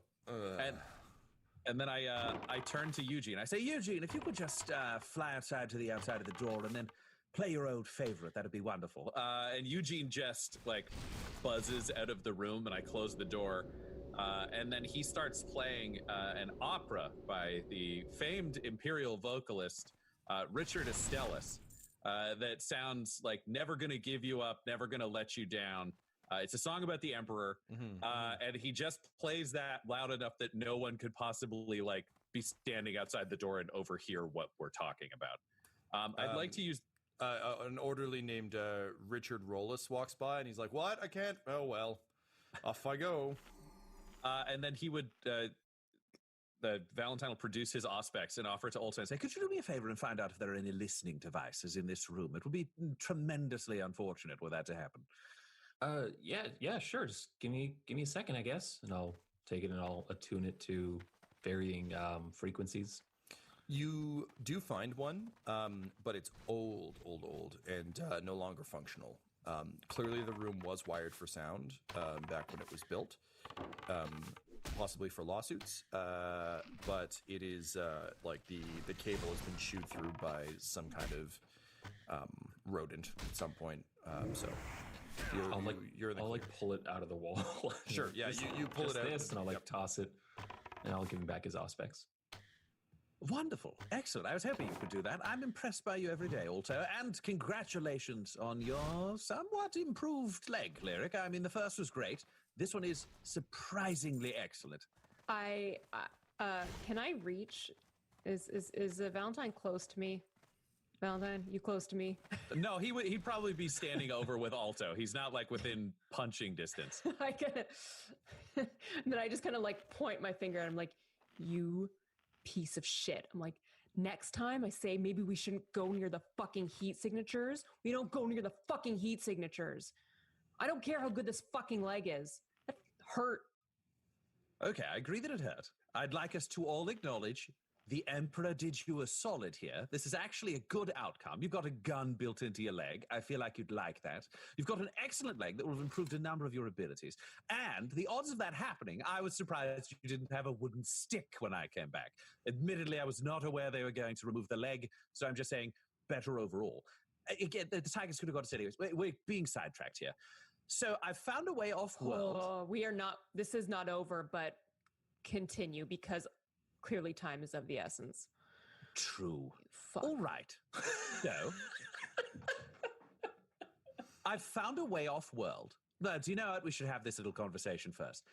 I don't know if you remember, but I'm an inquisitor, which means if it's the three of us in a room, please talk whatever way you please. I'd like you to be chipperer, and so would the Emperor.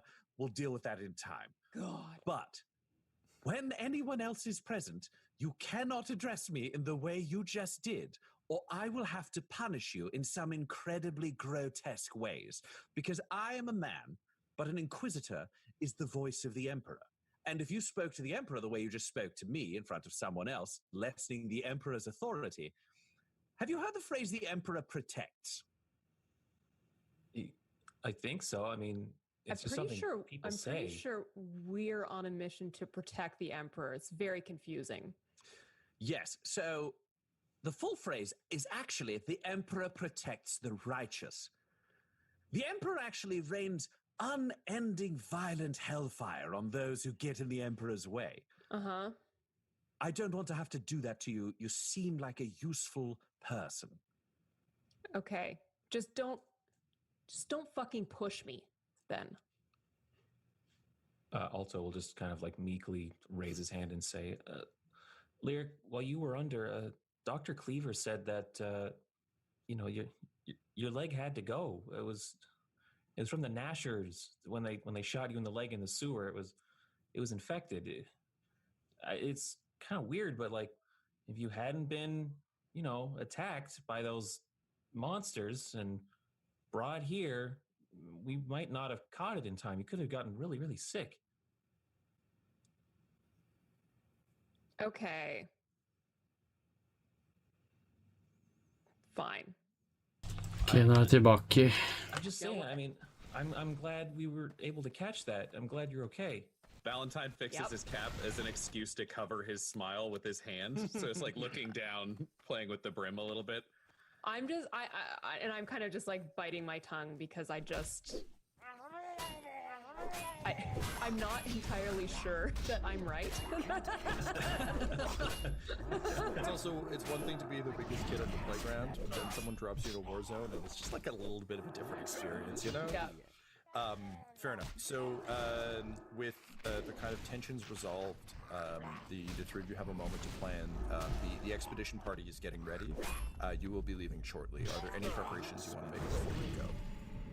Friends, how comfortable are you lying to strangers? I mean, inventory is full. Fine. We do it pretty often. All right, this is an excellent point to test this out. So, all of the colonists in this village want to leave the world, and they can do that if we fix a ship of the Astro Line, of which there is one. Hallå, jag måste pissa och ta blodprövar med. Ja. Har du, hur många har du igen då? There is, however, one other ship, an arbitrator's gun cutter. That will get us where we need to go to save the Emperor. However, har du skru på begge to øverste? Repair the gun cutter and then på det fly kveste. away. Fix exactly one ship. Spoiler alert, it's going to be the gun cutter that saves the Emperor. Hvor du nå? We have to lie Jeg må drepe Oracle, så jeg lenge ser. Ja, jeg går. Get them to fix it, go on the ship, fly away while their backs are turned. Correct. I have no problem with this. Alto? I mean, if Lyric's okay with it, then I guess it's the right thing to do. I just feel like maybe we owe them something for, you know, the saving our lives. Wonderful. Do you have anything we could give them? Hva faen var det for noe? Var det en druid her? Machine over there, the doctor. Hva er det som skjøt den strålen? Var det en druid? For everyone else, now that it's operational, maybe I could Skal fix du ha den? something else. I don't know. I'd say we're Mason. Jeg kan bare selge den. You may pick one other thing to fix, but you will fix it on the tram as we travel. We can't waste any time. But you may bring something if you want to figure out what that is, what you think will be most useful. We can send it back on the train as we go to the spaceport. Hvor mye var den verdt? Okay, I guess 7 sølv. You do that. I'll just have one more quick word with Lyric. Fått med en 46 sølv på den turen her. Leave, but kind of like look back at Lyric, looking for permission. Like, are you good? I nod. Okay, and he'll head out. Ja, jeg måtte mate surdeigsstarteren til Thea eller kona. Og så måtte jeg starte den andre aktiv, sånn at jeg kan prøve å bake rundstykker til i morgen. Now I'm writing it down. Okay, now it's real. Lyric, I feel like you're somewhat more, shall we Hva say, var det for morally noe? flexible than your sibling. Vannmelon. Probably, yeah. Wonderful. I'd like to Ja, Don't Scott ikke installerer det her på PC-en, da. Så kunne jeg spilt han også. Han ville heller spille vanlig. Betale for det. Ja. I'm going to be making selections on the specialists that might help us complete our journey. Jeg må snart begynne å kjøpe med piler. I will give them a chance to Heldigvis har jeg sånn 8 slots. Should they not? Hva gjør som jeg lagde An selv? arbitrator's gun cutter has cells on it because it's designed to carry prisoners. We may need to, shall we say, borrow some upstanding members of this community to guarantee our success in future. I mean, they want to get off anyways, right? In a world where there's only one doctor in a village, when you need a doctor, the doctor sometimes doesn't want to go. Oh, right, if we're taking the doctor. I mean, they all want to leave anyways, though, right? I mean, she's specifically said no, because I talked to her, but like, here's the for thing. the Emperor's sake, just say yes. Oh, yes. Who would willingly want to live here if there was a better option we could foist upon them? Exactly. So, I've got a task for you as well. What I would like for you to do is assess the skill set of each of the 5 specialists who will be coming alongside us. I need to know who's the liability. I will talk to each of them, because then I can determine what they're capable of and whether or not they're likely to come willingly, or if they're of use to us, morally and ethically speaking. You will see them in action. They will see you as my inferior, someone who works with me, but someone who does not work with me. As such, you will have access to them in times I will not. Jeg bare sjekket han på mobilen. And we can leave them behind. That should be pretty easy. This is a nice working relationship. I really believe there's a bright future here.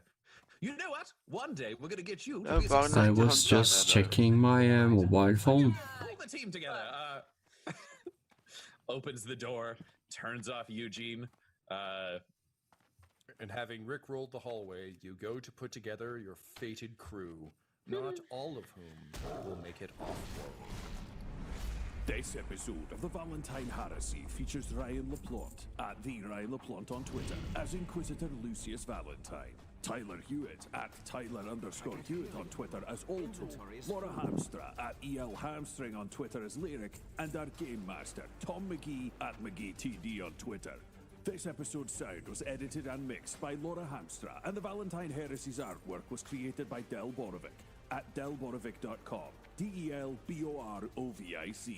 Our theme song is The Hordes by Megan McDuffie, and our ads use the tracks No Control and Chiefs by Jazzar. JAHZZ.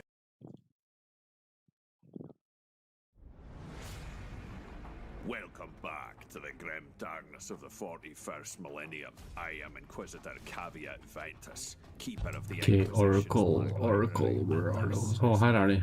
On the Valentine Heresy, an actual play podcast set in the Genesis adaptation of Warhammer 40,000's Dark Heresy RPG. This report features Game Master Tom McGee, Ryan LaPlante as Inquisitor Lucius Valentine, Laura Elizabeth as Lyric, and Tyler Hewitt as Alto.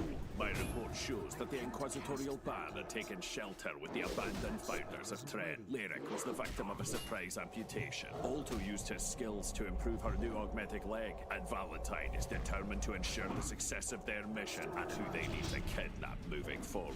What's going to happen next? Find out in this episode of the Valentine Heresy. From the final audio diary of Administratum Philos Tremaine, labeled the day of his death. They will have to pry this fucking planet from my cold, dead fingers. So your party has been assembled, and Inquisitor, Alto, and Lyric, you have sort of... Ja, den är bra för dig. Musik du har bedre. What seems to be like a trolley station. No. Very, if you've ever been up like Whistler... Nej, till att du... A lot of touristy... Jag har en dogglaren. Joints, I guess. Love. Jag måste säga ja då. Out of elbow grease into like the station for the thing you ride.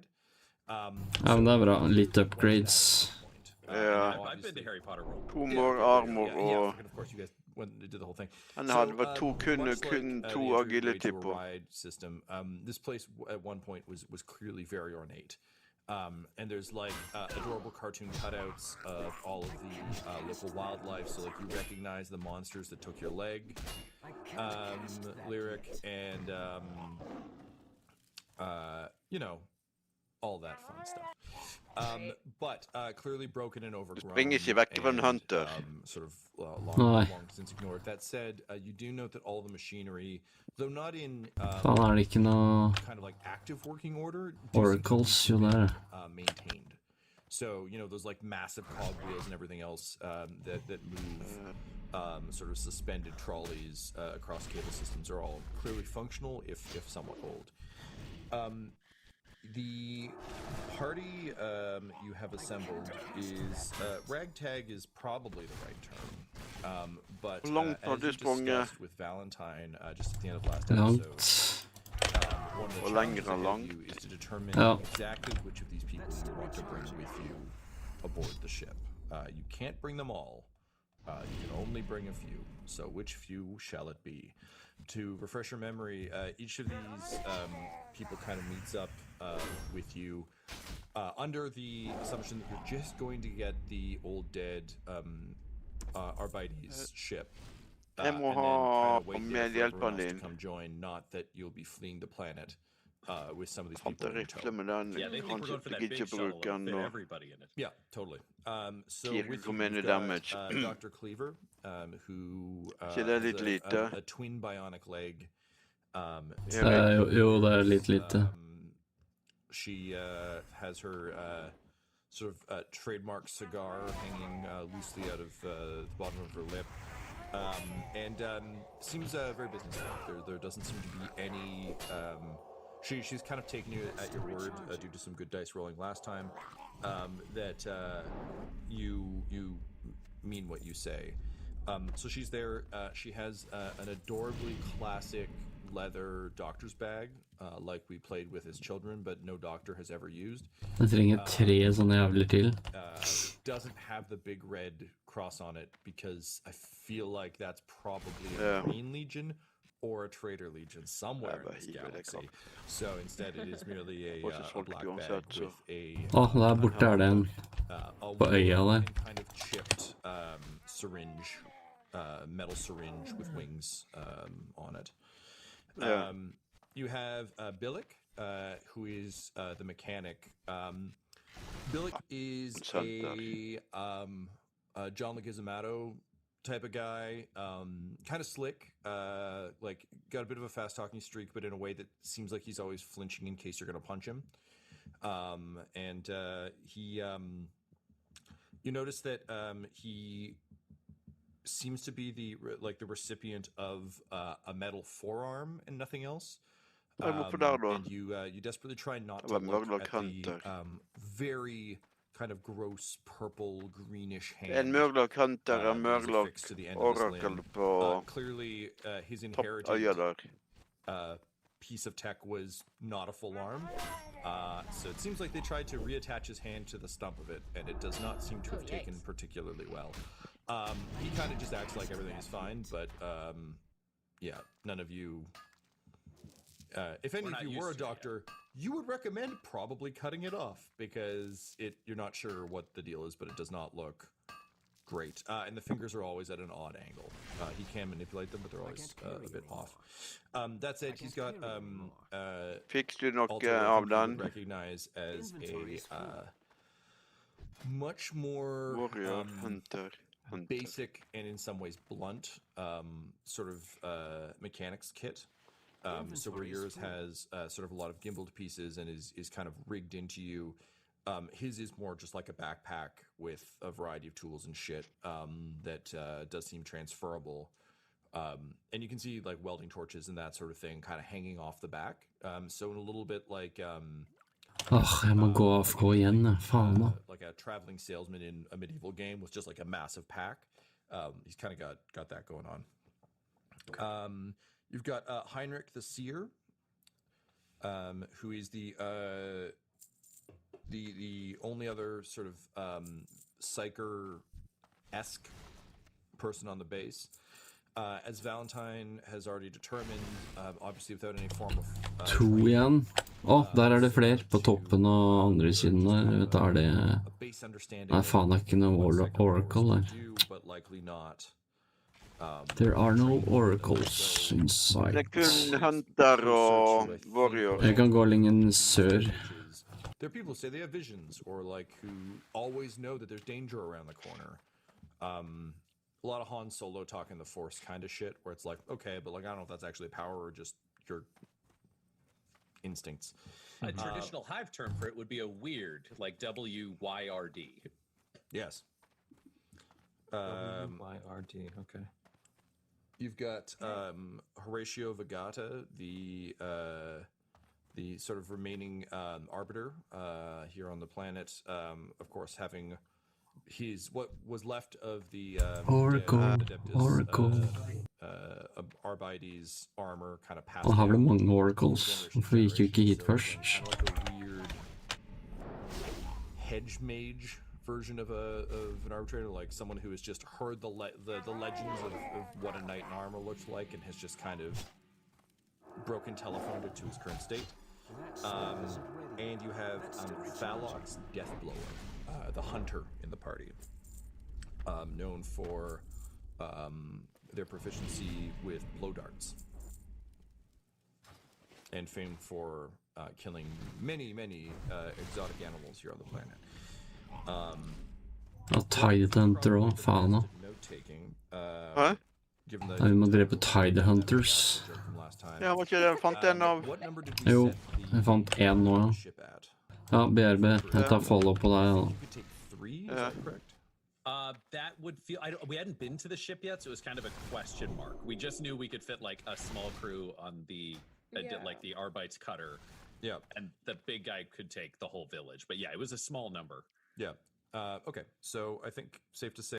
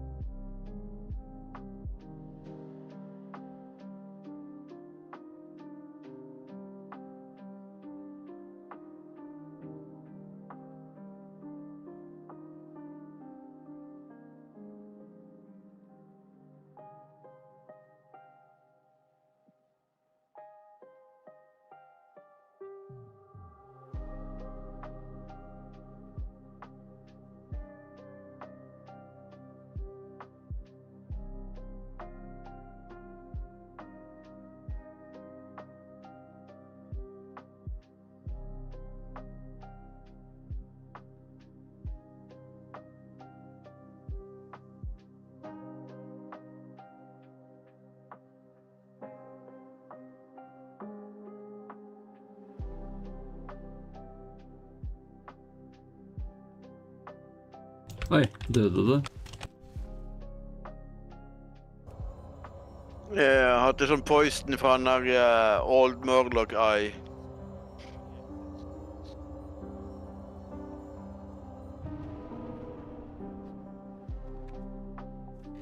Flakse kom tilbake akkurat nå.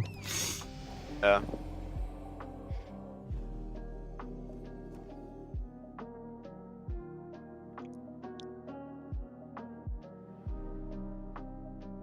Trenger du... Har du lut... Kan du lute annen herre her?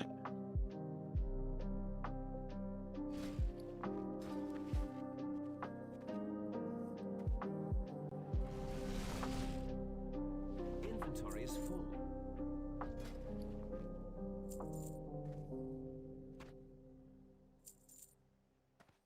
Mangler pillen og 6.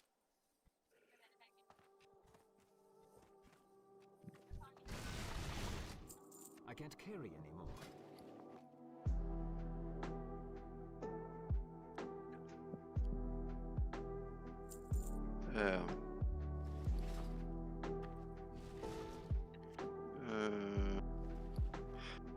Det er en kiste der borte.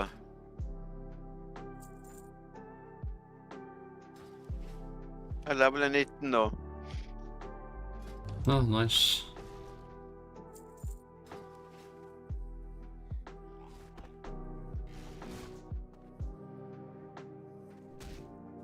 Ja.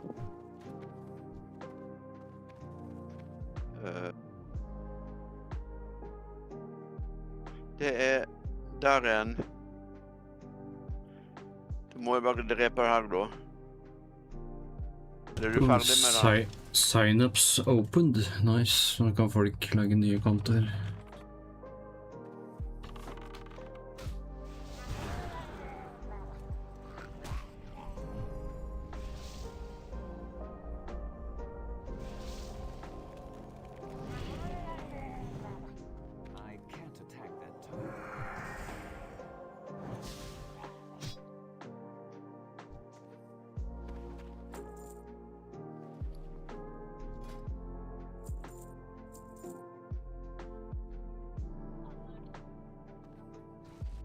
Jeg døde katten min, men Nei.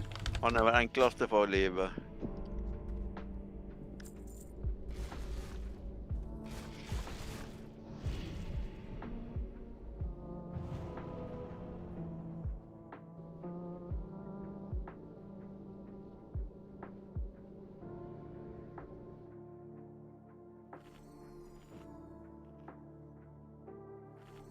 Han er jo full helse, han.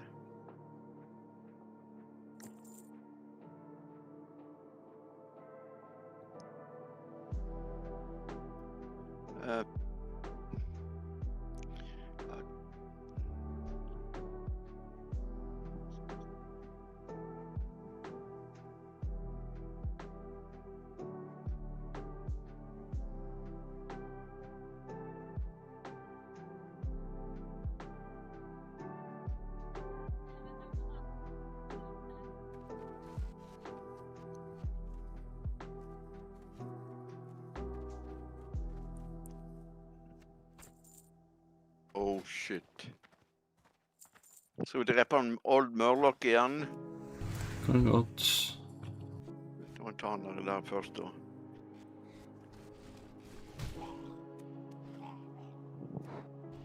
Jeg trenger 3 sånne Tide Hunters.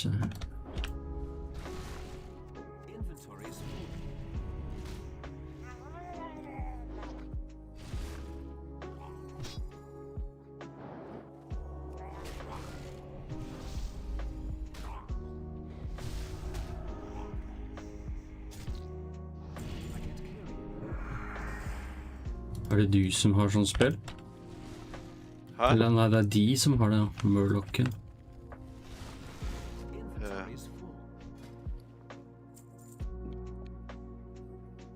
Det har et spill på meg nå, nei.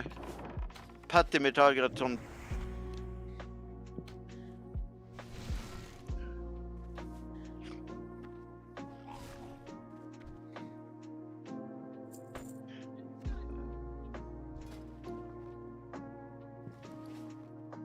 Hva som er på den andre her da?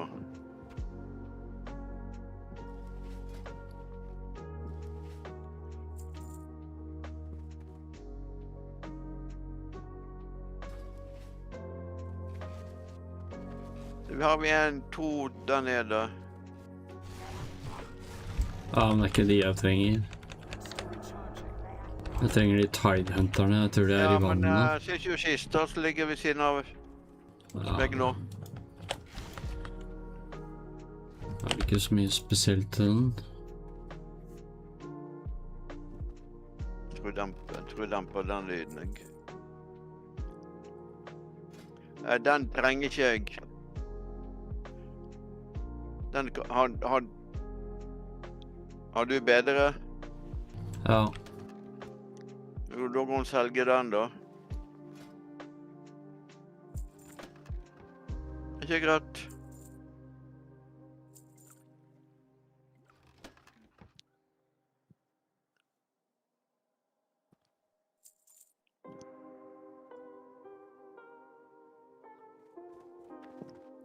Vi har 1 Tidehunter igjen. Skal vi vente her til det livner opp igjen?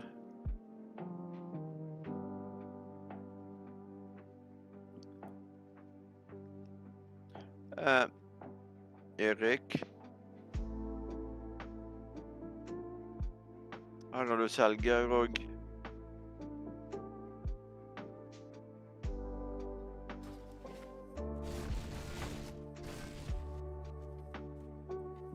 Fisherman.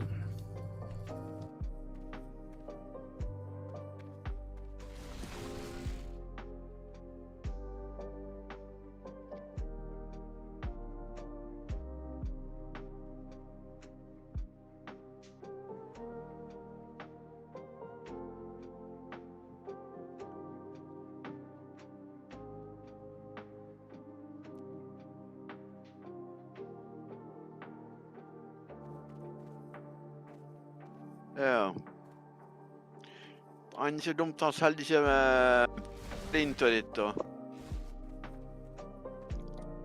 Får ta den der da.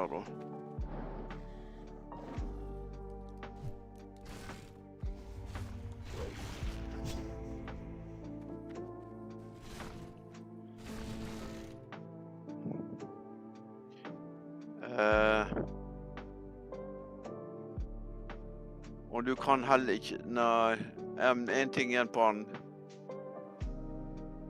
Hvor er sånn bål her? Trenger du sånn små lutespørl?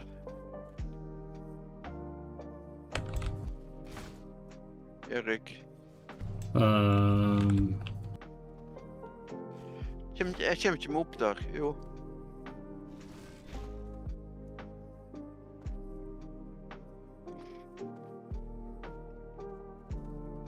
Her var noen banditter som er høy level, ikke?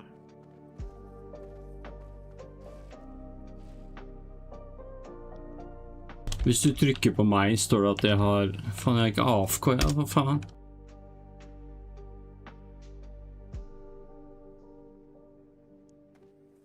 Der, ja.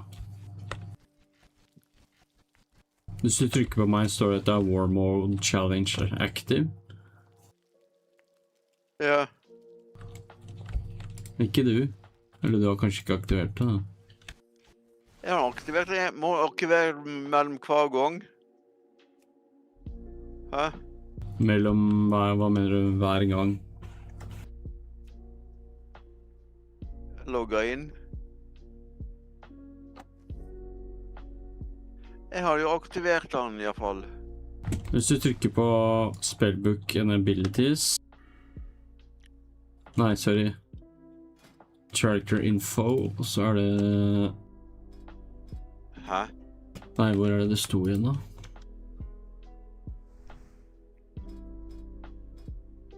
Ja.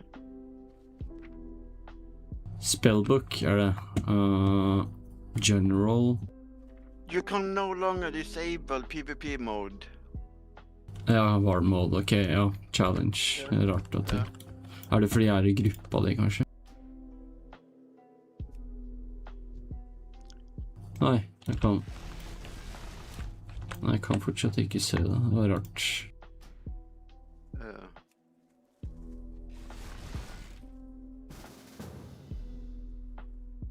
For the people watching, OctoWoW has signups open right now, so if you go to their website, you can sign up. Oracle.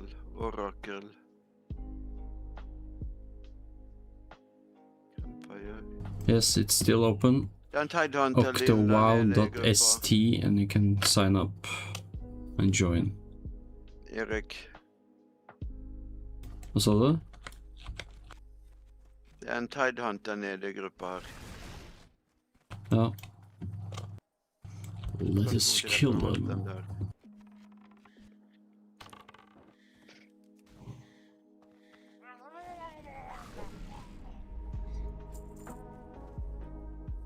Ja, der har vi en, ja.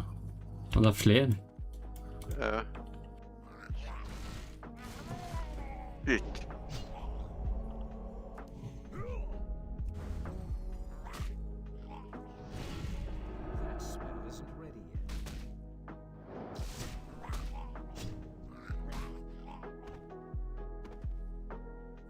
Finally done with this crap.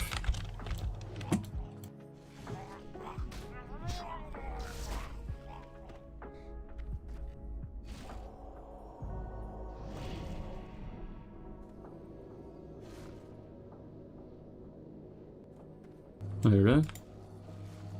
Hæ? Jeg tror du tok Hearthstone. Nei, jeg bare healer pettet mitt, jeg.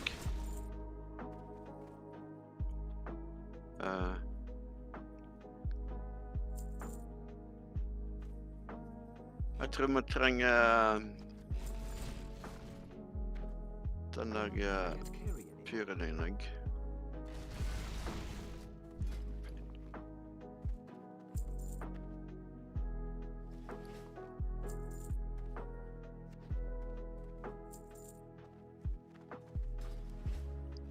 Hva var det her da?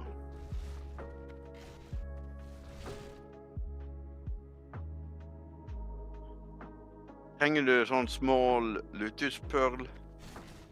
Nei. Da går vi opp dit jeg har leveret quester da. Jeg har et quest på øya der, ja. Nei, det har ikke jeg.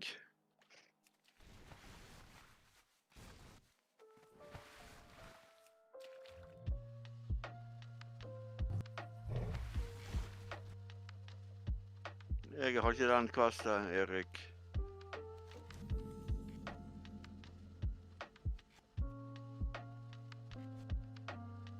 Hvor er du hen da?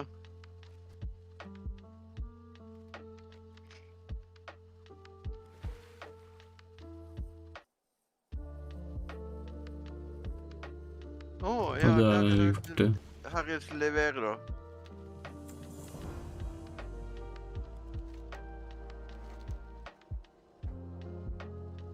Bring a scale of all Murkai. Ja.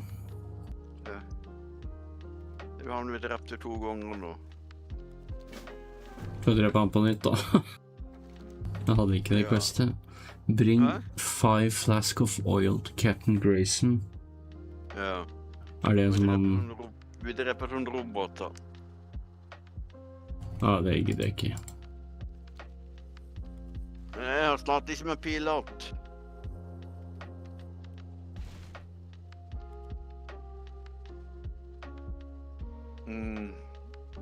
Hvor er det her borte han var? Var ikke?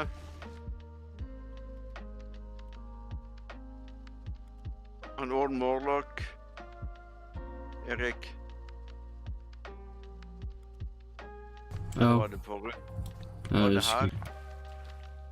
Han var vel lenger opp, tror jeg. Eller... Nei, han var der borte, ja.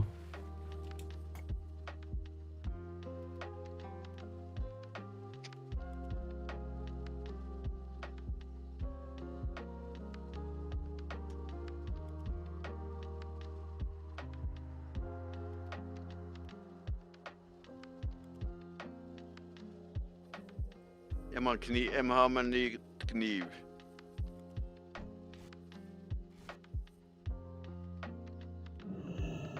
Jeg ser ikke ut som han er der nå.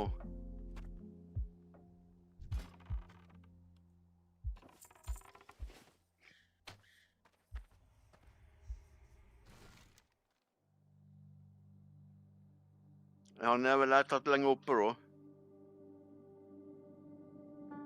Er ikke han? Jeg vet ikke.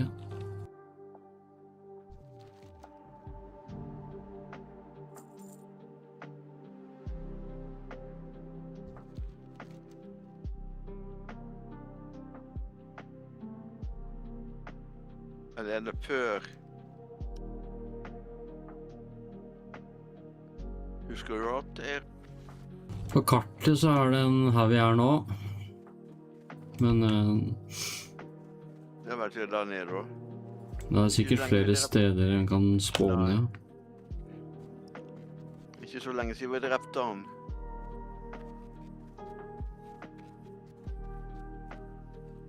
Men det har ikke vært lenge.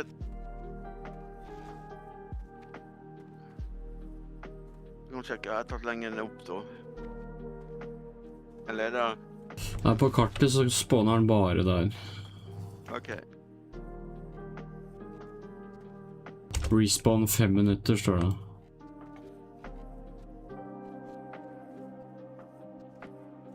Jeg bare dreper alle mens da, så dykker den vel opp.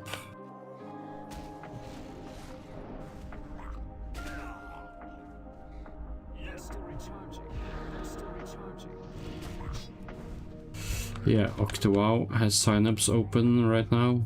Check out their sites.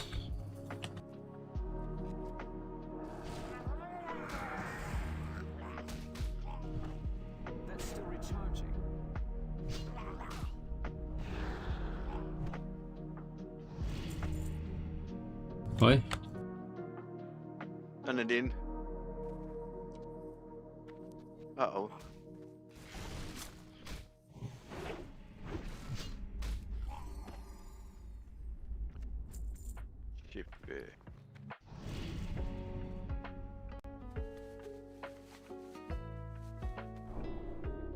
Nice. Den da, kan se hvordan er den da.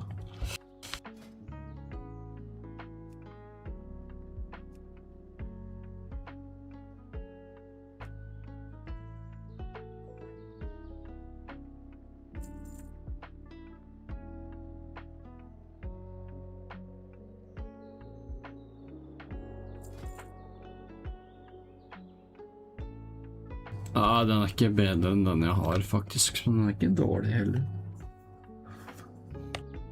Yeah, I think it's pretty good. Var ikke denne slutt? Var ikke deg som treide med? Ja.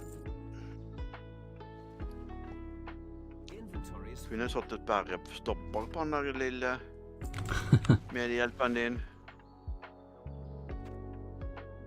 Jeg kunne vært aktiv hvis jeg hadde hatt det på.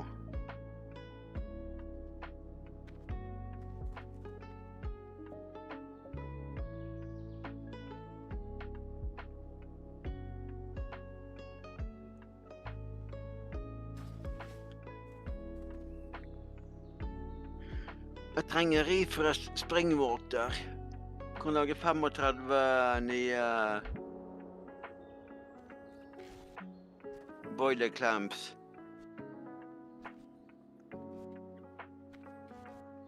Erik. Hva da? Hvis jeg har springwater, refresh springwater 35, så kan jeg lage med 35 nye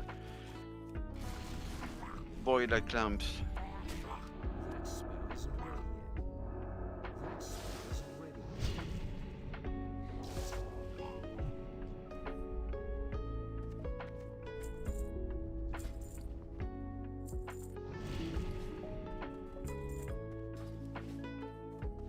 Where is the guy? Where's the guy? Ja. They need the guy. Erik. Kill the guy. Jeg prøver så godt jeg kan selge noe til han.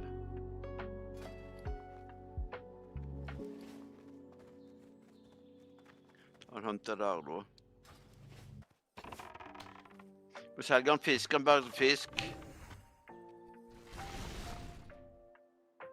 Om fiskeren selger bare fisk, det vet jeg ikke. Salgsmannen der nede selger han kun fisk.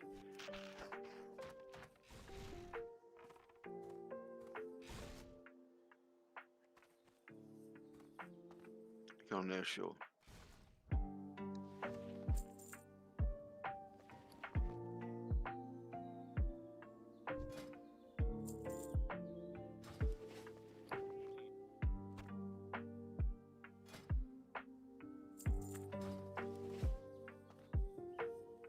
Jeg har en som jeg kan kjøpe, men den er ikke for level 40 og trenger 1 gul og 20 sølv. Nei, takk. Så mye har ikke jeg likevel, så.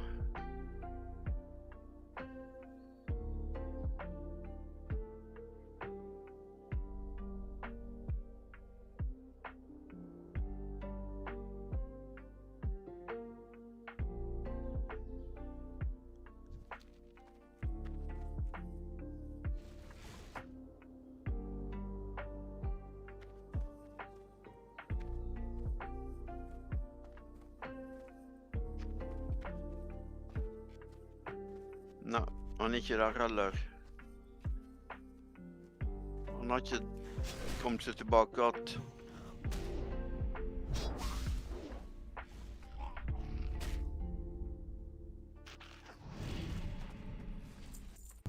Da har han nok sikkert flere steder han kan spåne.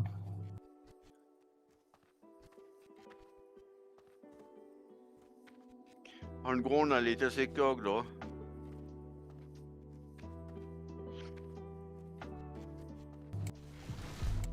Ja, det kan hende.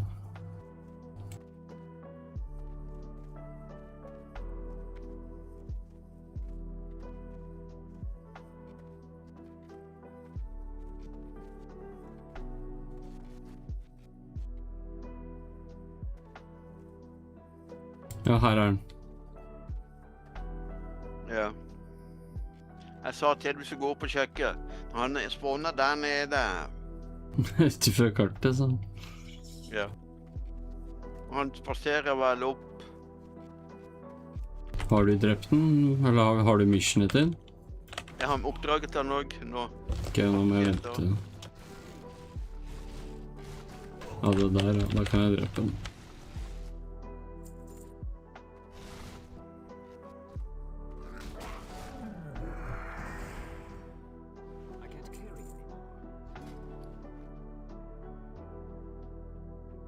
Ja, fikk du luta nok?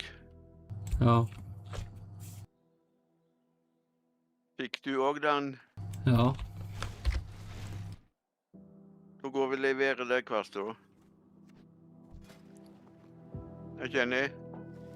Jo, ja.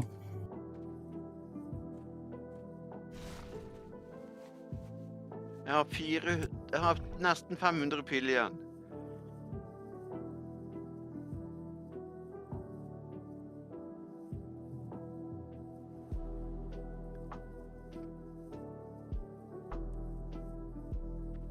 Bruker 50 kopper på 200 piler på 3,5 skade. Ikke så mye, da. Hæ? Nei. Jeg tror jeg skal levele opp med en andre hunter, så jeg får levele opp til en kinering og lage skudd. Eller har vi en på gildet som kan da, hvis jeg får tak i? Det er ikke...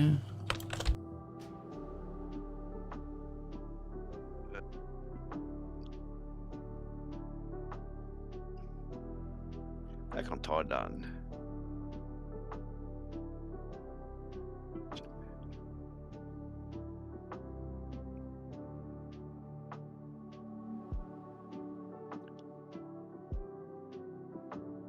Ja. Jeg får 4 pluss mer stammen da, eller hva heter det? Helse- og mana-regeisen med den fakkelen har på meg nå, Erik. Ja. Skal vi bare... Jeg skal bare løpe opp og se om jeg finner den der skatten til en sånn tulling. Eller nei, jo, jeg gjør det. Jeg har jo lagt det kartet. Jeg har ikke startet kvestet. Ja, da driter jeg i den. Jeg må finne meg... vi går opp til Sentinel Hill. Ja, der, ja. Nei, tok jeg cancel? Ja, det er ikke noe farlig. Jeg bare trykket feil.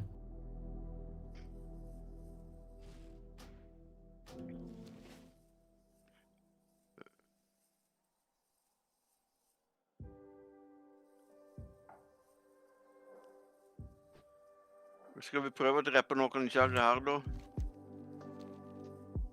Hvem? Rivepenn. Har ikke noe der. Det er level 13. Ja, får du en X-spell, ja? Nei.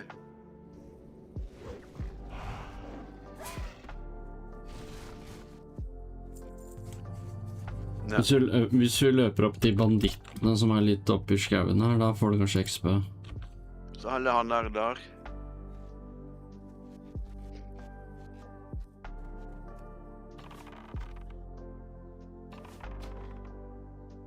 Hvis jeg hopper ut av party, altså. 169.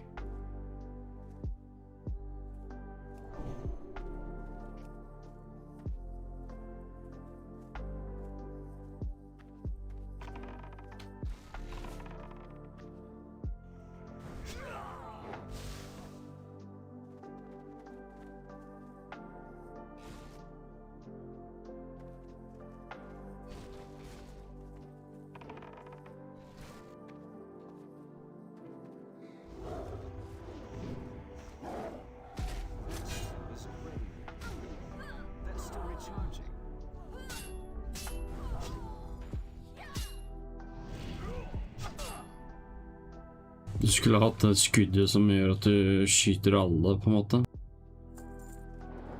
AOE-greia. Ja. Det er level 30. Ah.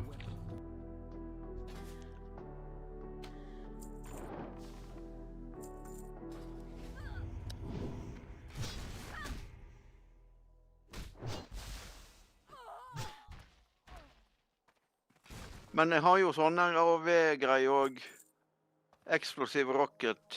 Ja. Som hunter skill? Nei, så jeg fikk meg en sånn... jeg gjorde et quest, så tok jeg det.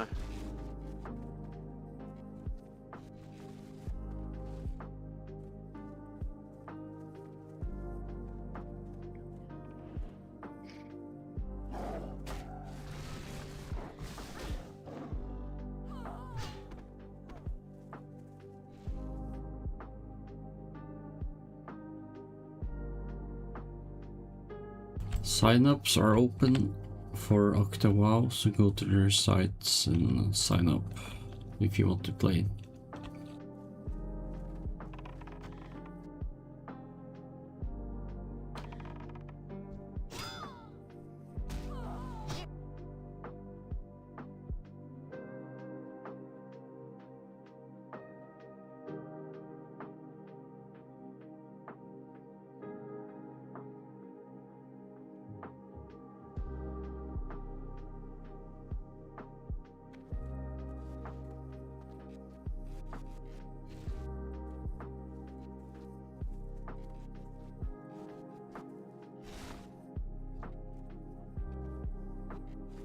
Skal vi se.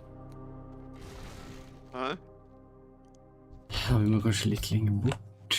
Det skal være... Ja, vi må kanskje på andre siden av byen for å se det stedet. Hva for noe sted? Jeg mener de bandittene som er level 17 og 18. Her er det bare 14.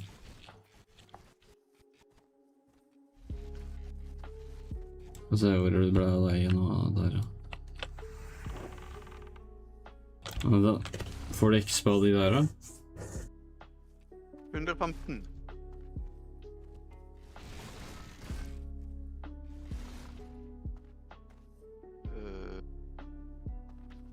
Jeg skal bare lage meg first aid.